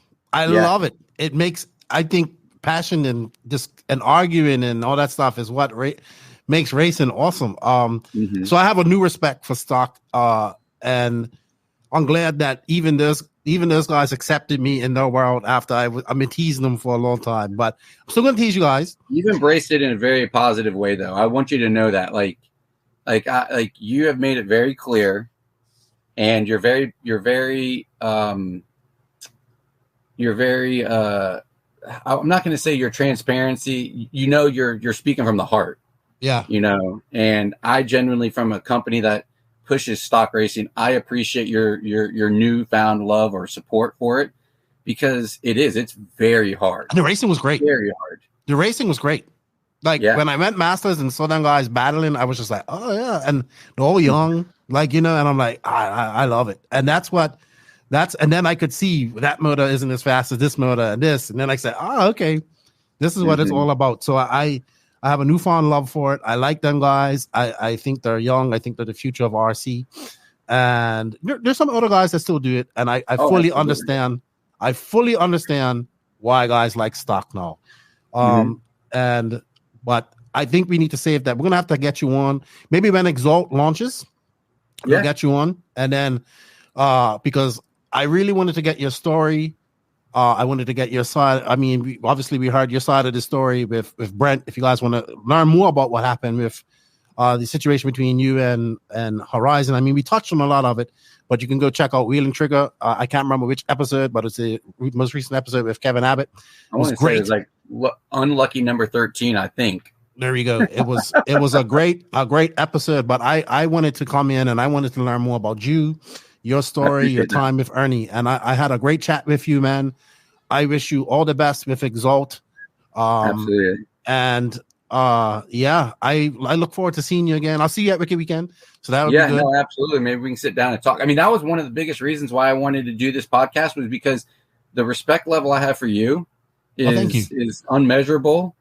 And I'm so busy right now, or even then, I don't catch every episode. But they are long. They are long. Huge impact, and you continuously make impacts. And I wanted to get on just to show my support for what you're doing and my gratitude for everything that you're doing. So is your son gonna run Nitro at Wicked Weekend? What's that? Is your son? You're going up to your son's racing, right? He's gonna run e-buggy. He's got a hot bodies, and he's gonna run. I might run a class, but honestly, I want to kind of sit back and be more of a spectator. I'm gonna have to talk with him and tell him how Nitro is the glory. And that he needs to be running Nitro if it's going to take 8 skills. Oh, he'll be getting one. I can promise you. He's already asked me several times. I hope so. I wish him all the best, because it'd be nothing better than seeing a third generation guy like a son. We saw it over in Europe. We saw a young kid from Denmark. His dad won a European Championships in touring car, and now he's going and won. He won one last year, and we got the Euros coming up here next week, so I'm looking forward to that. But I would love to see your son, if he's got the passion and he's got the dedication to do it, he can do it. He's got the passion. I just hope he can go all weekend without breaking down on the driver's stand from frustration, because he's still he's just starting, so and this is going to be a big stage for him, and he doesn't even know what he's getting ready to get himself into, because he's just a local kid that's just races on a local, and his dad needs to spend more time with him. I agree with you doing this, and that's why I want to make sure that he enjoys himself more than anything. Just taking the experience. There we go. Well, I'll see you at Wicked Weekend. Yes, sir. Good luck with everything that you're doing. And I look forward to talking to you and him. And thank you for your time, man. It was a great chat with you. And you have a good day. Absolutely. You do the same, bud. Thank you, Kevin Abbott, for your time. It was a great chat with you, getting to know you. We wish you all the best with Exalt. I'm sure it's going to be very successful. I'm definitely going to have him back on her so I can geek out about pink pinions and stock racing. What the hell is Exalt? It's his new brand. What do they do? They're going to be doing like motors and stuff, ESCs, batteries, and all that type of stuff. Yeah. So, looking forward to that. I know he's helped Trinity to become what they were after the sack. Trinity, Florida. There was Trinity. So he said it like this: Trinity, Jersey, which is like the gangster years with Ernie at the helm, and then it's Trinity, Florida, which was a little bit more controlled. And he was very influential and doing that. Me and Kevin's story is very similar, like how we got involved. Ernie Pavetti and JQ are very similar people, very similar, except that JQ is probably more hard-headed. I don't know, who knows, but very similar. All right, so that was a great interview with him. We're definitely going to have him back on because I'm going to geek out on stock with him. Max, we're going to do a few hot laps. Well, I don't really have any hot race questions for you this week, but maybe you already kind of was hot on the collar when we talked about McBride. But I want to say thank you to Hot Race Tires for all their support. Nicola and Robert helping me get on. Greatly appreciate them. Nicola is a very passionate guy. I need to get him back here on the podcast. He's been busy. He's been traveling to all these different races. So thank you to Hot Race for all their support. You can go check them out at hotracetires.com. We have links for that in the written description. Hot laps, not too much hot laps this week because I didn't have nothing wrote down, but we're going to take a hot look at the Hot Race Hot Laps upcoming races. So this weekend, we have the Big Apple Nitro Challenge at Barnstormers RC Raceway in Chester, New York. This is the 9th iteration of this race. I was talking to my boy Jay Bless. Adam Drake's there. He's doing a clinic. I was talking to Rohan about it. I know this is a very big race, well attended in the New York area. He says he wants to do it big on his for the 10th anniversary next year. So we'll see what happens. I know my buddy Toby Hampson is doing the coverage there. So you could check that out. I will share links of that going on as well once it starts. And then while we're talking, they probably are waking up there in Australia or have woken up, but the Asian Buggy Championships is going on over there in Pine Hills Dirt Racing. That's one of our co-hosts from Australia, Zach Ryan. If you guys have seen him on her before, it's his track. It's an oil track. We got Scotty Ernst over there. It looks like it's the best of all the racers from New Zealand and Australia have come together. A few of the Philippine guys have gone on, and Edward Siao has gone on there. This is supposed to be the second race of their championship, which started the Philippine Masters. Alex Bernardzak looks to be one of the favorites going into this as well. And my electricity just went off here. Good luck to everybody down there. They do have coverage. I will put that up on the NNRC Facebook page as well. They actually have written write-ups of the media coverage of this is really good leading up to it. What I've seen on their Facebook page. Scotty is the RD. And good luck to all my friends over there in Australia. It's people have been talking about this for quite some time. So I think they're super excited. There, Max brings up a picture of the track there. There we go. Go back to that overview track. This is like an OG, Australian type of track. Where this is what you dislike, oil tracks. Well, I do. Okay, I have to say, I'm not a fan of oil tracks, but I do have to say, like how it looks, the layout, all the things they've done, love it. I do like Australian tracks for some reason have this type of tendency where I can't explain it really, but lots of like little drops and elevation changes, not huge, but like little changes in elevation, very like rhythmic jumps, not like in America where you have like a 90 degree and then like a straight run up to a jump. More like you have to actually angle your car properly, twist the corners where the jumps are, but not like the style of the Philippine Masters where every corner is a jump as well. That track was hard. Yeah. I mean, I love it. It's like it's almost like driving a roller coaster. But I think I'd be really keen to drive on tracks like this. So. The thylacine, Aaron Dexter's is there. I'm probably sure he's won the beer drinking competition there already. But I see he's Parsi. No, Parsi's he's not there. He's not there. He's taking a little break from RC. So I'm told. So he's not there. Unfortunate. I'll tell you about that when we got off for her. I know who's not there. Kyle McBride. He's not there. So but the guy he did the photo shoot with, he's there. Oh yeah. Well, I don't know if the guy was there, but I know Andrew Ford works at OZRC and he's there. Yeah. But he's driving a TLR. So good luck to that. I know some of the fast New Zealand guys there. We got the other young Australian guy, Jaden. I think his name Jaden.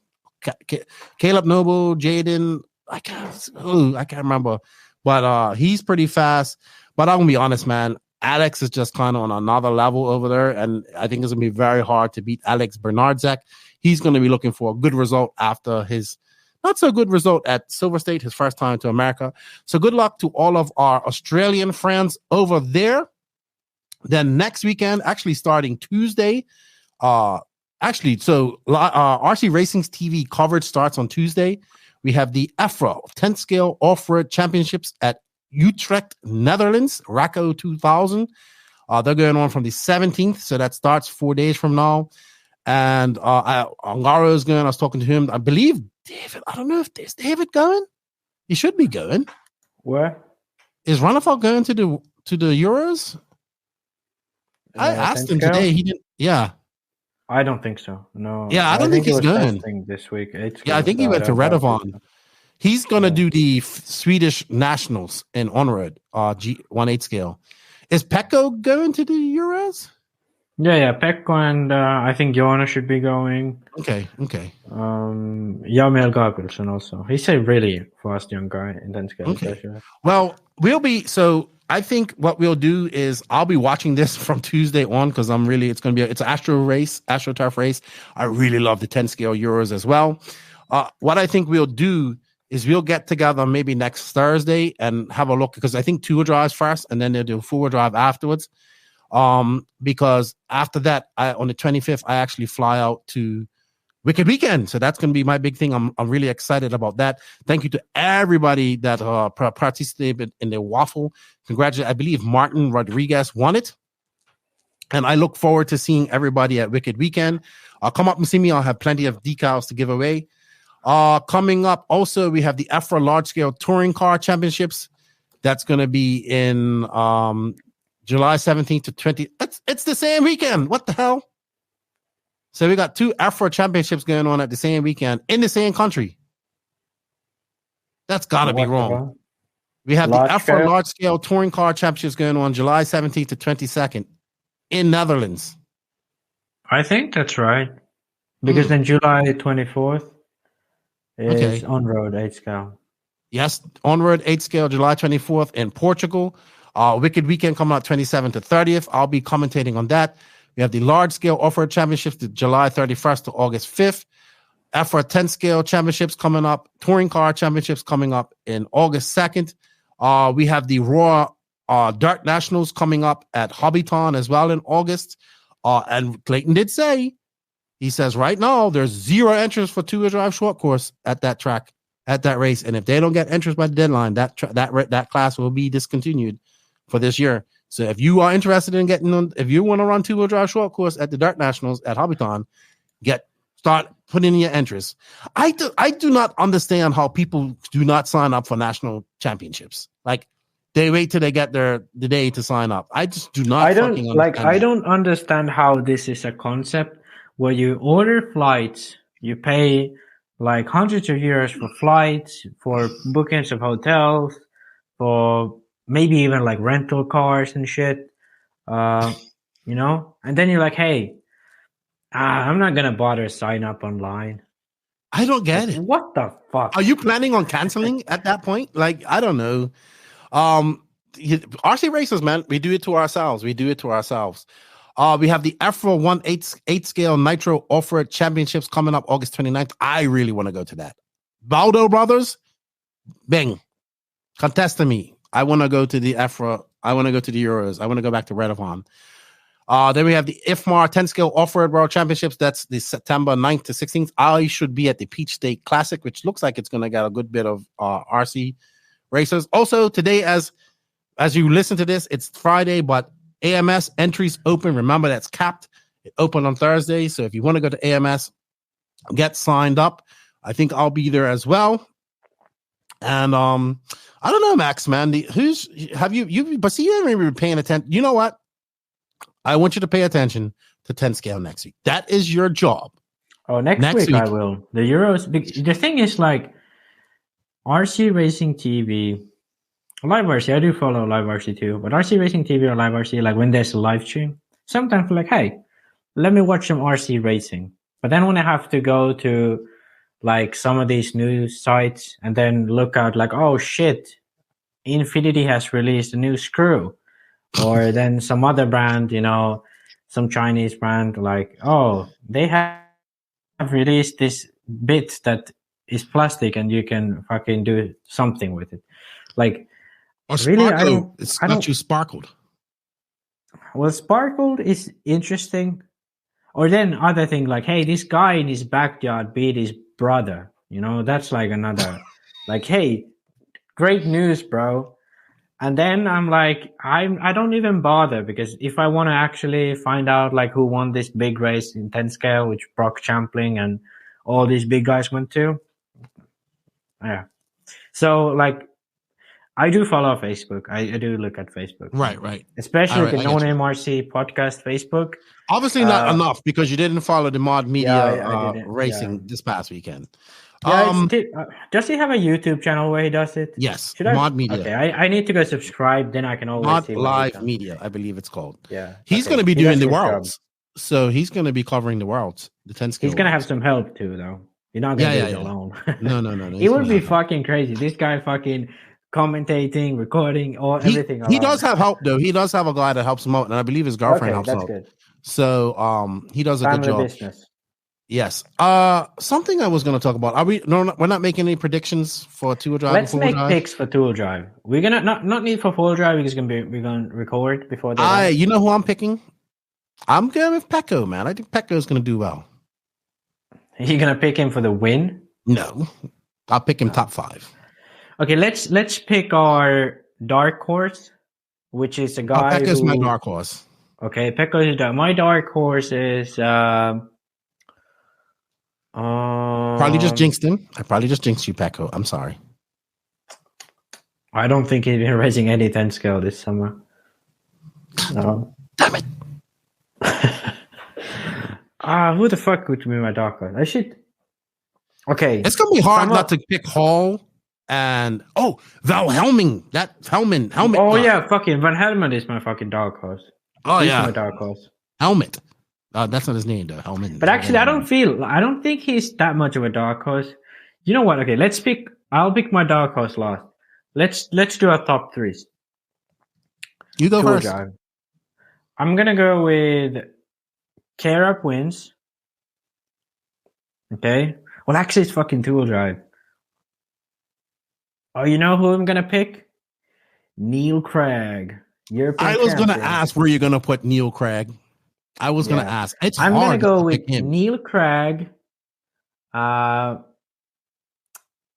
Orlowski, and Wesley Van Helmond. That's my top three. No Bruno. No, Tool Drive. Full Drive, Bruno's gonna be in the top three. But in I wouldn't. No Bruno.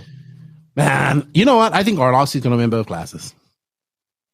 I don't do it. I wouldn't say so. I think Tommy Hall will be a top three. Possible. I thought about Tommy Hall, but then I remembered Orlowski, so I had to pick Orlowski over Hall. He'd be Orlowski at Robin Hood, but different type of track. Not all bumpy like Robin Hood was. Yeah, different Astro.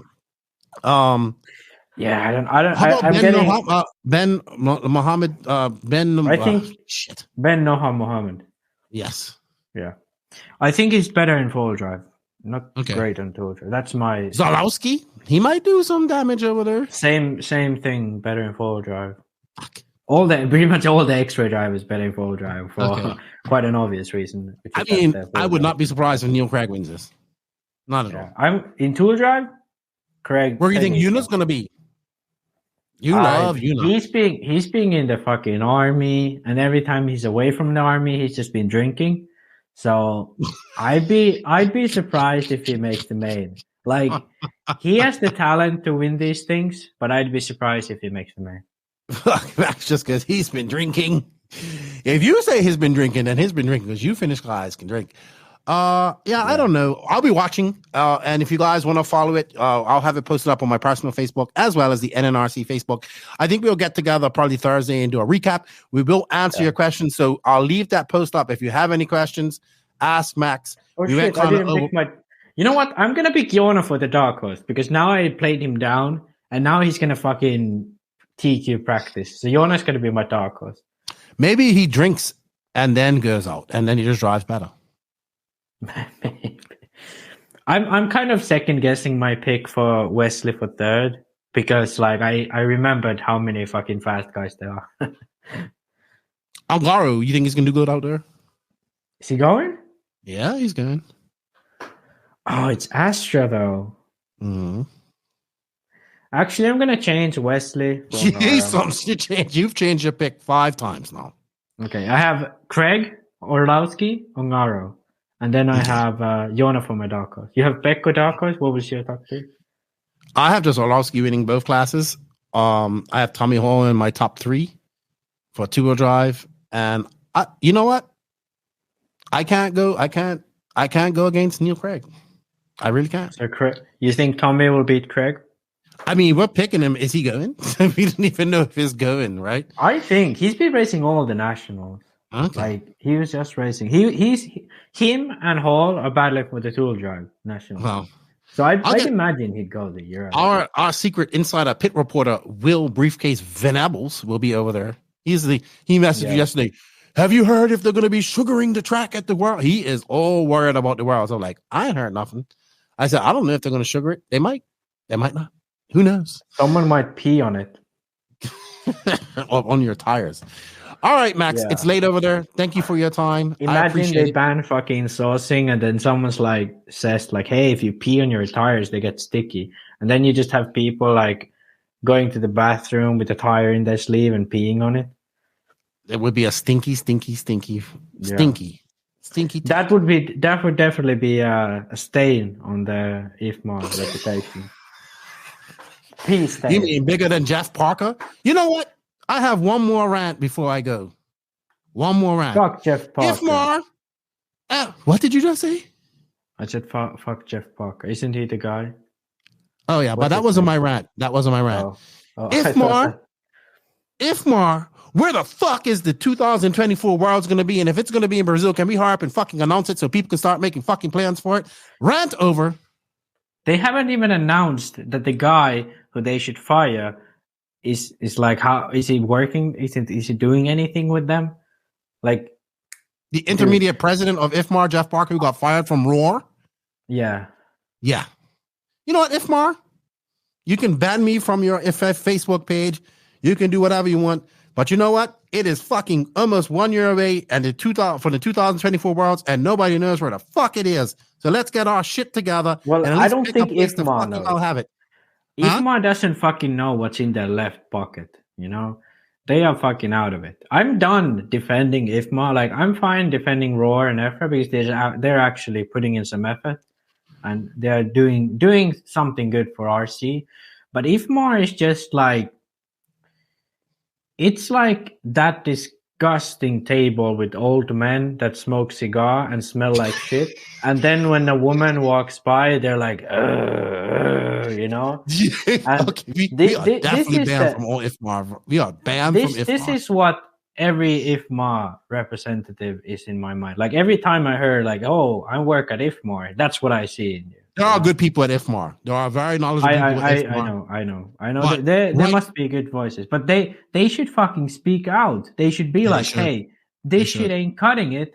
I've been putting my life into RC. I've been doing good. You know, I'm a good guy, you know? But if you just shut up, then you're just one of the fucking idiots. Yeah, everybody is like, where's the World's gonna be? Where's the World's gonna be? I'm pretty sure it's gonna be at Casa Raceway in Brazil. It's gonna be somewhere where there's very great hotel resorts, you know, because like the main thing about an IFMAR event is that first they check like, hey, guys, where haven't you gone for a vacation? And then they're like, I'd like Brazil. You know, Brazil sounds great. You know, we should pick an area where like it's safe. Well, there's no beach in Sao Paulo. Though. There's no beach in Sao Paulo. Well, there's no beach, but you know, it's there must be a great like. Okay, please, someone, the city that we are guessing it's gonna be in.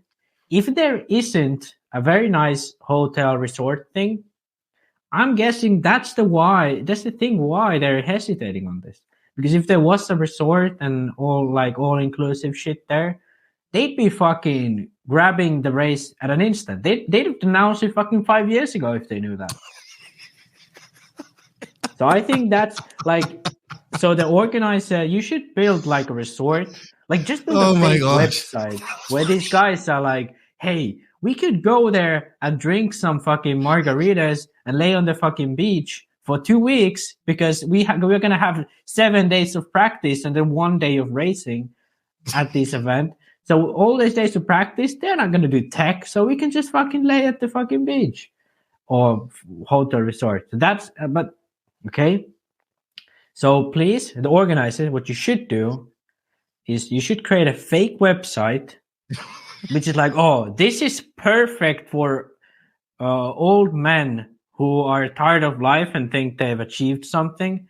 And if you want to arrange a resort at your international race, this is the best place to do it. We'll take care of you during the evening. During the day, you'll be gone for the race, but then you can come back. Okay? And then when they get there, it's just a fucking jail cell. And they're going to be guys whipping them every night. You want to go to work tomorrow? Like, you need to referee some cars. And then these guys are going to be like, we can't take it anymore. We got to get some new guys in, you know? That's pretty extreme. That is a colorful changing of the guard. But in all seriousness, we're almost like the Worlds are usually in October. It's now freaking halfway through July. People want to know because they want to book tickets and they want to make plans. So can we get our shit together and at least announce where it's going to be and the dates so people can do that, okay? Because we love the fucking Worlds and I want to go. And to all my friends who are worried about it being if it's in Brazil, if it's safe, you'll be safe. If JQ can go out and come back home at 5 o'clock in the morning and he's still alive, not kidnapped, not been robbed, right? Then it is safe. Yeah. I'm not I actually love too Brazil. worried I want to about go that. back. I think, yeah. I loved it there. I want to go back. I made lots of good friends there, and the food is great. And Sao Paulo is a great city, and those guys deserve to have their worlds too. And talking to my friends 100%. down there, they have a lot of big plans to renovate that track, make it bigger, and just put on a great show for everybody. So, IFMAR, let's fucking go. Get off your asses and let's make it happen. Get off your asses and go out of the door, and then let's get some new guys in.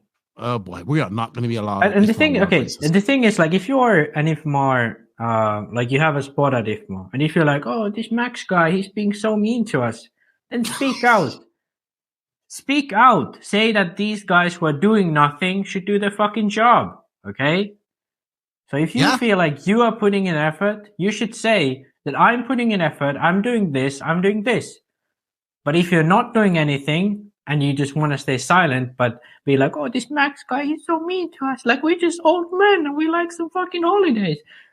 Fuck that, you know? We're not going to pay your fucking holiday. We want to race RC cars because we're fucking geeks and we love this shit, okay?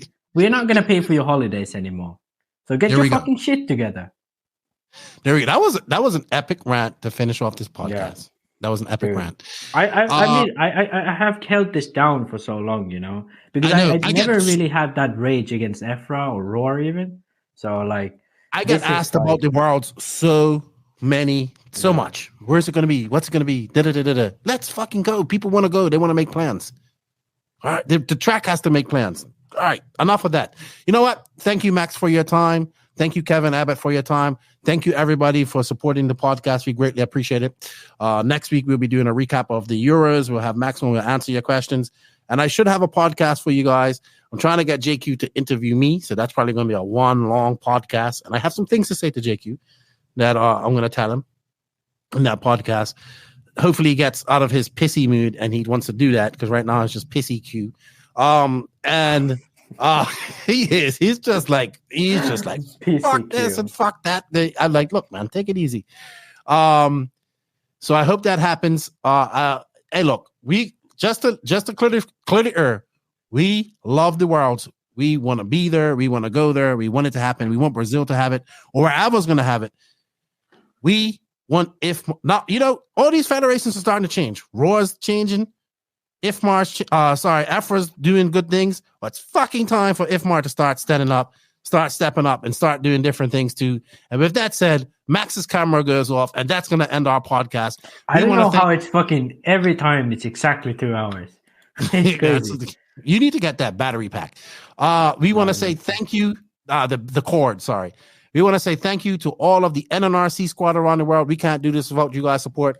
Thank you to the patrons of the NNRC for your support, and YouTube members. You will get early release of this. And thank you to these companies. We have links, coupon codes, affiliate links, all in the written description. They are Invisible Speed, High Tech RC, Sun Pedal USA, Sidewinder Fuel, Mayako, Beach RC, Techno RC, Clinic RC, Ignite Design Gas Trucks, Racecraft USA, Stacked RC. Shout out to Call RC, WRCE, House of RC, RCGP, and to our drivers, David Runnerfolk, Jared Tebow, Robert Battier, and Alexander Hagberg. Thank you for all the support. Lefty and Max, we're out. Max, do you think we're going to be banned from all IFMAR events now? I mean, we're definitely not going to be invited for media. Yeah. All right. Now we got to kiss and make up. That's what we got to do. All right. We don't. We got to change. Yeah, we want exactly. We want change. That's what we want. We're about change and making RC better. With that said, Lefty and Max